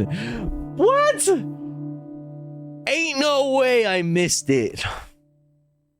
Damn. All right, little fucking music stun lock. Fiddleheads.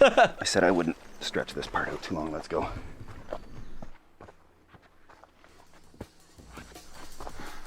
Oh, this just keeps going.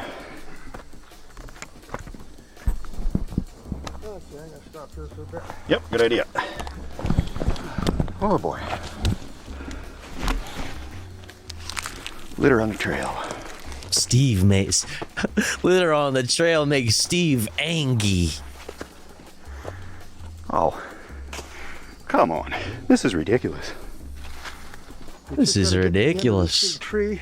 I think the worst of it's over now. Yeah, I think so too. So, just like a flight or two of stairs. Yeah, it is. Okay. Litter makes me sad too, bro.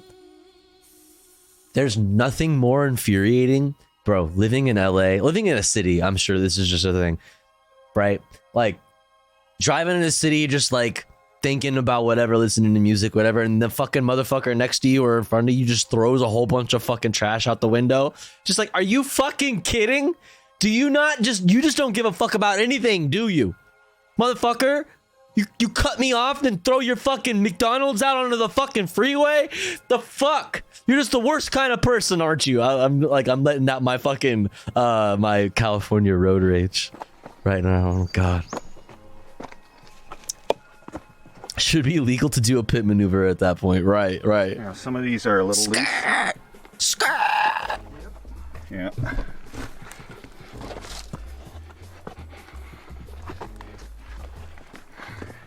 All right. All right.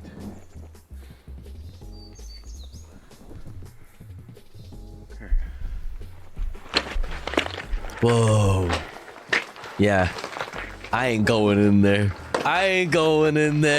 The forbidden butthole. Ah, yes. With the human for size reference. Exclamation point bussy in the chat. Let's see it. Let's go. Let's see it. Human for reference. Let's see it. 2 inches deep. That's cap. Goddamn cooldown. Fuck you. Fucking silencing us. Now, literally 1984. What the? Oh no, my fucking thing's turned off. There he goes. Ah. What does Crazy Neighbor's shirt say? I probably have ever done. That was every bit as hard as I thought it would be. Oh no. Contains facts and opinions. Oh no!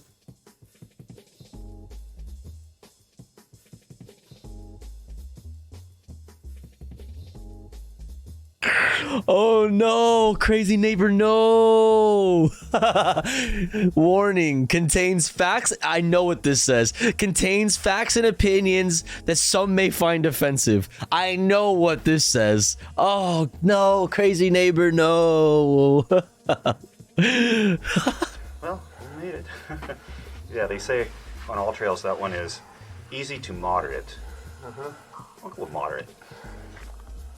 Yeah, moderate, unlike fucking crazy neighbor here. Let me tell you what. And as always, this is not an example of something to do. Never go into an abandoned mine. Yeah. Don't do that. That sounds really dangerous. I can't explain why we're Do doing not it, enter the forbidden butthole. Oh god, here we go. Oh no. Oh shit, you can stand. Oh, it's even bigger than I thought. Wait, what the fuck? The Kevusi. Oh my god. We're going deep, chat. The devil's butthole. Oh no.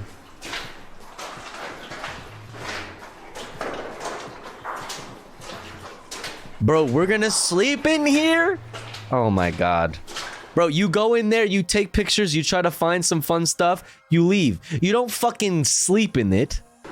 What is this fucking Blair Witch Project ass shit? Oh no, it's like holding it up. Okay, even more of a reason to not stay in there.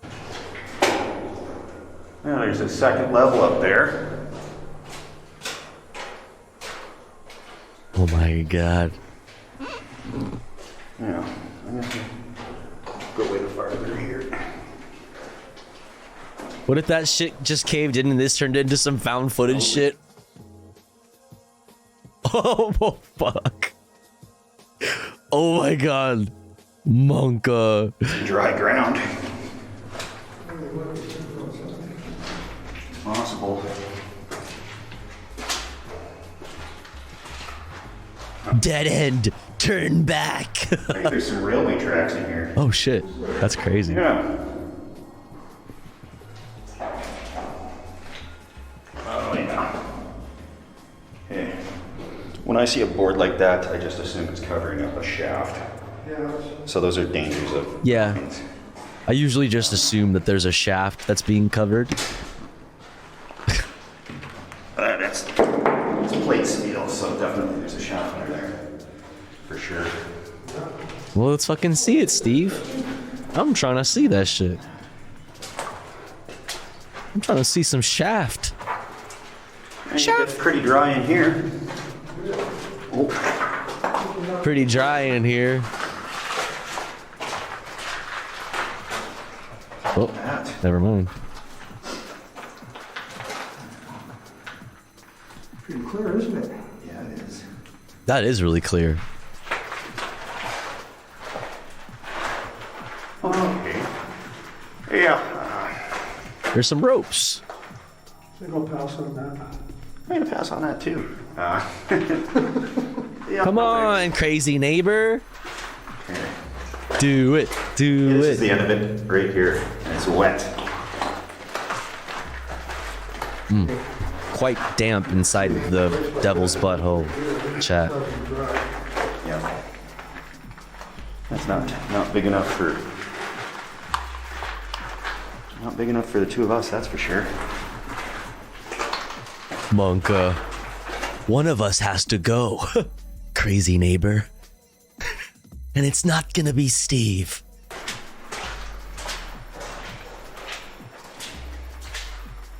It's 20 to 30 minutes in their fucking descent into the cave, they resort to cannibalism.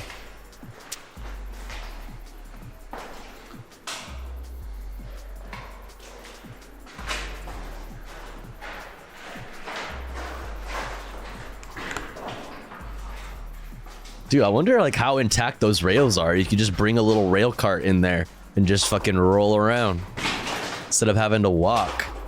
You know? Work smarter, not harder. This way. Alright, looks like never mind. Is that... What is that on the ground?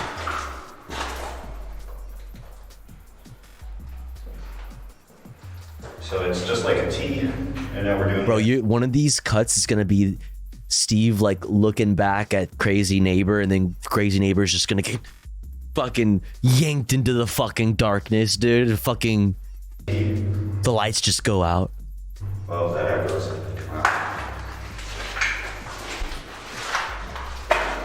And this is the end. Oh my god, it was so. Oh, it was about. Holy shit! I actually thought it was about something. Oh my god. That's the end of it. I actually got a video similar to this. Huh? Entering the devil's butthole?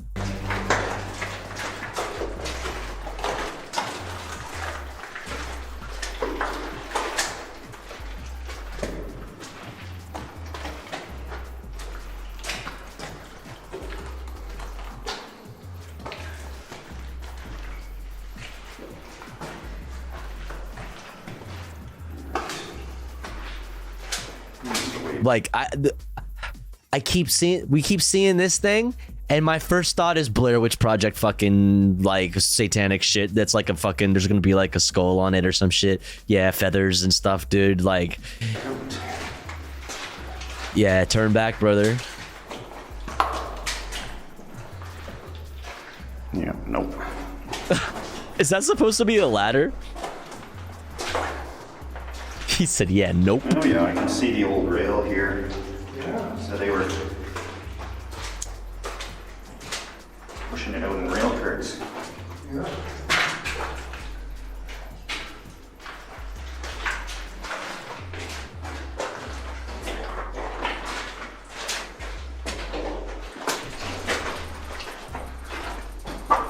Bro, I feel like we didn't even explore it. You didn't even go left or right or fucking go up in the thing, the second story. Man, what the fuck? See, I also, like, I would need, if I'm gonna spend the fucking night here, I gotta go check out everything. I gotta have a visual, I need to like have like in my mind what my surroundings looks like. I need to know, like, okay, like up that cave, it like curves to the right and it goes this way and there's like a whatever. You know, I need to know, I need to see it. I'm not gonna be like, yeah, I'm not going that way, or that way, but I'm gonna sleep right here. I'm gonna close my eyes and fucking be vulnerable to demons. No. Too damp to sleep in there, so we gotta really kind of figure something out, because I'm not hiking all the way back down there today. And We'll figure out something. that we will. There's not a lot of level ground. I want to roll off the hill. Just press X for mini map. Okay, it's time for stuff too. They just want to get drunk already. True. Honestly, that was his face right there. He's like, yeah, buddy. Wait, hold up. But, okay, it's time for stuff too. Yeah. There is nice ventilation. He literally called that. He's like, it's time, bro. Bro. What are they drinking? Hopefully it ain't woke. What are they drinking? Is this Pabst? This looks like Pabst Blue Ribbon. That's a hipster beer. Is that, what is this? That looks like Pabst. I don't know. And coming through the mine, so I know it's good for air. I'm not worried about that. Cheers. Cheers, Steve. It better not be Miller Lite, goddammit. Steve gone woke? Has Steve gone woke? I need to know. Wait, is it Miller Lite? I see an L. No, what is this? I'm very curious, actually. Hike. Mm-hmm. Our only hope of camping in the mine is if it's dry on the upper level of Budweiser heavy? Well, that's woke.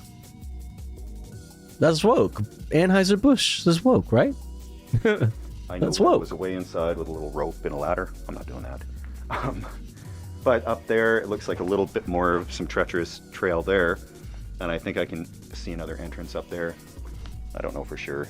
Online, I can't see any pictures of that. So that's another hazard of camping in an abandoned mine. The pictures I saw online, it was pretty dry. So it was a bit of a surprise, but if you were camping in a mine and it started to rain, Yeah, it can get pretty wet. So, I mean, yeah, I feel like that sounds like you could like down. Don't it could get flooded pretty quick. I would feel like, I don't know. It can get pretty wet, chat. Slippery there. The devil's butthole do be getting pretty wet, bro.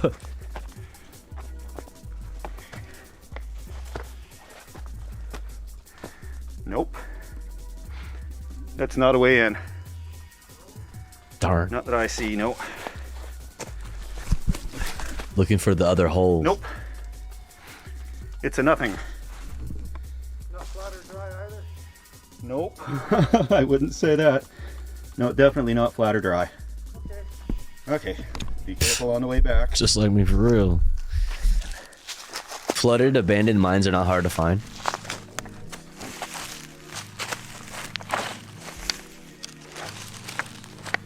Oh, Elon mini sub.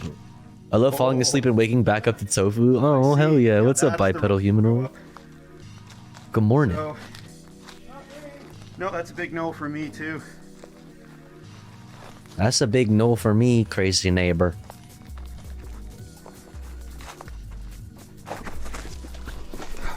Oh! We went upside down for a second. Oh, shit.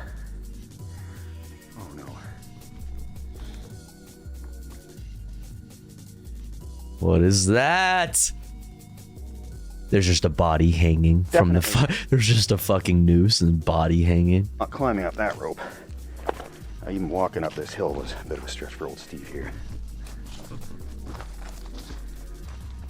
Forest bandits. Oh no.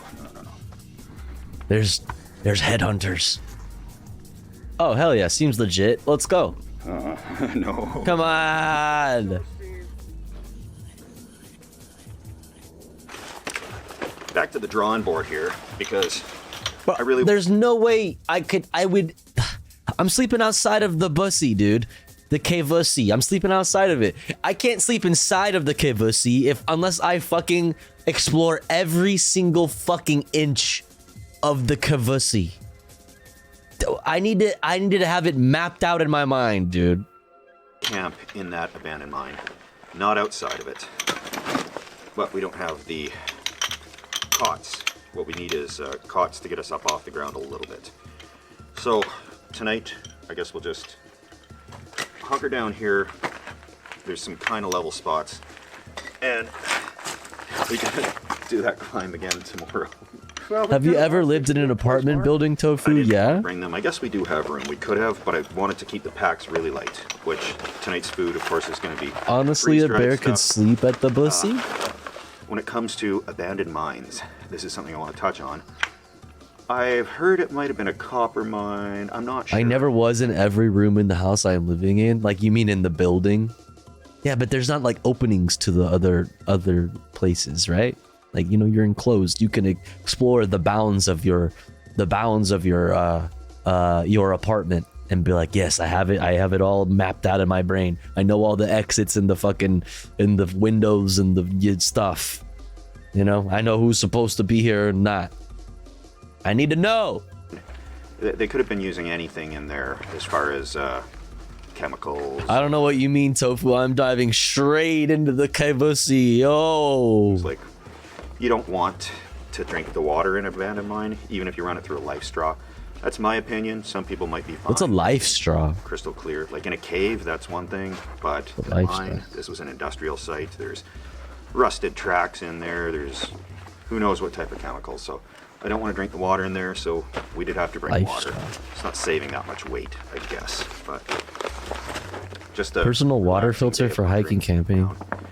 Crazy Neighbor has a really elaborate chair. That's cool. It's really small, but it Life Straw Peak Series Collapsible Squeeze. It's looks a lot more comfy than mine. I feel like I need to buy one of these, you know. I feel like it's never too late to start doomsday prepping. You're in style today. You're in style. A straw with a built-in filter. What's up, Grim Key? Beer, I guess. Yeah. I love my life straw. Lets me drink the most delectable water. Do you just take your life straw around and just like find like questionable water to drink as a hobby? Reveals a geocache located. Perspective, so. 11, 14 meters. Get a water purifier, not a filter. A water purifier, not a filter. What's the difference? Here. So, what's that? Find it. Yeah, let's find it. Oh, we geocaching? Wait, for real? 5 meters, 4. What's this thing supposed to look like? Wait, people still do that? Usually a little container. I've never actually found one before.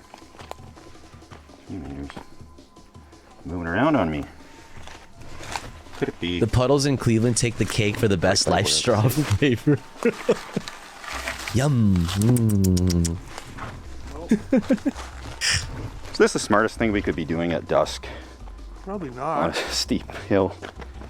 That's okay. I mean, dude, everything you're doing here, Steve, is not smart. Like, what? Bro, you might live it up. Like, live it up, buddy. You came out to the fucking K-Vussy to have a nap.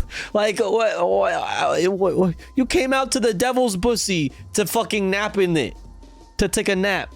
Like, oh, like, come on. Live a little. Find the geocache.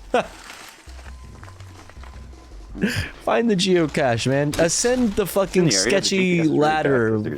Blair Witch Project ladder into the fucking unknown. Kind of blocking the satellites. I'm not going to make a whole point of this, but we'll poke around and see if we can find it. Written in blood on the tree. Yep. What? We found it. All right. It's a fucking gun. It's a gun. $20,000 and a fucking a fake passport with your picture in it. And 2 tickets to Mexico. Geocache I've ever found.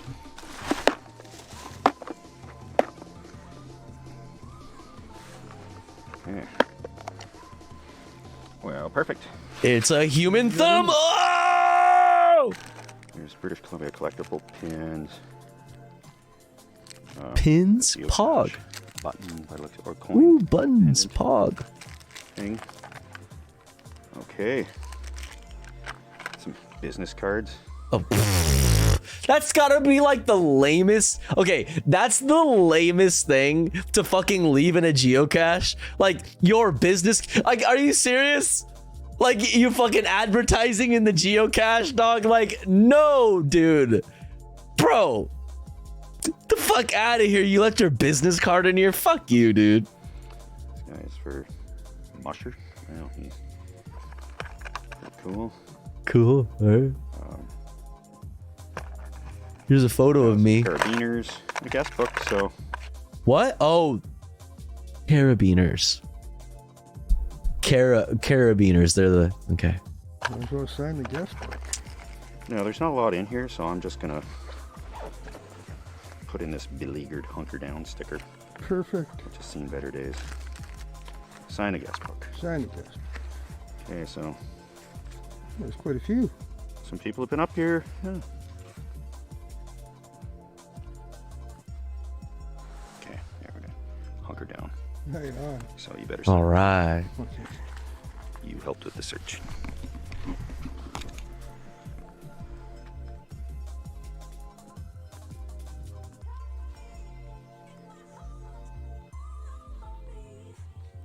That slow zoom though was sick. So dramatic. How about that? What if we farted in the geocache? No, it wasn't. We're not going to make it overly hard, but we're going to cover it up a little bit. Wow. Awesome. How about that? Wow. Wow. First geocache. Wow. Because that's First time riveting geocaching. entertainment. Has anybody here geocached? Are there any geocachers in the chat? I've never geocached before. I know what it is though. I remember finding out about, bro. I feel like the moment I found out about fucking what geocaching was, I was like with my stoner friends, like in school, like at some spot where we would smoke weed, and some people like walked past us and were like looking for a geocache, and we were just like chilling, Just bunch of like punks smoking weed in the fucking forest, fucking somewhere. Hunting for a geocache. Instead of nerds. The abandoned mine. Well, it's going to be a quiet night by the mine. Just going to get the bedrolls set up. Not really doing anything exciting tonight. Just going to cook some freeze-dried meals, roll out the bedrolls, and sleep under the stars, and hopefully not. Oh, so they are sleeping outside. They're not even gonna sleep inside the fucking Kavussi? Go for it full blast in the morning. Anime Titties got them beat, dude. Anime Titties is down. Probably could. It's pretty comfy. I'm glad I brought it. Hell yeah.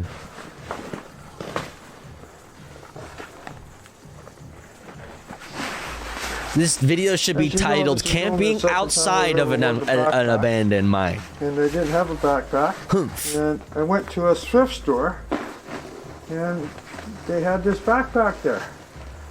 The only one that they had was only $10. $10. Pink. Like, do I care if it's pink? No, cause you're a fucking real fucking G. The fuck? Who gives a fuck? Hell yeah, King. The fuck? Flaunt that pink ass shit. Hell yeah. Pink is a masculine color, homie. Let it inflate. Just self-inflating, right? Oh yeah. Oh yeah. Okay. Oh yeah. That's that.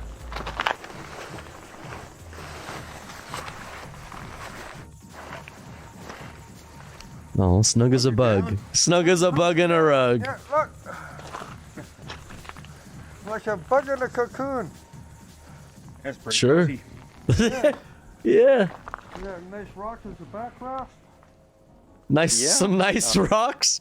Yeah. God, these rocks feel really good. Oh yeah. Okay, so you won't Feels fall over great the on edge. my neck. You got rocks here. Oh, it's keeping him up from falling All right. down the hill. Okay.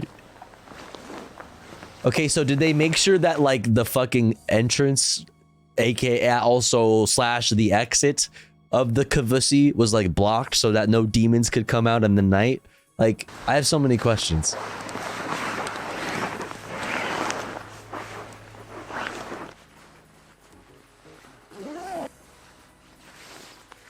Perfect. Good night, crazy neighbor. Hey, Steve. Oh, they're so cute. He's all bundled up. Good night, Steve. Yeah, it keeps bugs out of my eyes. Alright. The bugs. They're in my eyes. Down for the count. See you guys in the morning, and we'll make this a little more exciting. See ya. Good night, Steve.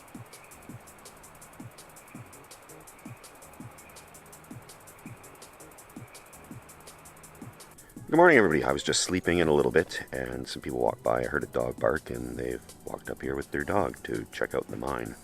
And I had the perfect excuse. I wanted to sleep in the mine. So, just about going to get the gear tucked away and head on down to go get the gear we need to actually successfully sleep in that mine. Oh shit. Oh fuck yeah. My guy Steve's coming through. Bro, we still got 20 more minutes of this video. I doubted him. I can't believe myself. Bag get a little wet. I kind of rolled into the stream. With my feet. Just the bottom couple inches. Just gonna stash the stuff that I don't need to bring down. I'm gonna need my backpack to grab some stuff out of the car, cots, etc. But don't want to haul this down and then back up again. Hauling it up once was more than enough.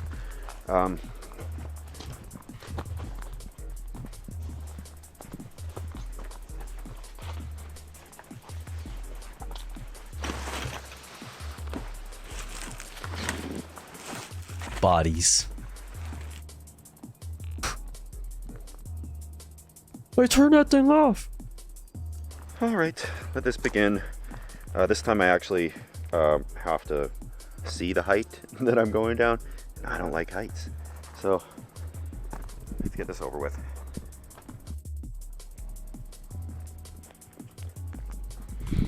Easier on the way down, hey? Much easier on the way down. I like this now.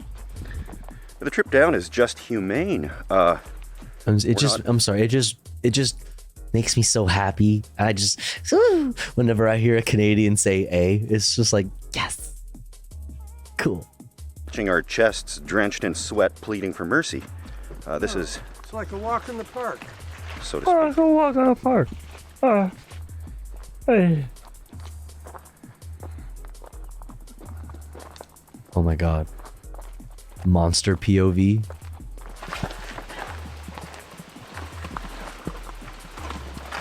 I have these small cots that I'd left in the car because they had a lot of weight and space, but sadly, we're gonna need these. And it started to rain.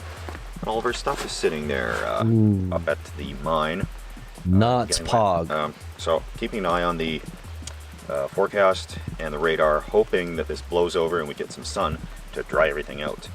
And I think it's just gonna be my sleeping bag that gets wet because everything else is underneath of it. Better. Okay, we've loaded up with what we need, and let's hit the road. Let's do it. Beep beep.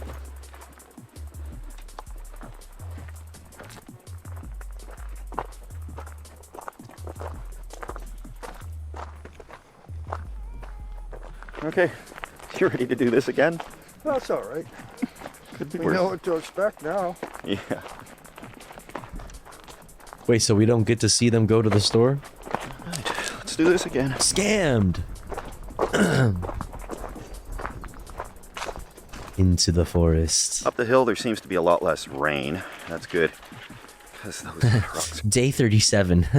Still haven't found our way back to the Kavusi. Haven't been able to find our car either. I'm under the suspicion that we've been walking in circles for days. Slippery.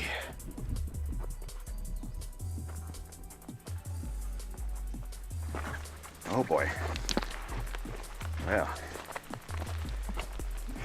Bodies, We gotta be right where we crafty left to dry them. This out. Oh, never be fooled by a beautiful day. If anything, it was too hot on the way down. Wait, damn, that was a bar. Wait, hold up. We gotta be crafty here to dry this out. Oh, never be fooled by a beautiful day. Never be fooled by a beautiful day, chat. Never. If anything, it was too hot on the way down. And here we are. So, yeah. Okay, we made it for the final time. We're not doing that again. Oh, Chelsea. Yeah, I know. So I think our best hope is to get things Never be fooled by a underneath this beautiful overhang. day. What's up, top dry of out as time? much as possible. Never be And, fooled by hopefully a the sun comes Kavusi. back out for us. It'll be a nice treat. Oh, that's ingenious. Yeah, wait. If they would have just gone into the Kavusi, into the devil's butthole, like a boss, then they wouldn't have gotten their shit wet. Wait, what the fuck? Also, the fucking shirt is so sick. Warning. Contains facts and opinions. I love how that's so funny. Contains facts and opinions. That others may find offensive. Yeah. Better watch out. I speak my mind. I don't care what others think about me. This one didn't get too wet. Oh my god, that's actually a scary scene. Crazy neighbor, are you okay? Not responding. Crazy neighbor? What's going on, man? Hey, crazy neighbor, you all right? So, spent an afternoon drying stuff off. My jacket was soaked. It's dry now. Sleeping bags, dry. Sleeping pad, dry. That's great. Neighbor? Is that you? Camp inside of there. It's just going to be drier. Hopefully.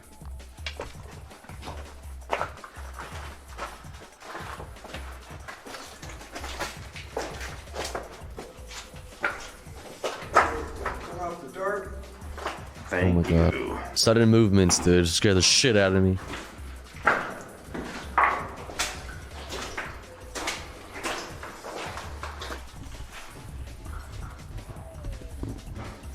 There's a little spot here. I keep waiting for one of these stones I step on to be a turtle or an alligator or something. Well, they shouldn't be in this area in the cave or mine. But Bro, you don't fucking know that, dude. Cave alligators, bro. there's some water. It's flowing. Bro, cave-alligators, bro. The pot should be high enough here. Or in here, yeah. This is perfectly acceptable.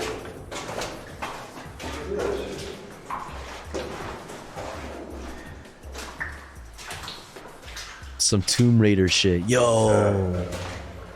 Sick. Where's Lara Croft? You know, still wet down here for sure. Steve Wallace. Lara Croft cosplay win. I think so.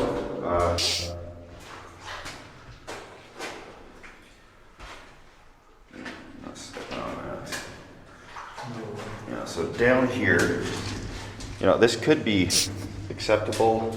I think this was the one that. No, this doesn't. Oh yeah, yeah. Who's gonna buy it, chat? This is where there's the pit. Right in here. It's really not level enough. It's only $18, chat. Yeah. Dry, but not level. Yeah. That's pretty much the end of there. Yeah, and this is all completely. He probably bought that exact one, is the funny part. Like, he probably bought, like, that exact link is the one that, like, one of his Facebook friends sent him. So this ain't gonna work because of a couple of reasons, of which I can think of. One being that it slopes from here down into there. I wouldn't want to roll into that cold rock. Well, yeah, and this, it goes down quite far.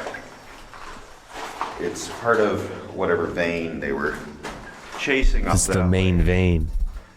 And I'd heard somebody pumped it out, actually. They brought a gas-powered pump in and pumped that out. They did what? They pumped the Kavasi. Gee, goddamn, bro. I'm trying to get my Kavasi pumped. What the fuck? Not in the least. The fuck? Fucking jealous. Maybe in here or the other side. Yeah.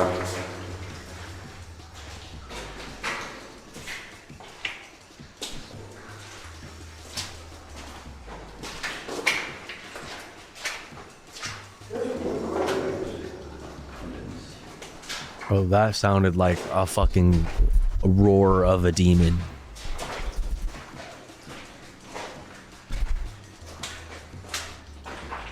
Yeah, there's a stretch in here. I think the other works just fine, Steve. Crazy neighbor? Camera fucking falls over and it's just Steve's head. It's just Steve on the looking at the camera. Oh my god! It's the demon. The Blair Witch of the fucking wet sleeping bags. Yeah. Oh god.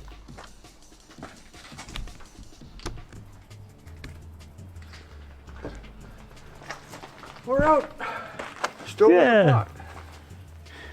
Yeah, the whole cooking kit. Right in there. Stove in the pot. Pot. We got some pot. Burner. We got a little pot. And the fuel. So I never use these. We got some pot. We got some gas. Freeze-dried meals. Because typically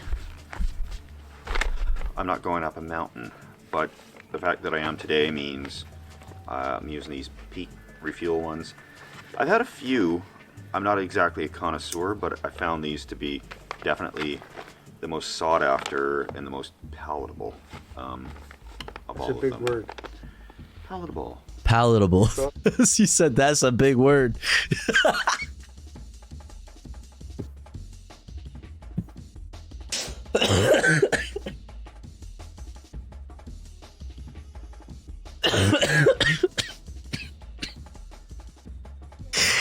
Listen, when the shirt said he may contain facts, you know what I mean? He wasn't lying, because that's a fact. That is a big word, bro. Palatable. That's more than 2 syllables, bro. That's a big ass word. Cool. Wow. We've got, actually there's a slug on this one here. Oh. He can't get enough It's the of love this. slug. Look at that. Love slug. It's crawled right on there. Oh my god. He'll crawl off of, no, he's crawling more onto it. Okay, well, give him a, wait, okay, so that's one of your options, is that one. And then with fresh protein. The beef stroganoff with no slug. So what would you prefer? Crazy neighbor. I know you want that. So you're not gonna eat the slug? Beef chili mac, I'm sure of it. You're gonna eat that? The slug? You want the beef chili back. Yeah. But there's a slug on it. Well, it's on the outside of the package. I'm not going to eat the slug. I'm not dumping boiling water into a package with a poor, helpless, defenseless slug on there. Well, can't we just gently release it? If that slug knew how much salt was in that package, you wouldn't be anywhere near it. Steve's just worried about the well-being of the slug, bro. Slug ally. That slug's not going anywhere. Bro, if that slug could read the nutrition facts on that bitch.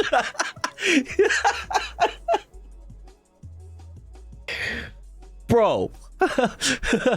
listen, sluggo. Alright?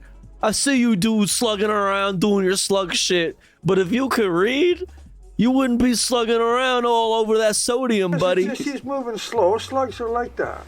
Slugs are like that, that's true. His head or his tail? His head is looking like... He's got those little thingies going like this. Yeah, right. Instructions. He's listening to us. He thinks we're going to cook him. Well, if he doesn't get off the package... Bro, you chill. Yeah, 3/4 cup. Oh, look, the slug is turned around. Oh, good. He's made an exit stage left. Stage left.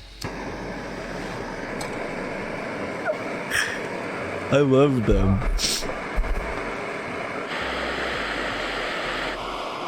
Oh, it's a big ass slug. Oh shit.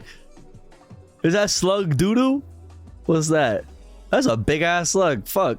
He really is reading the fucking nutrition facts. He's literally... How much sodium's in this shit? Hold up. He's trying to look at the sodium content.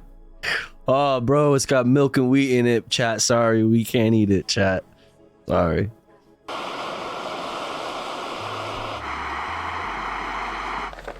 Would you like some desiccant with your meal tonight? What? Not really. Oh, the fucking, like, the package dehydrator See stuff. if you're backpacking and actually finding your water as you go. This is perfect. He's crawling off the package. Doug. Mm-hmm. He's crawling off the package. So do you want the spork or the spoon? I don't care. I don't care. I'll give you the spork. Fucking choose. You have to pick. It doesn't look, obviously, like the package. I don't want to bug Doug here. No. But, yeah, certainly, they don't look like the package, but... That looks like vomit. That looks like a cat's vomit. Abominations of freeze-dried meals in my time. That looks like cat vomit. Oh! Oh, it's alive.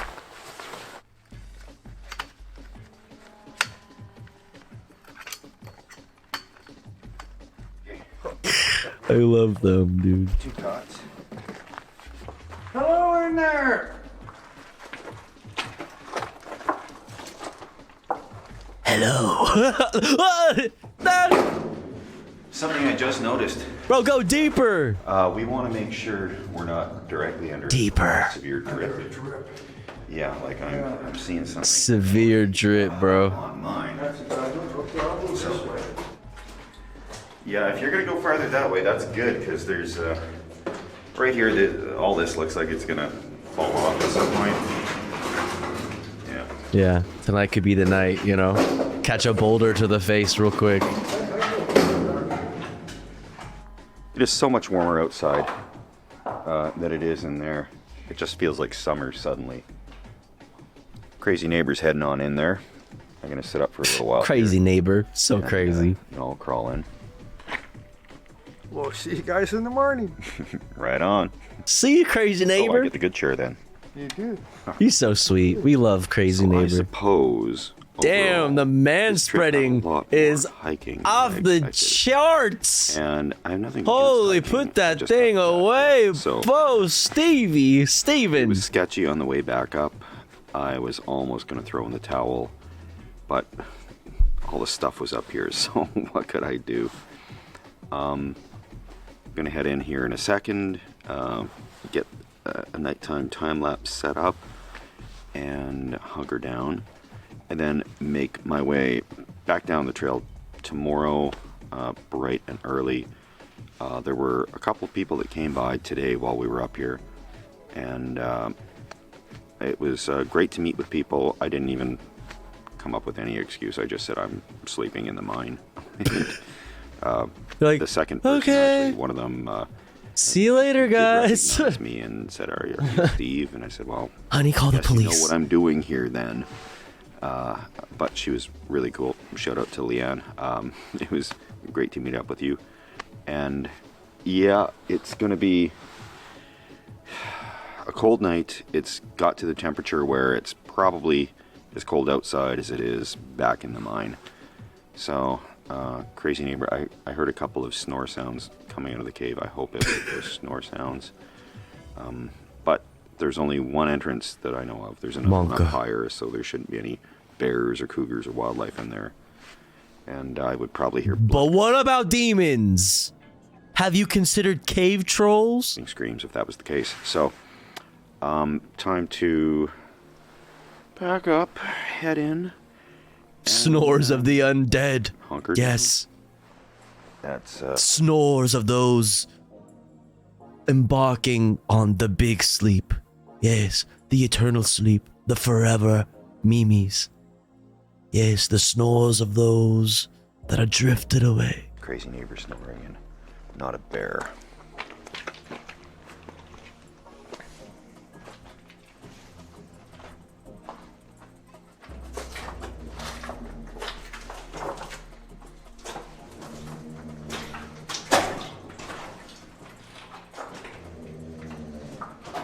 Bro, he is Oh, crazy neighbor. He's so crazy.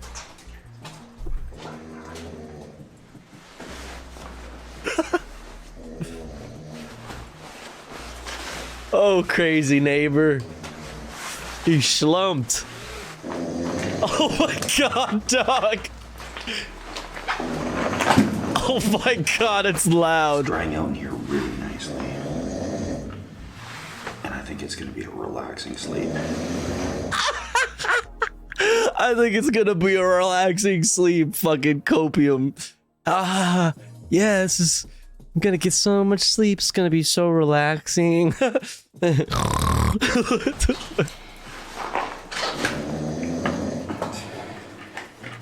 Crazy neighbor takes the fear out of anything. Yeah, like if it would have been creepy, but now crazy neighbor's just fucking snoring. It's like there's no way some demon shit happens when this motherfucker's snoring like that, you know? There's no way. No shot. I have to sleep with my head at that end because this is sloping pretty severely. It's so loud. Dude, it's probably straight echoing out of the fucking cave. People like walking in the forest at night. Yeah, honey, let's go for like a nice little walk through the woods together at nighttime and have a talk. Yeah, let's go. Okay, yeah, let's go. We're walking through the woods at night. Woohoo. Such a nice night, babe. Wow. I enjoy these times with you. And you just hear fucking through the fucking trees.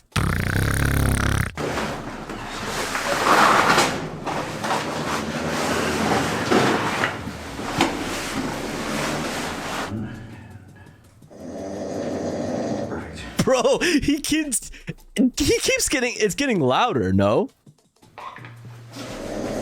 It's like he's yelling at me, bro. He's like really putting work in there. See you guys in the morning. Bro, we gotta get crazy neighbor some fucking, what are those nostril things? The strips? Something.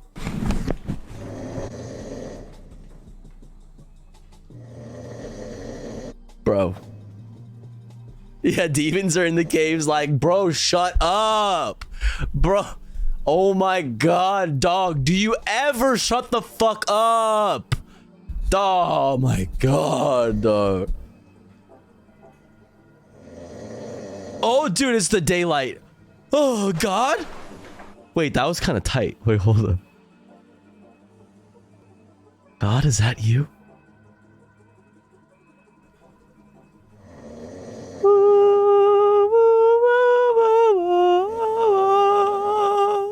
Wow. Oh, dude.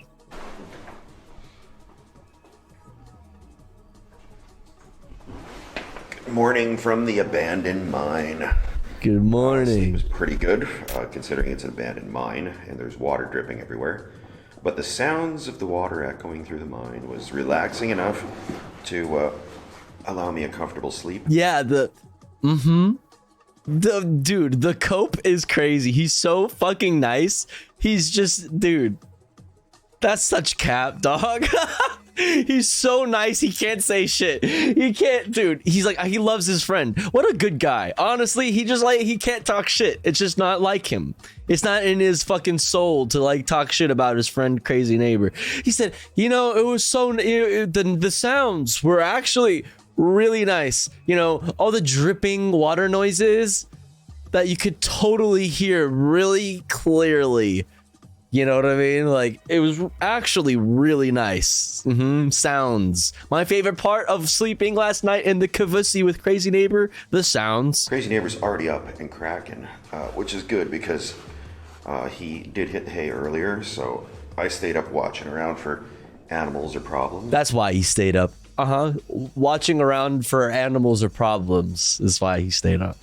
He's up earlier watching around for animals or problems. Kind of like a little bit of an overlap, like a firewall. He's like, you know, he's so nice. Basically, he's just like, I couldn't fucking sleep with that motherfucker snoring like that in the goddamn cave. Acted like a speaker box. They're like amplifying like the echoes. Oh my god. The acoustics of this bitch are crazy. It was fucking loud. So now this dude's awake doing shit. I'm asleep now. I think so. That's awesome. But he's so nice. Get out of here because it is dog walking hour, and we did have somebody up yesterday very early. So we'll start packing this up and then leisurely get out of people's way. Not that we can't be camping in a mine. I just don't want to be a nuisance to people that want to come out here. You know, maybe see this mine, and you know I'm sleeping in it. You know, it's just not fair. So it's not fair. It's just not fair.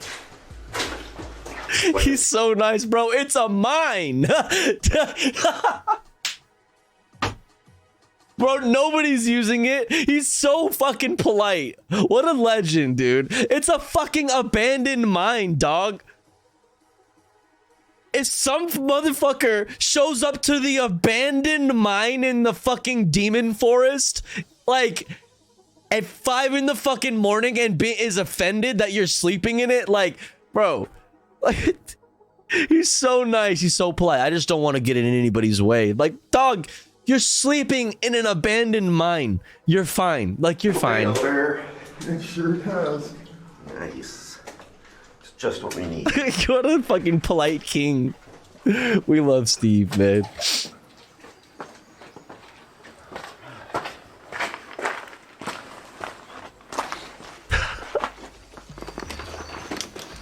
Of course, I'd like to thank all the folks that support this channel. Yeah.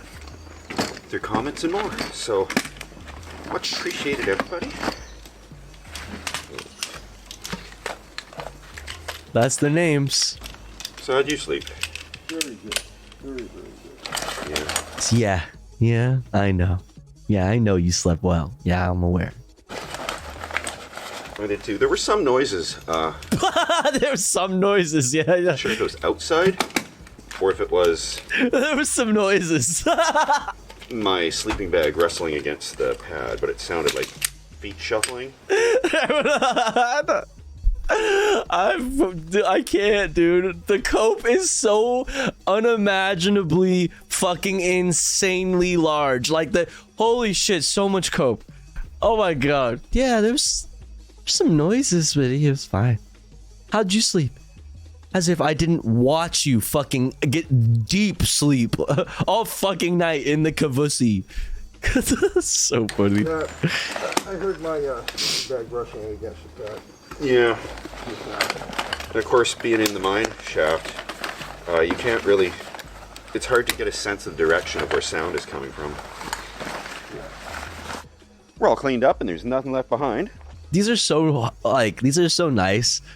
Happy birthday, Jake. Love, Jess. It's like, oh, like people use it's so sweet that they use his channel and supporting him and stuff to say hello and that they love their loved ones. It's so wholesome. This is what they share together. We love Steve Wallace's YouTube videos. We watch them together.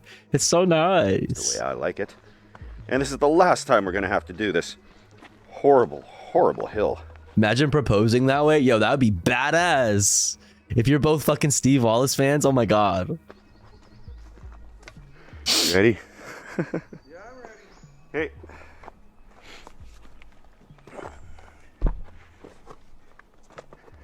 Yes, I remember this all. Bro, I would say yes. I don't even love you, but you fucking proposed to me on a Steve Wallace fucking YouTube video. I'm yours. I don't even know you. I just met you. But let's do this.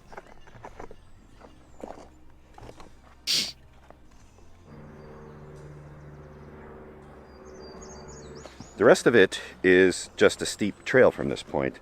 It's not trying to go up. I just met you. This is crazy. But here's my number. Call me maybe? Staircase made of shifting stones.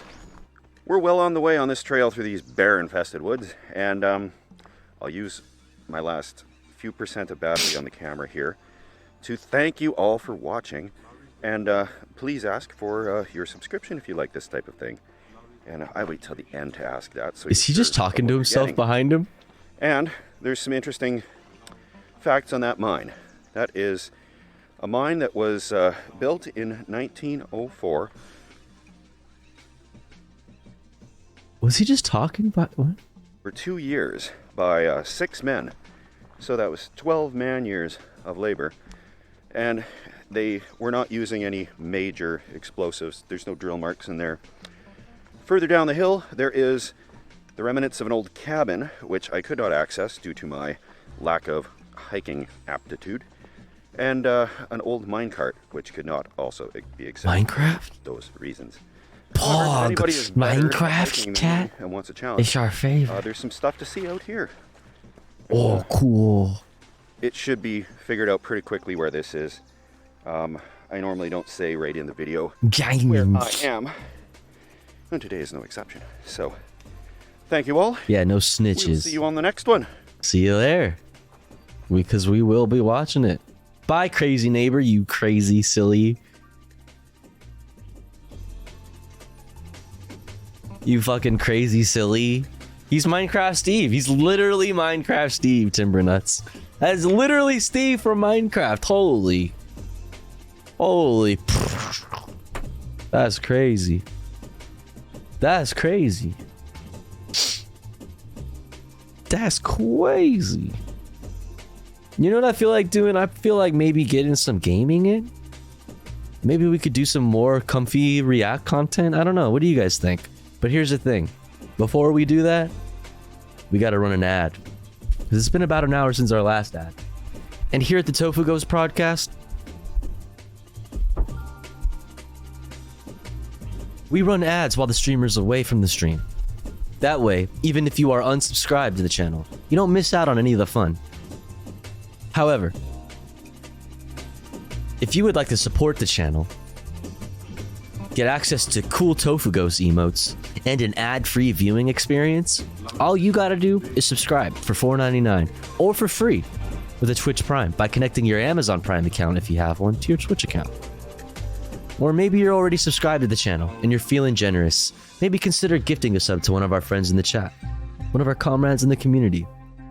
That way somebody else may also be able to enjoy the emotes and an ad-free viewing experience. I'll be back in 3 minutes. Don't you go anywhere. BRB.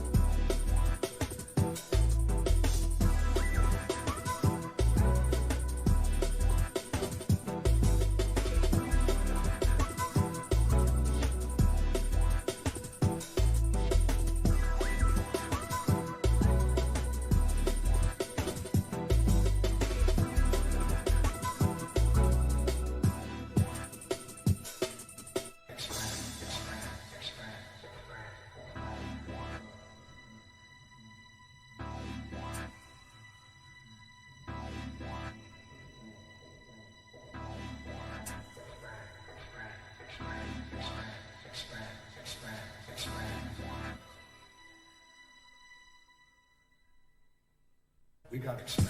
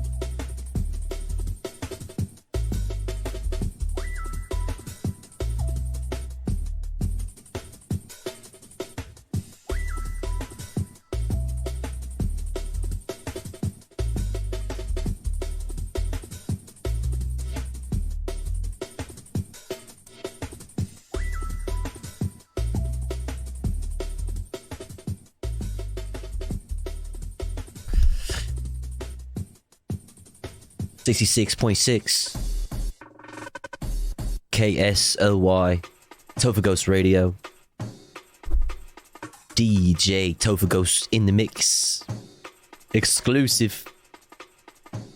Exclamation point listening in the chat. But, bro. Junglist. Biden in Fortnite. Yo, imagine. Oh my god, a Biden skin. Oh my god. Yo, a Hunter Biden skin in Fortnite and the harvesting tool is just his huge fucking cock.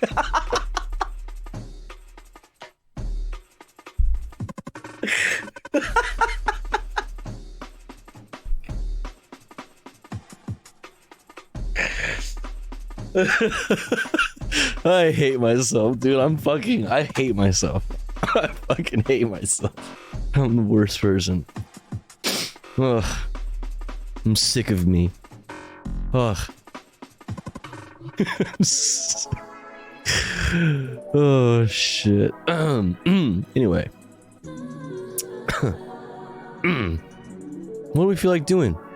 What do we feel like getting into, chat? Did you check out the Star Wars update? Of course I did, Nori 420. Of course I did. This you? Huh?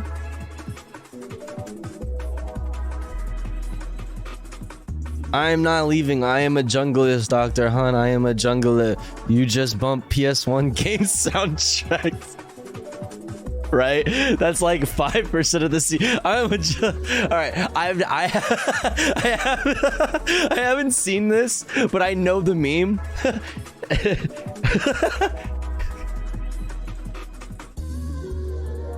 I am Batman Selector. Exclusive VIP mix DJ Tofu Ghost Junglist all the way from the UK. The most soy.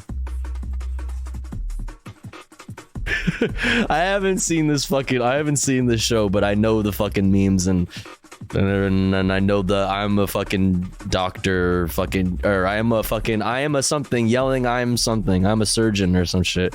I don't know. Who was this? What's this? New side.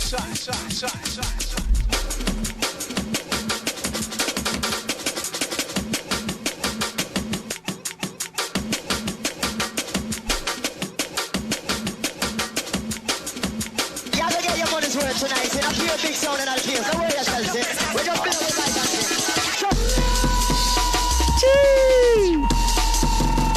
Oh my days.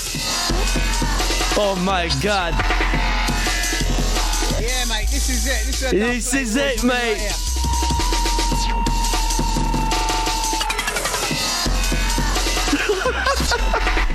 That's it, mate. Big tune.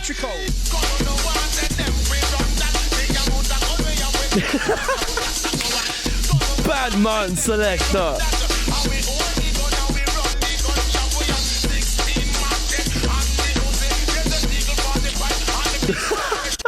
What's this? I love it. Wait, does this guy stream on Twitch? I'll fucking follow you, bro. You stream on Twitch, bro? I'm fucking on that shit. You live right now? I'll raid over there, bro.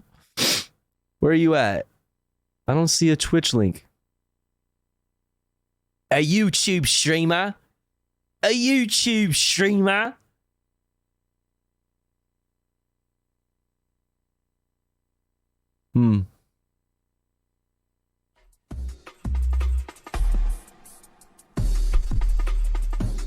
Want something to melt your brain? Aphex Twin come to daddy? I know it well, but I'm down.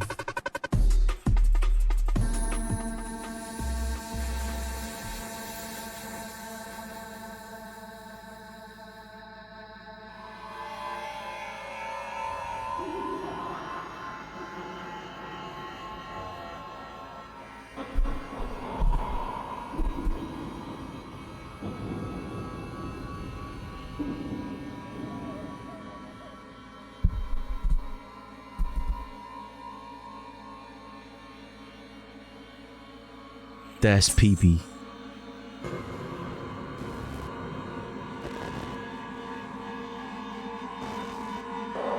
This is a normal track. Yeah.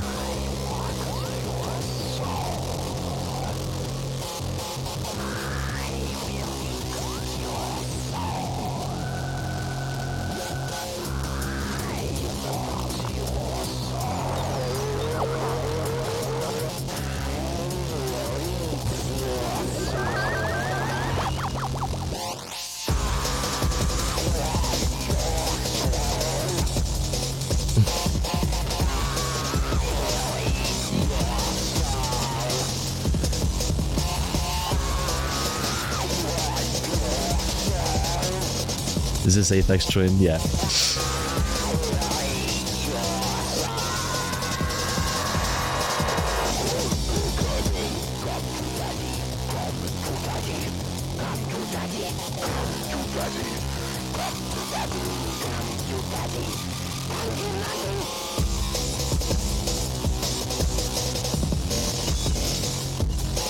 This is what they would have heard in the mines had they not been snoring, yeah. Daddy. Daddy.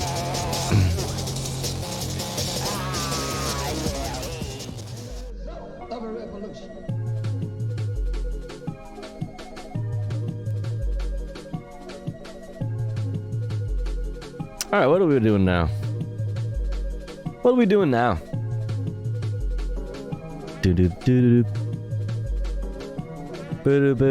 But I'll have you know they're not all just PlayStation 1 soundtracks.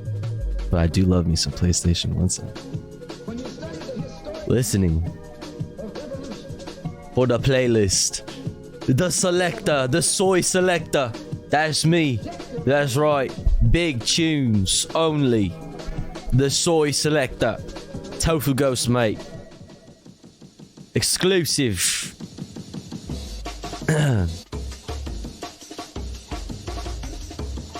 What are we doing now? What do we feel like doing now, chat? I feel like I need to catch some W's, dude. I feel like I need to. I know there's some, like, the politics nerds hate gaming, and I get it. I leave too when gaming starts.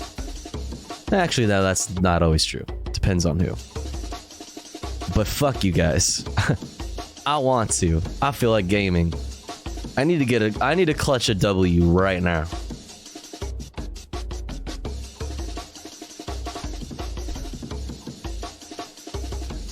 I need to. Did you see this?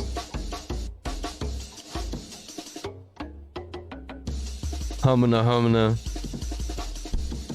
Wait, hold up. Where's my thing? Where's my thing?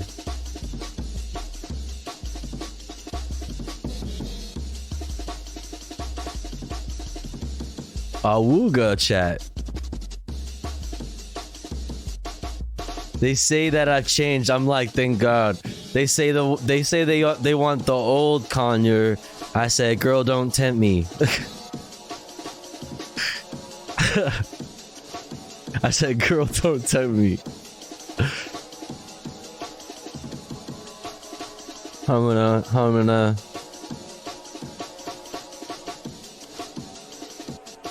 Respectfully. 6 socks. Any sock enjoyers?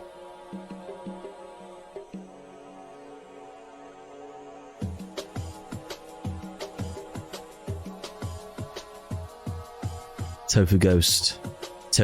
Oh, wait. Oh, there's scheduled downtime. Oh, fuck. Oh, but we're good. There was scheduled downtime, but that was at midnight my time, and it's fucking 3 a.m., bitch. Let's go. Let's go. What's up, Arlie? What's up, Textures? Sometimes I roll down my cycling leggings just to leave a sliver of exposed skin. You whore. You absolute slut. You fucking whore. Based. I do that too. Nice. 3 minutes left? That's cap. I've been sitting here for like a whole fucking 30 seconds now. That's cap.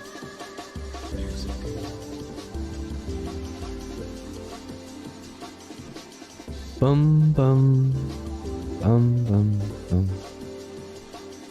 Where's my audio? Reem dum dim, a reem dum dum. Fortnite just updated their ranked mode. Huge ass update. Huge ass, you say?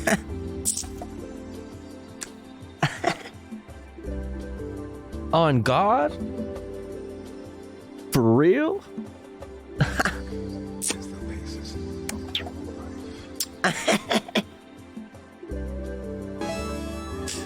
Yo, Car Talk, thank you so much. What's up? Hello?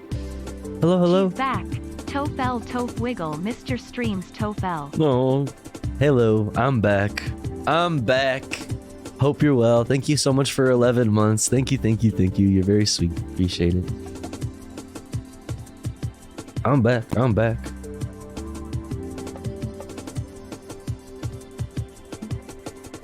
I'm back and I'm Sawyer than ever. Sawyer than ever. 70 seconds? Bro, I don't know if I can wait that long. That's crazy. That's crazy. Huge ass. Good friend. Friend of the show, huge ass.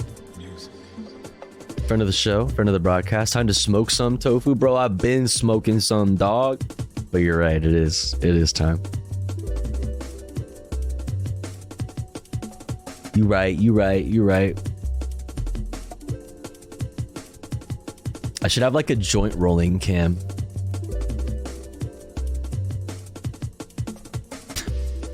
Actually, no, because then I have some motherfuckers in here fucking telling me I do shit wrong. And I'll have to ban a motherfucker. And nobody wants that. Nobody wants that. Nobody wants that. Not a single one of us.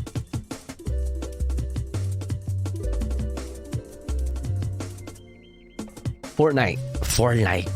The first teaser of Five Nights at Freddy's has been released. What's that? Wait, I have to update it? I thought I was doing that. Oh, man.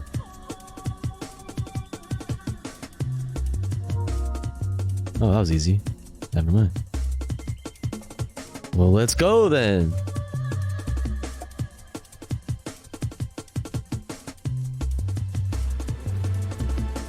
$90 gigabytes of updates? Nah.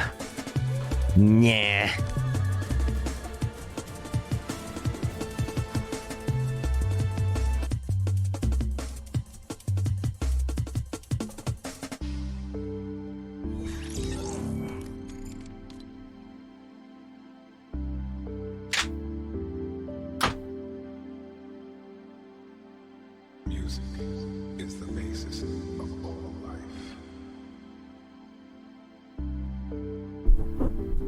Music. Ranked. Whoa, ranked has arrived. Oh, cool. Okay, cool. This is what you're talking about. Ranked Season 0 begins now. Battle it out against other players of similar rank and fucking let's go, baby. Yo, it's about... Yo, Sweaty Season. Yo, Sweaty Season is upon us. Oh my god. Battle it out against other players of similar rank in Battle Royale or Zero build. Show off your skills, complete challenges for cosmetic rewards, and climb the ranks. Fuck yeah, bitch. Season 0 is just a test. Real shit is on Season 1. Well, fucking whatever, dude.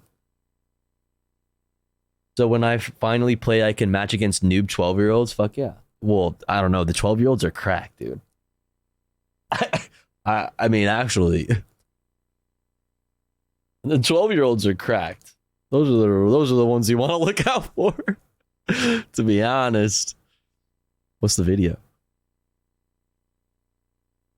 Hey, Fortnite, it's Nick AEH30 here. A new way to progress and earn stuff in Battle Royale and Zero build. Whoa. Whoa. Where's the audio? There it is.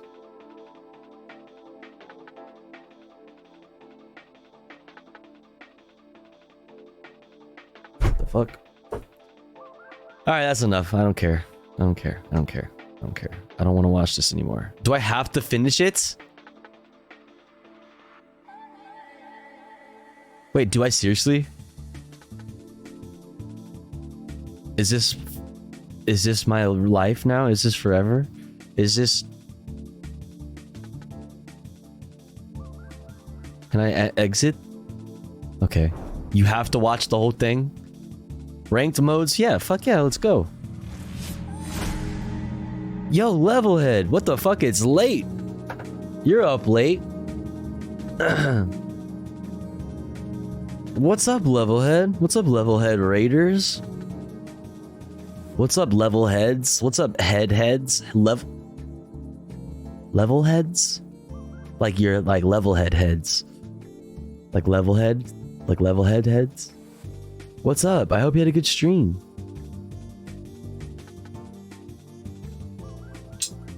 What's going on? I hope you had a good stream. What were y'all up to? Everybody go follow Levelhead. I'm just rolling up a new joint. Season 0, dude. We're about to fucking start. Okay, so we're doing ranked now. We're doing ranked now. 0 build ranked. Fuck it. What's up, Jaina? Hi, Tofu, you cutie patootie. What's up, Quinn? 2 raids into Tofu I've been in tonight. Nice. You keep trying to leave me, Sir Yogi-wan, but fate keeps bringing you back. Ahaha.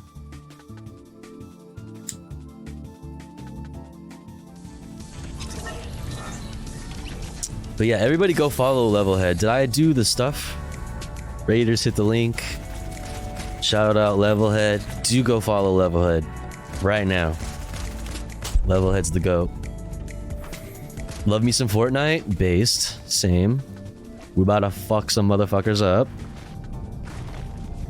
You guys want to see my cute emotes? Look at this one. I don't want to be chicken, I don't want to be a duck, so I'll shake my butt. No, no, no, no. Yeah. Yeah, and also, we can play chess with motherfuckers. Who wants to play chess? A game of chess?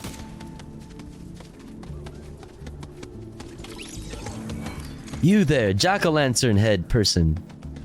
A game of chess? Anybody? No? Fine, then I will end it all. Nobody wants to play chess with me, chat.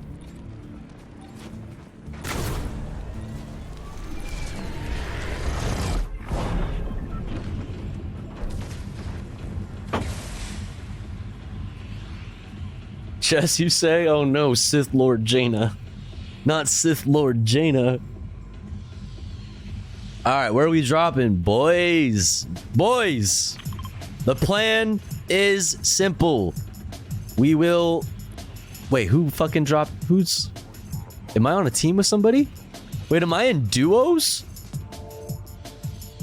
Alright, fine, I'll go with you. I didn't want to play duos, but I'm playing... Actually, no, fuck that. I'm playing fucking solos. Get the fuck out of here. Wait, do I have to play?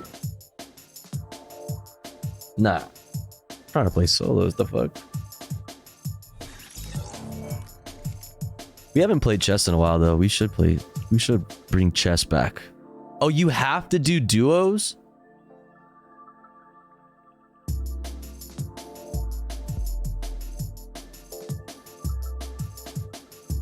So I backed out on that person? Oh, that sucks. What the fuck? Wait, rank unranked.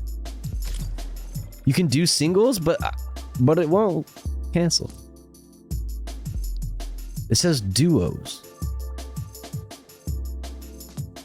Leaving ranked games will fuck your rank up? Whoops. Well, I already had 0 rank, so fuck it.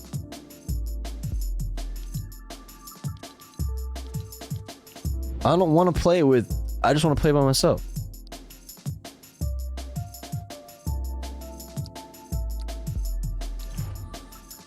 So I can't do ranked. Ranked is only duos.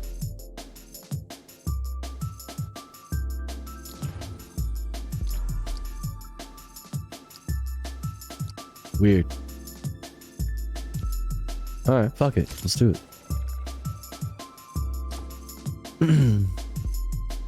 Fuck it.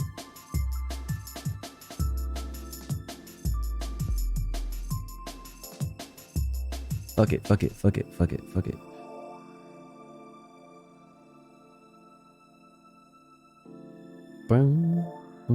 Do any of you know poker?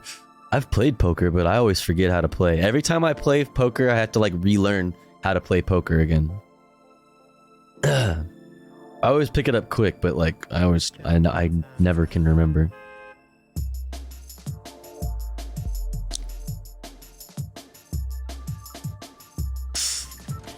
Boom, boom, boom, boom, boom, boom, boom, boom. Hi. Anybody want to play a game of chess? Yo, fuck you then.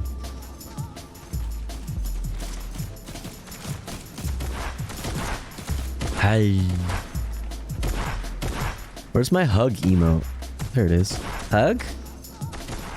Where's my hug? You need a hug. Oh, cranky baby.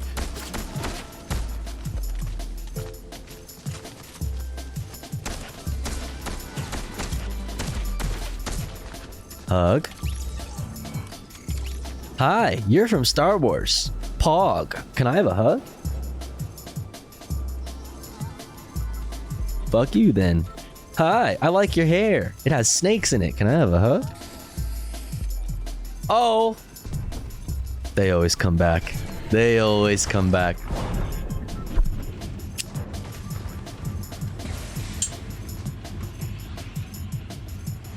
Alright, bitches. Where are we dropping? Wait, am I? I don't see like teammates. Where are we dropping, boys? I'm dropping a Steamy. Do I not have a fucking person? Damage opponents, ranked quest, damage opponents with... There's ranked quests? Damage opponents with SMGs or pistols. I mean, easy. So wait, am I solo right now?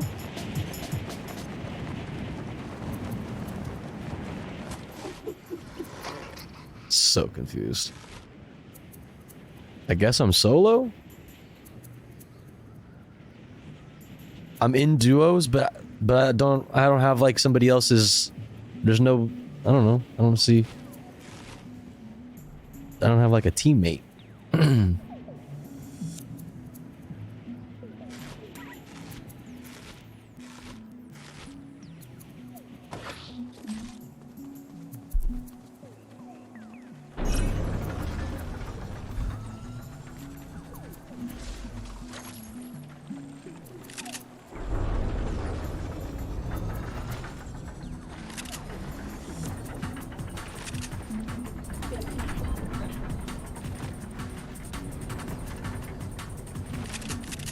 Ah! Come on, come on, come on. Let's go. Let's get it over with. Let's get it over with. You chose no fill? No fill means go alone? But everybody else has a teammate? I'm so confused. Well, why the fuck would I do that?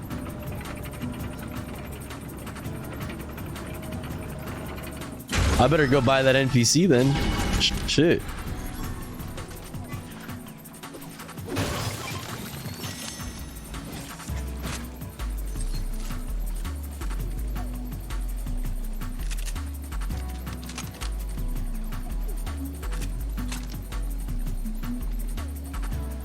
You're a strong, independent blogger tofu who doesn't need no teammates. So true, bestie.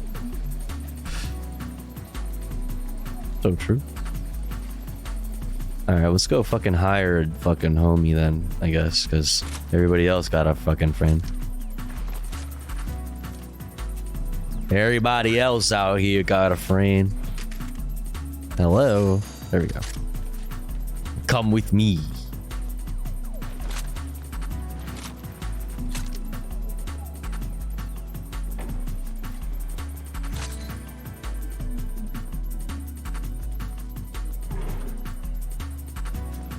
Oh no, my stick's acting up again. I need to take this controller apart and clean it. I keep putting it off because it's like, it keeps like fixing itself. It's intermittent.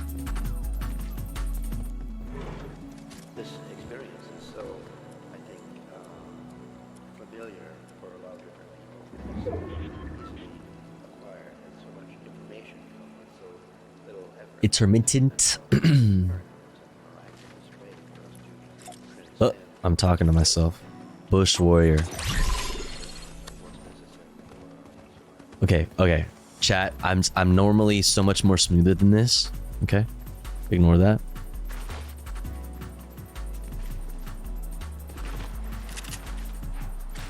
Where should I go? What do I need to do?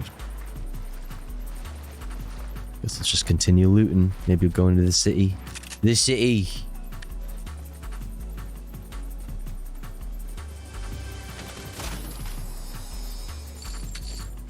Don't mind if I do. I guess I gotta do SMGs though for that fucking quest, so I'll just get rid of that then.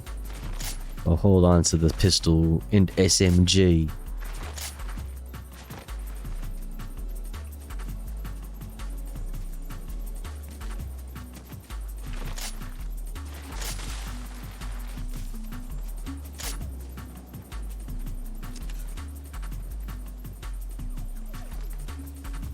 I could probably make it over to that island actually and get a sword.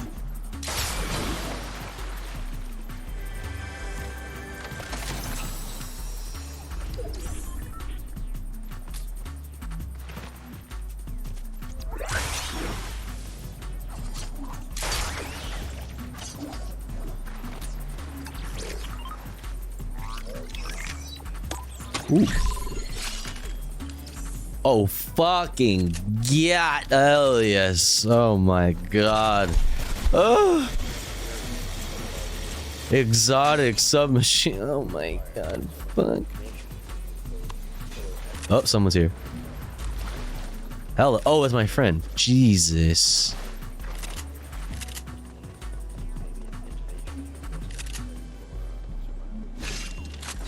What do we give up?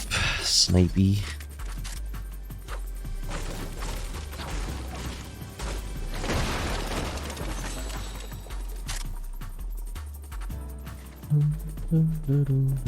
Oh no, my right stick. It's not fucking working with me. Oh, who that? Oh, I see you, bitch.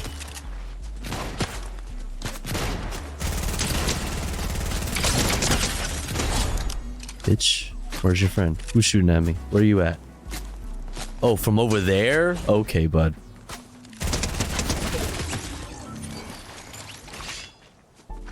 Fuck are you doing?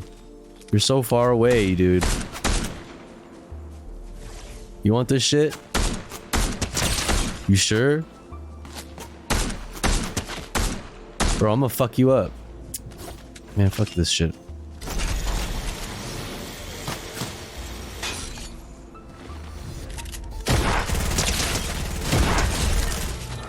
Motherfucker. Oh, with the purple sword. Thank you. You won't be needing that anymore. I'll take that. Yoink. Yoink.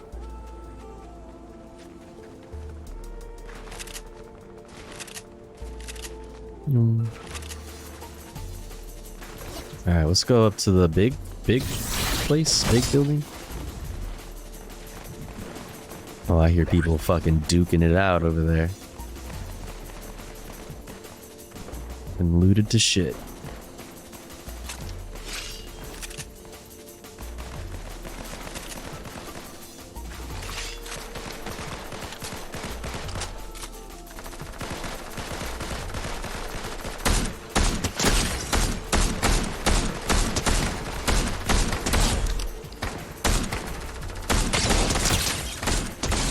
Huh? Well, people are getting downed, so that must mean they have teammates. I'm just all by myself in this ranked fucking match. Fucking owning motherfuckers. With this NPC that's just sitting there looking dumb as fuck. The fuck I pay you for, man?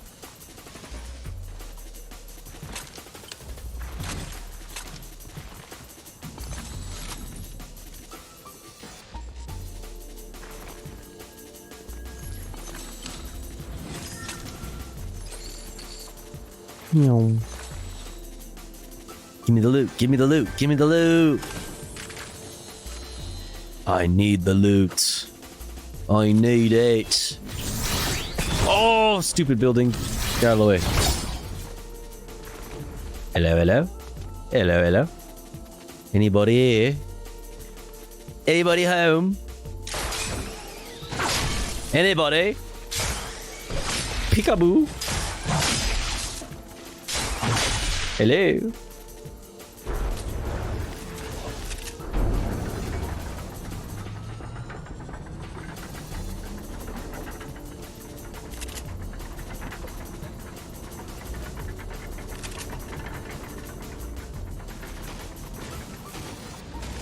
My fucking guy over here is just fucking being a goofball. He could have walked over here, but he had to go through the wall like a silly Billy. Whoa. There's not usually NPCs over here that scare the shit out of me. Just wrecking the damn place. Yeah, man. Gotta make sure there's no bad guys in here.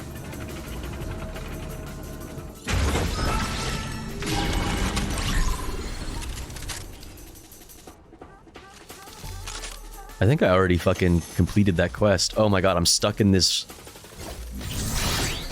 Dude, yeah, I need to clean this controller. Or buy a new one or some shit. I don't know. Or something. Alright, let's see what's going on inside.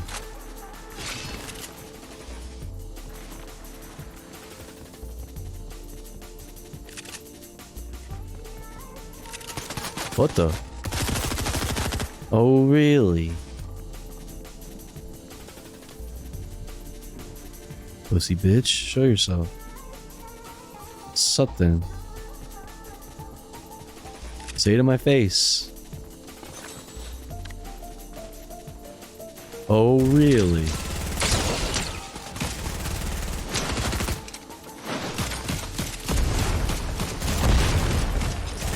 What the fuck? Where do the explosions come from?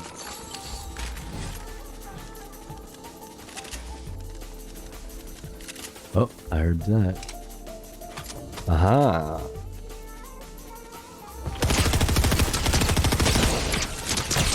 Get back here!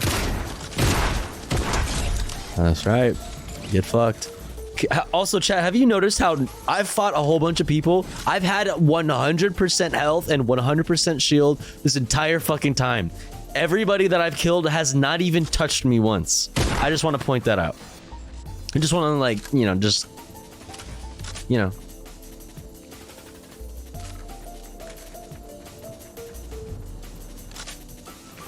Your Honor, she's cracked. She's cracked, Your Honor. Alright, where are we going? What are we doing? Damn, the circle's already small. Wait, what the fuck?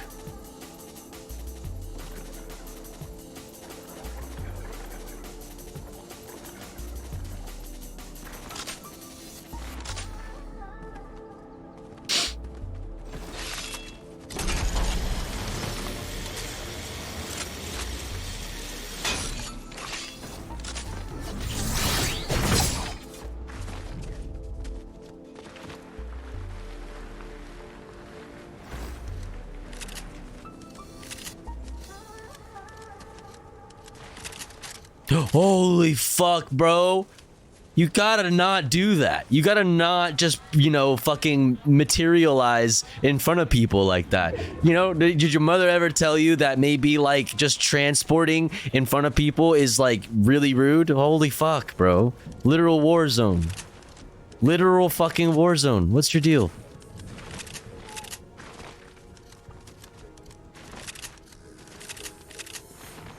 Giving me a fucking heart attack out here.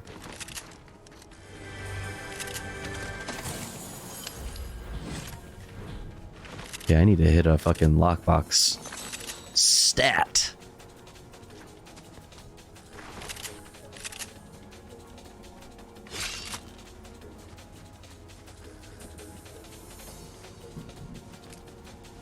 We need to get up there. That's the plan. That's it. That's the move.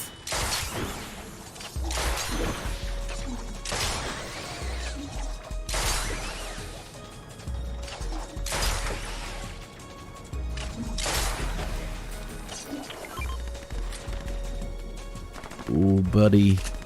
What do we want, chat? Do we want that? Yeah, I will take this and replace the fucking... the DMR with that. Okay. Alright. Let's pull up on these people fighting over here. What do you say?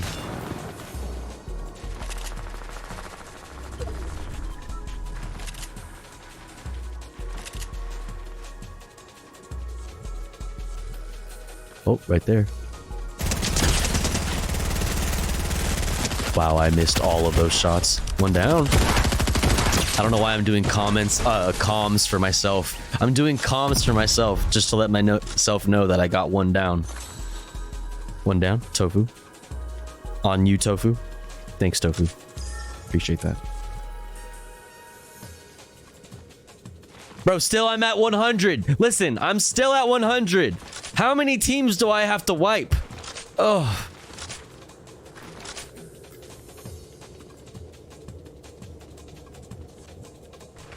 It's absurd.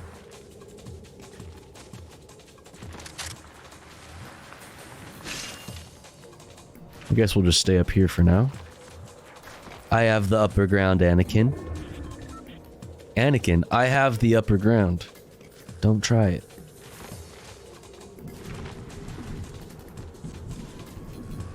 Aha! Enemies. Using a car? But what about your carbon footprint? You must die. Blink blonk, blink blonk, blink blonk. Have you considered the environment, Sweaty?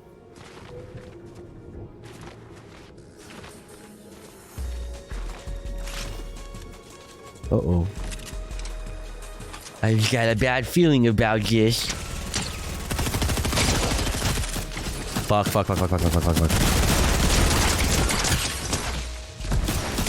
Bro, you gotta, no!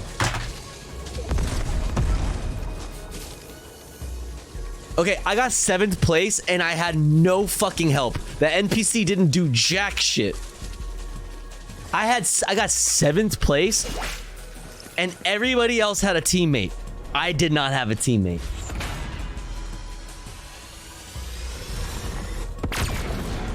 Is this good? Is that good? I don't know. 50% rank revealed. Bronze 3. 7. Placement 7. Oh, that's where I was 7th place. I got 9 eliminations. So what does it mean?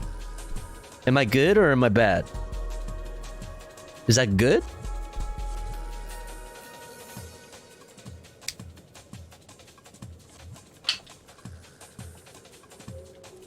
Did I do good?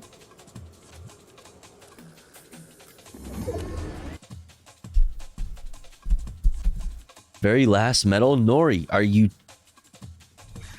Excuse me. So so that's bad.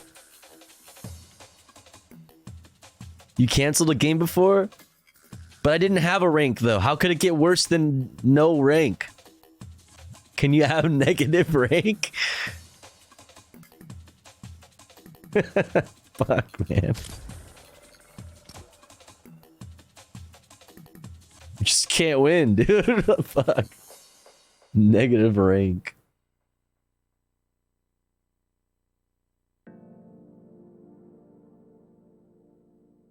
Ranked has arrived. Should I put ranked in my title? Pog rank. Rank Valorant. Valorant a child's game. I sacrifice myself for thee.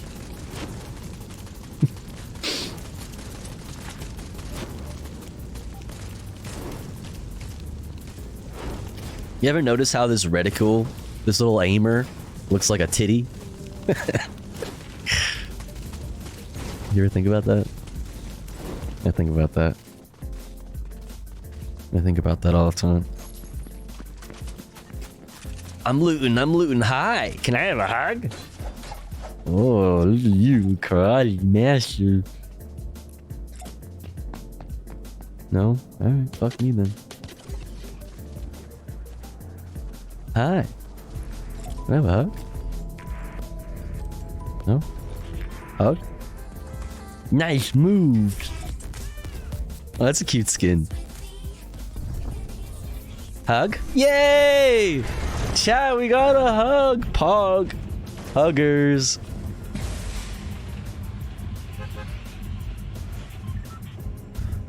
Alright, where are we dropping? Where are we dropping? Let's fucking try to get all the way fucking across the map, go to like Brutal Bastion. Oh, I forgot to thank the bus driver. Fuck! Last time we got a hug, we got top 10, just saying. Let's go, baby. Eliminate an opponent's assault rifles or pistols. Okay. Easy? What the fuck? Some kind of quest. Urgent quest. So are these just like these quests are like per game? They just like randomly hit you with a quest. Hey, bet you can't do this. Huh?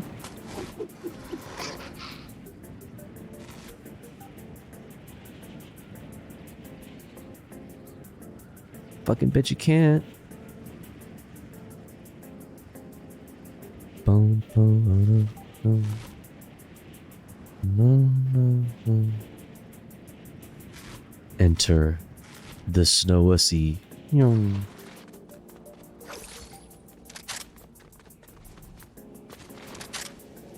Uh-oh, somebody's here.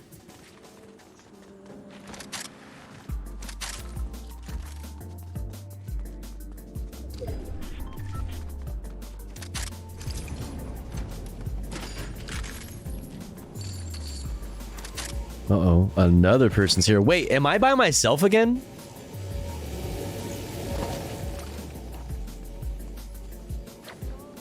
Oh my god.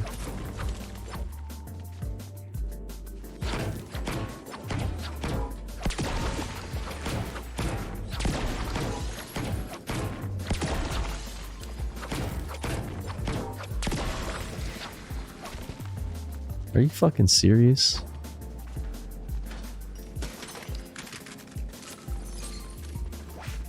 Uh-oh, someone's schwapping over there. Me too.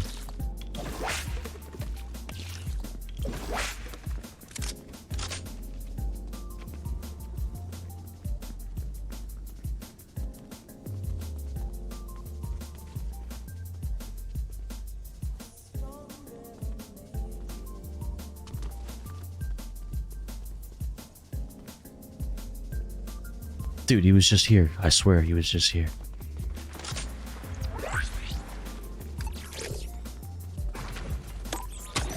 Oh, I should have done shotgun recycle. Whoopsie!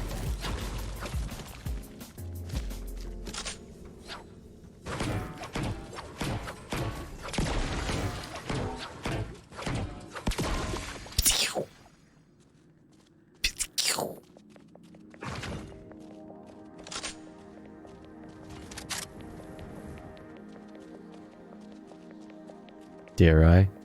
Oh, right there.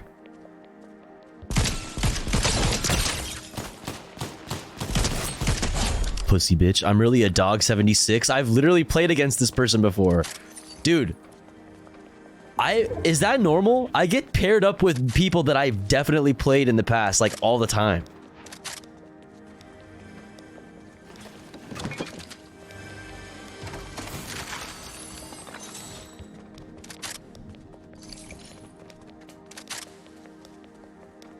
I swear.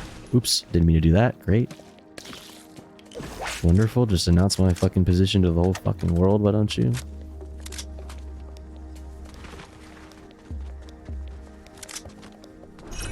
Fuck it, we're doing it.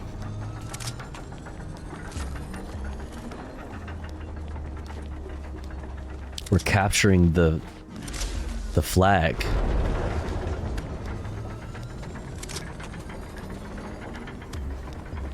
Oh, somebody's ziplining. How dare you? Oh shit. Oh, you think you're so slick. But you're not. Oh, oh no, that was the other person. I thought I just fucking one-shotted somebody through the fucking tree. It's like, oh my god, I'm too cracked. I'm too cracked. They're fighting somebody else now? Okay, what a lame fucking... Nothing good in here.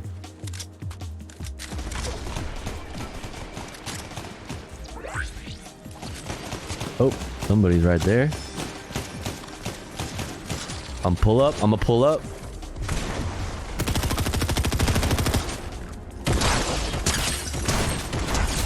She did.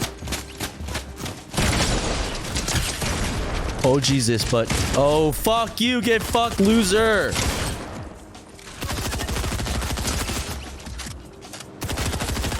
Yeah. Fuck you, get fucking cumstered, also dumpstered. One then the other. Yes, forever. Fuck you.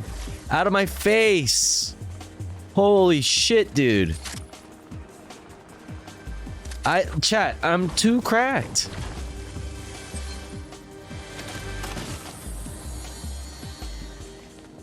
Too cracked. Oh, there's a vault here. That's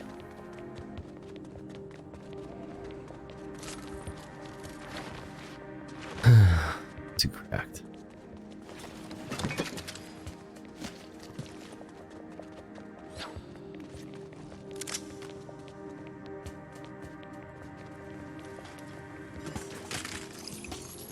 Better get out of here soon, I guess. Oh,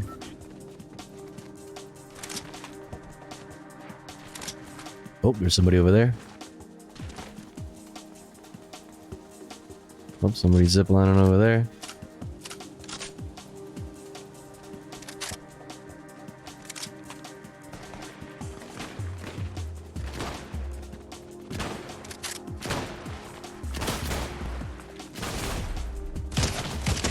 Bitch.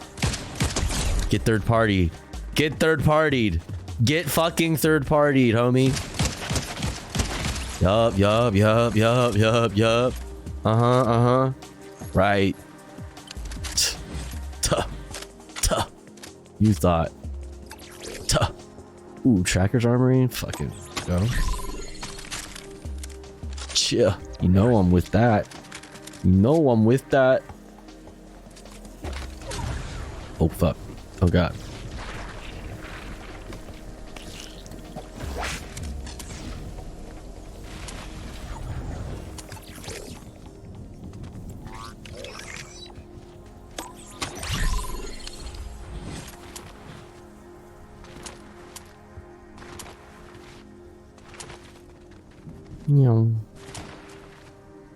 You a dirty kill stealer? Fuck yeah, the fuck? Yeah, I got 2 kills. You sat there trying to get 1 kill, and I got 2 out of it. You know what I mean? Like, it's not even a thing. Like, it's not even, it's just like, it's just nothing, you know? It's nothing, bruv. It's nothing, bruv. A little light work. It's nothing, bruv. I'm telling you.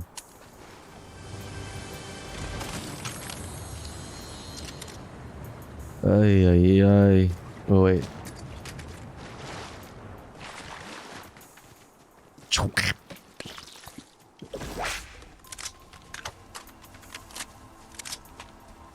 Oh, hell yeah. Don't mind if I fucking do. Make sure we're all loaded up.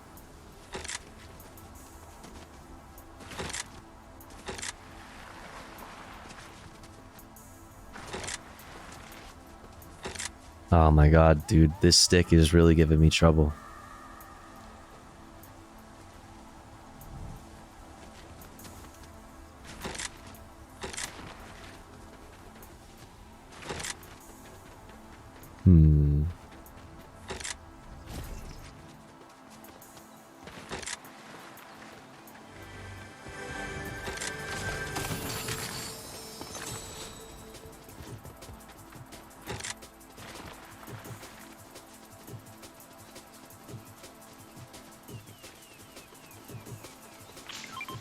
Oh, let's do that. Oh, hell yeah.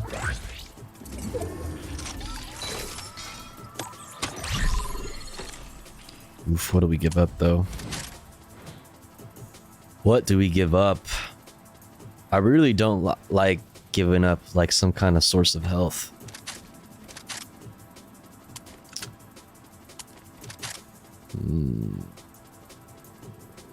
That.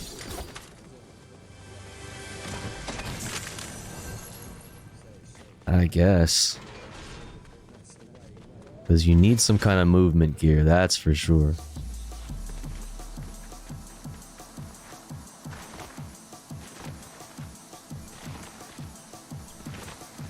Need something that'll do close range and long range. The DC-15 is not that good for long range. Mid range, chill.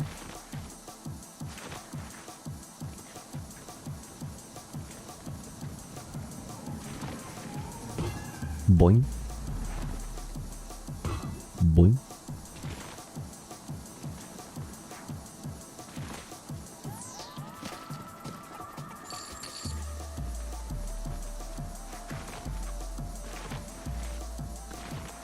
Oh, look at that.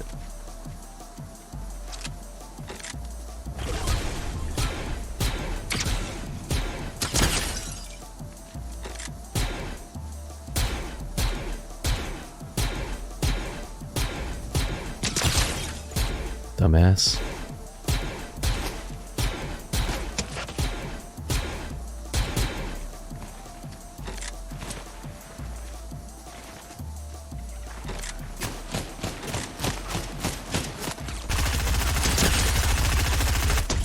Dummy.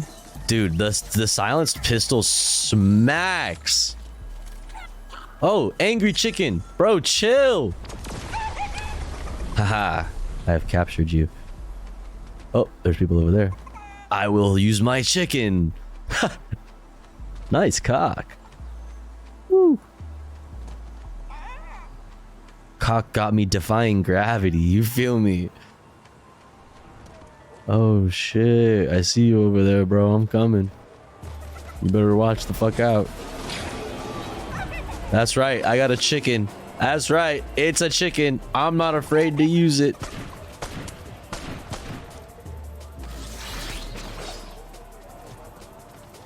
That's right, it's a chicken, bruv. It's a chicken, bruv. Now I see all of you.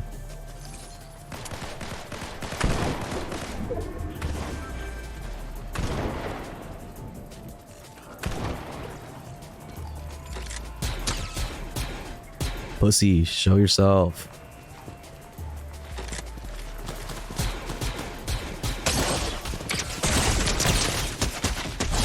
Bitch. Oh, gotta go. Go, go, go. Fuck.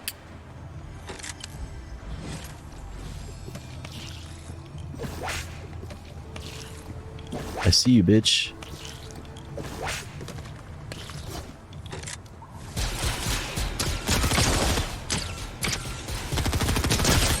Pussy.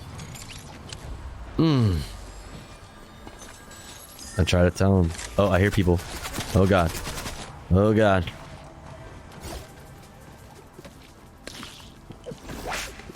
Run, run, run, run, run, run. I need more, I need more, I need more. Okay, don't go there. God, dude, I'm too cracked. I'm too cracked. Get away from me. I'll hurt you. Don't make me.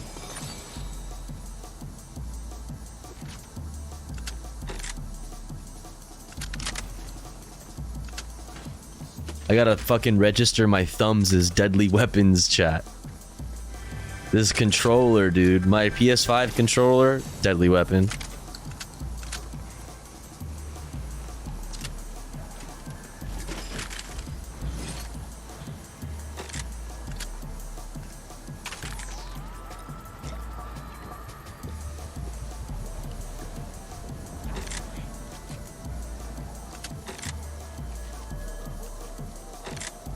Ooh.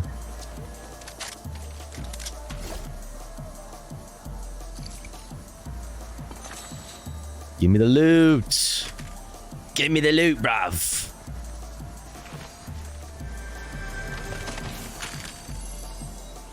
I require the loot.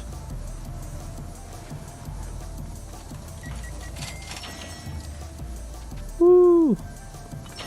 I'm rich.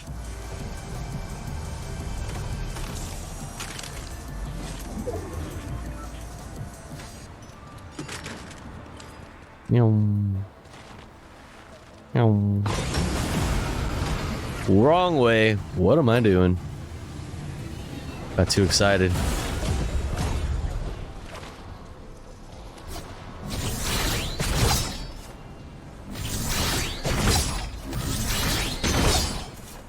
Oh, I missed fucking... Oh! Go, go, go! Fuck! Go!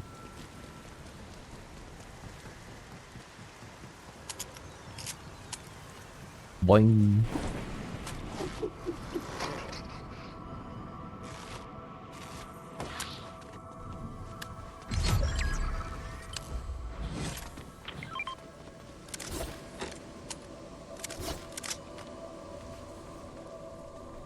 How many people are left? 10? Oh, fucking shit, fuck. Oh no, I fall damage. God damn it, fuck. My number one enemy, dude. Still. Fall damage. Not other players. I'm too cracked. Too cracked for that type of behavior. Is that somebody over there? Yes, it is. I'm just gonna fucking send some shots over there, even though I definitely can't aim that well with this. Oh! Okay. Alright, let me just...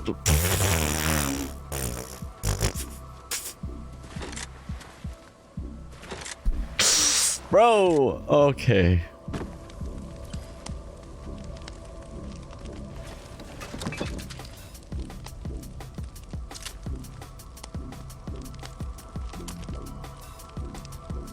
Heal me up, bruv. Heal me up, bruv. This song.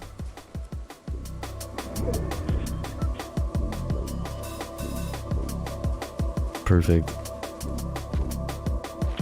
We're moving, bruv. Oh, I have a key. Oh, shit, yeah.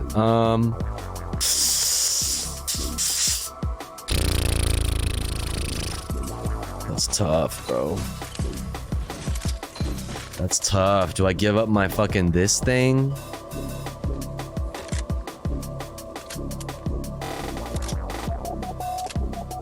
I don't know why I even bought that, actually.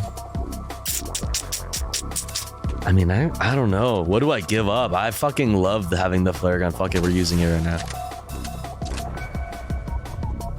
Ah! Just gonna light some shit on fire in the distance.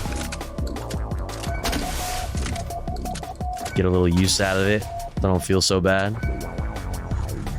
You know?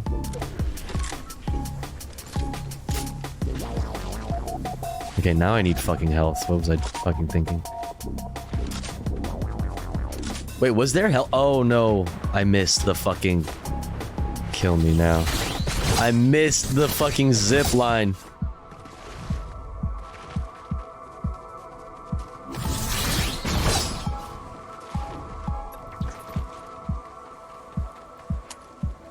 Oh, buddy. What is that noise?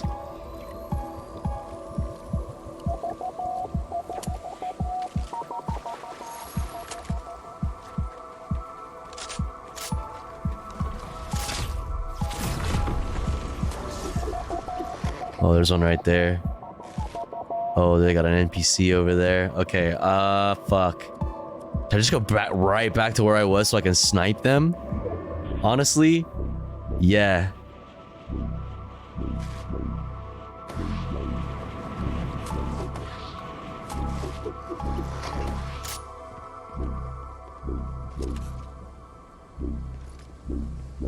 I know they were fucking right there.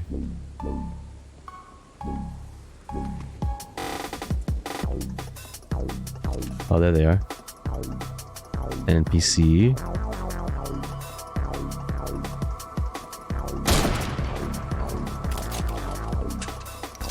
Can't see the other person over here though. Oh, yes we can. That's right, hide behind the tree. Where it's safe. Oh! You know?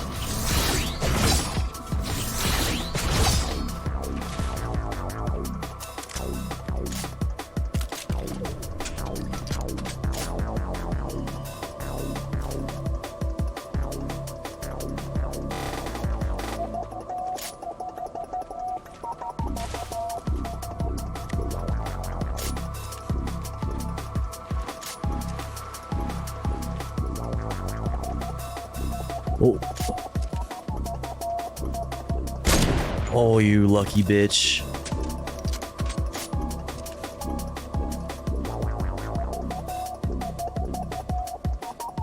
Where'd you go?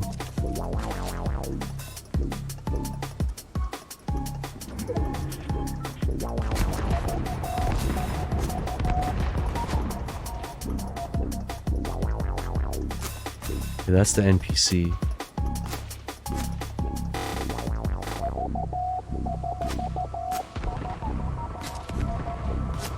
That's the NPC. I don't want to shoot that guy. Oh, there he is.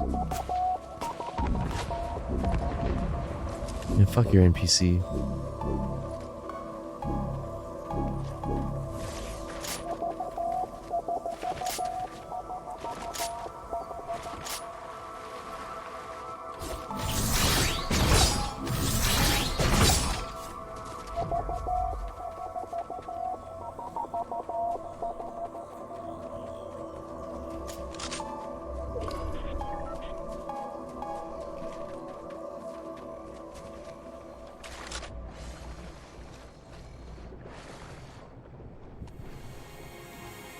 Oh my god.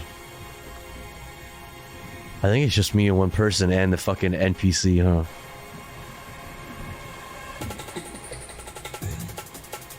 Oh my god.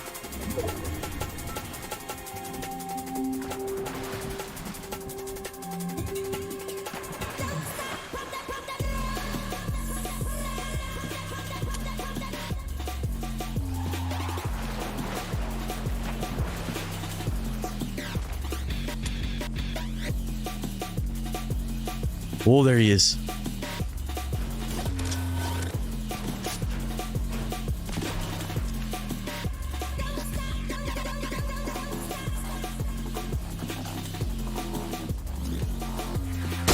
Oh, dude! I fucked up! Oh! I fucked up. That should have been the shot. Where'd he go? Oh, there he is.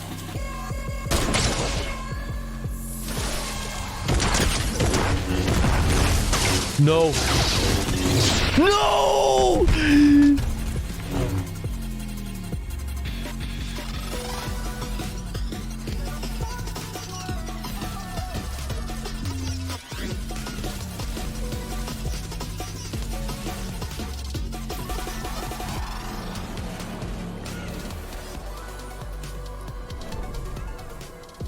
Fuck.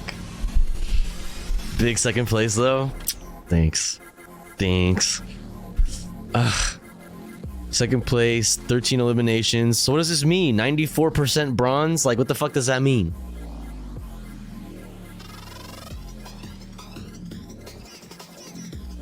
Am I good? Does it mean I'm good? Or am I bad? Am I bad? Ugh. That was rough. That was rough. I should have fucking had that person. Winner of our hearts. I appreciate that, Mortimer. Thank you.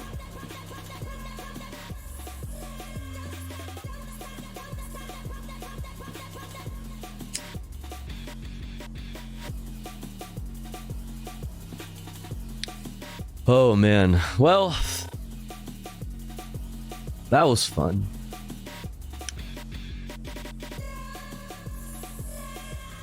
Don't stop. Want that, want that, want that, want that.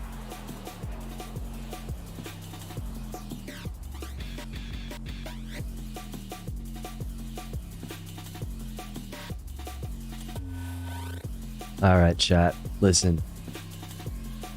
I've had a good time hanging out with y'all. I hope you've had a good time hanging out with me. But it's about that time. It's about that time. I'm sleepy. I'm hungry. I gotta go to bed. I gotta go to bed and eat some food. And then go to bed.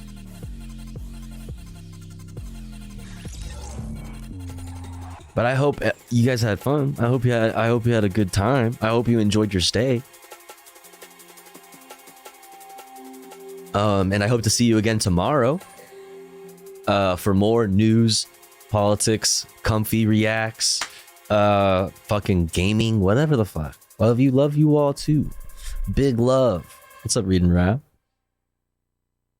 I hope you all have a great rest of your day or night or whatever it is. Where are we gonna go hang out? We're gonna go hang out with Pixel. Oh, not that button. Stupid ass. How do you stream? I don't know how. There it is. Then this one. That's what we're supposed to do. Chat, we're gonna go hang out with Pixel. Pixel's the coolest. We're gonna go hang out with Pixel Smixel. For anybody that gets left behind.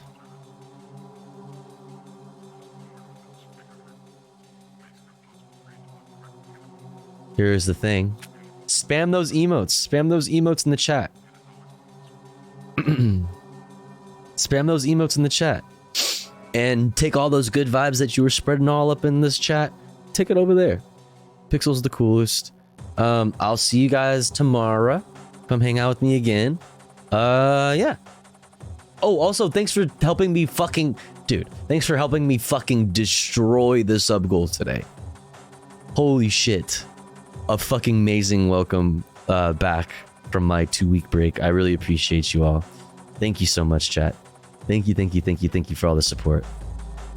I'll see you guys tomorrow. Night, everyone. Sweet dreams. Drink your water. Drink your water.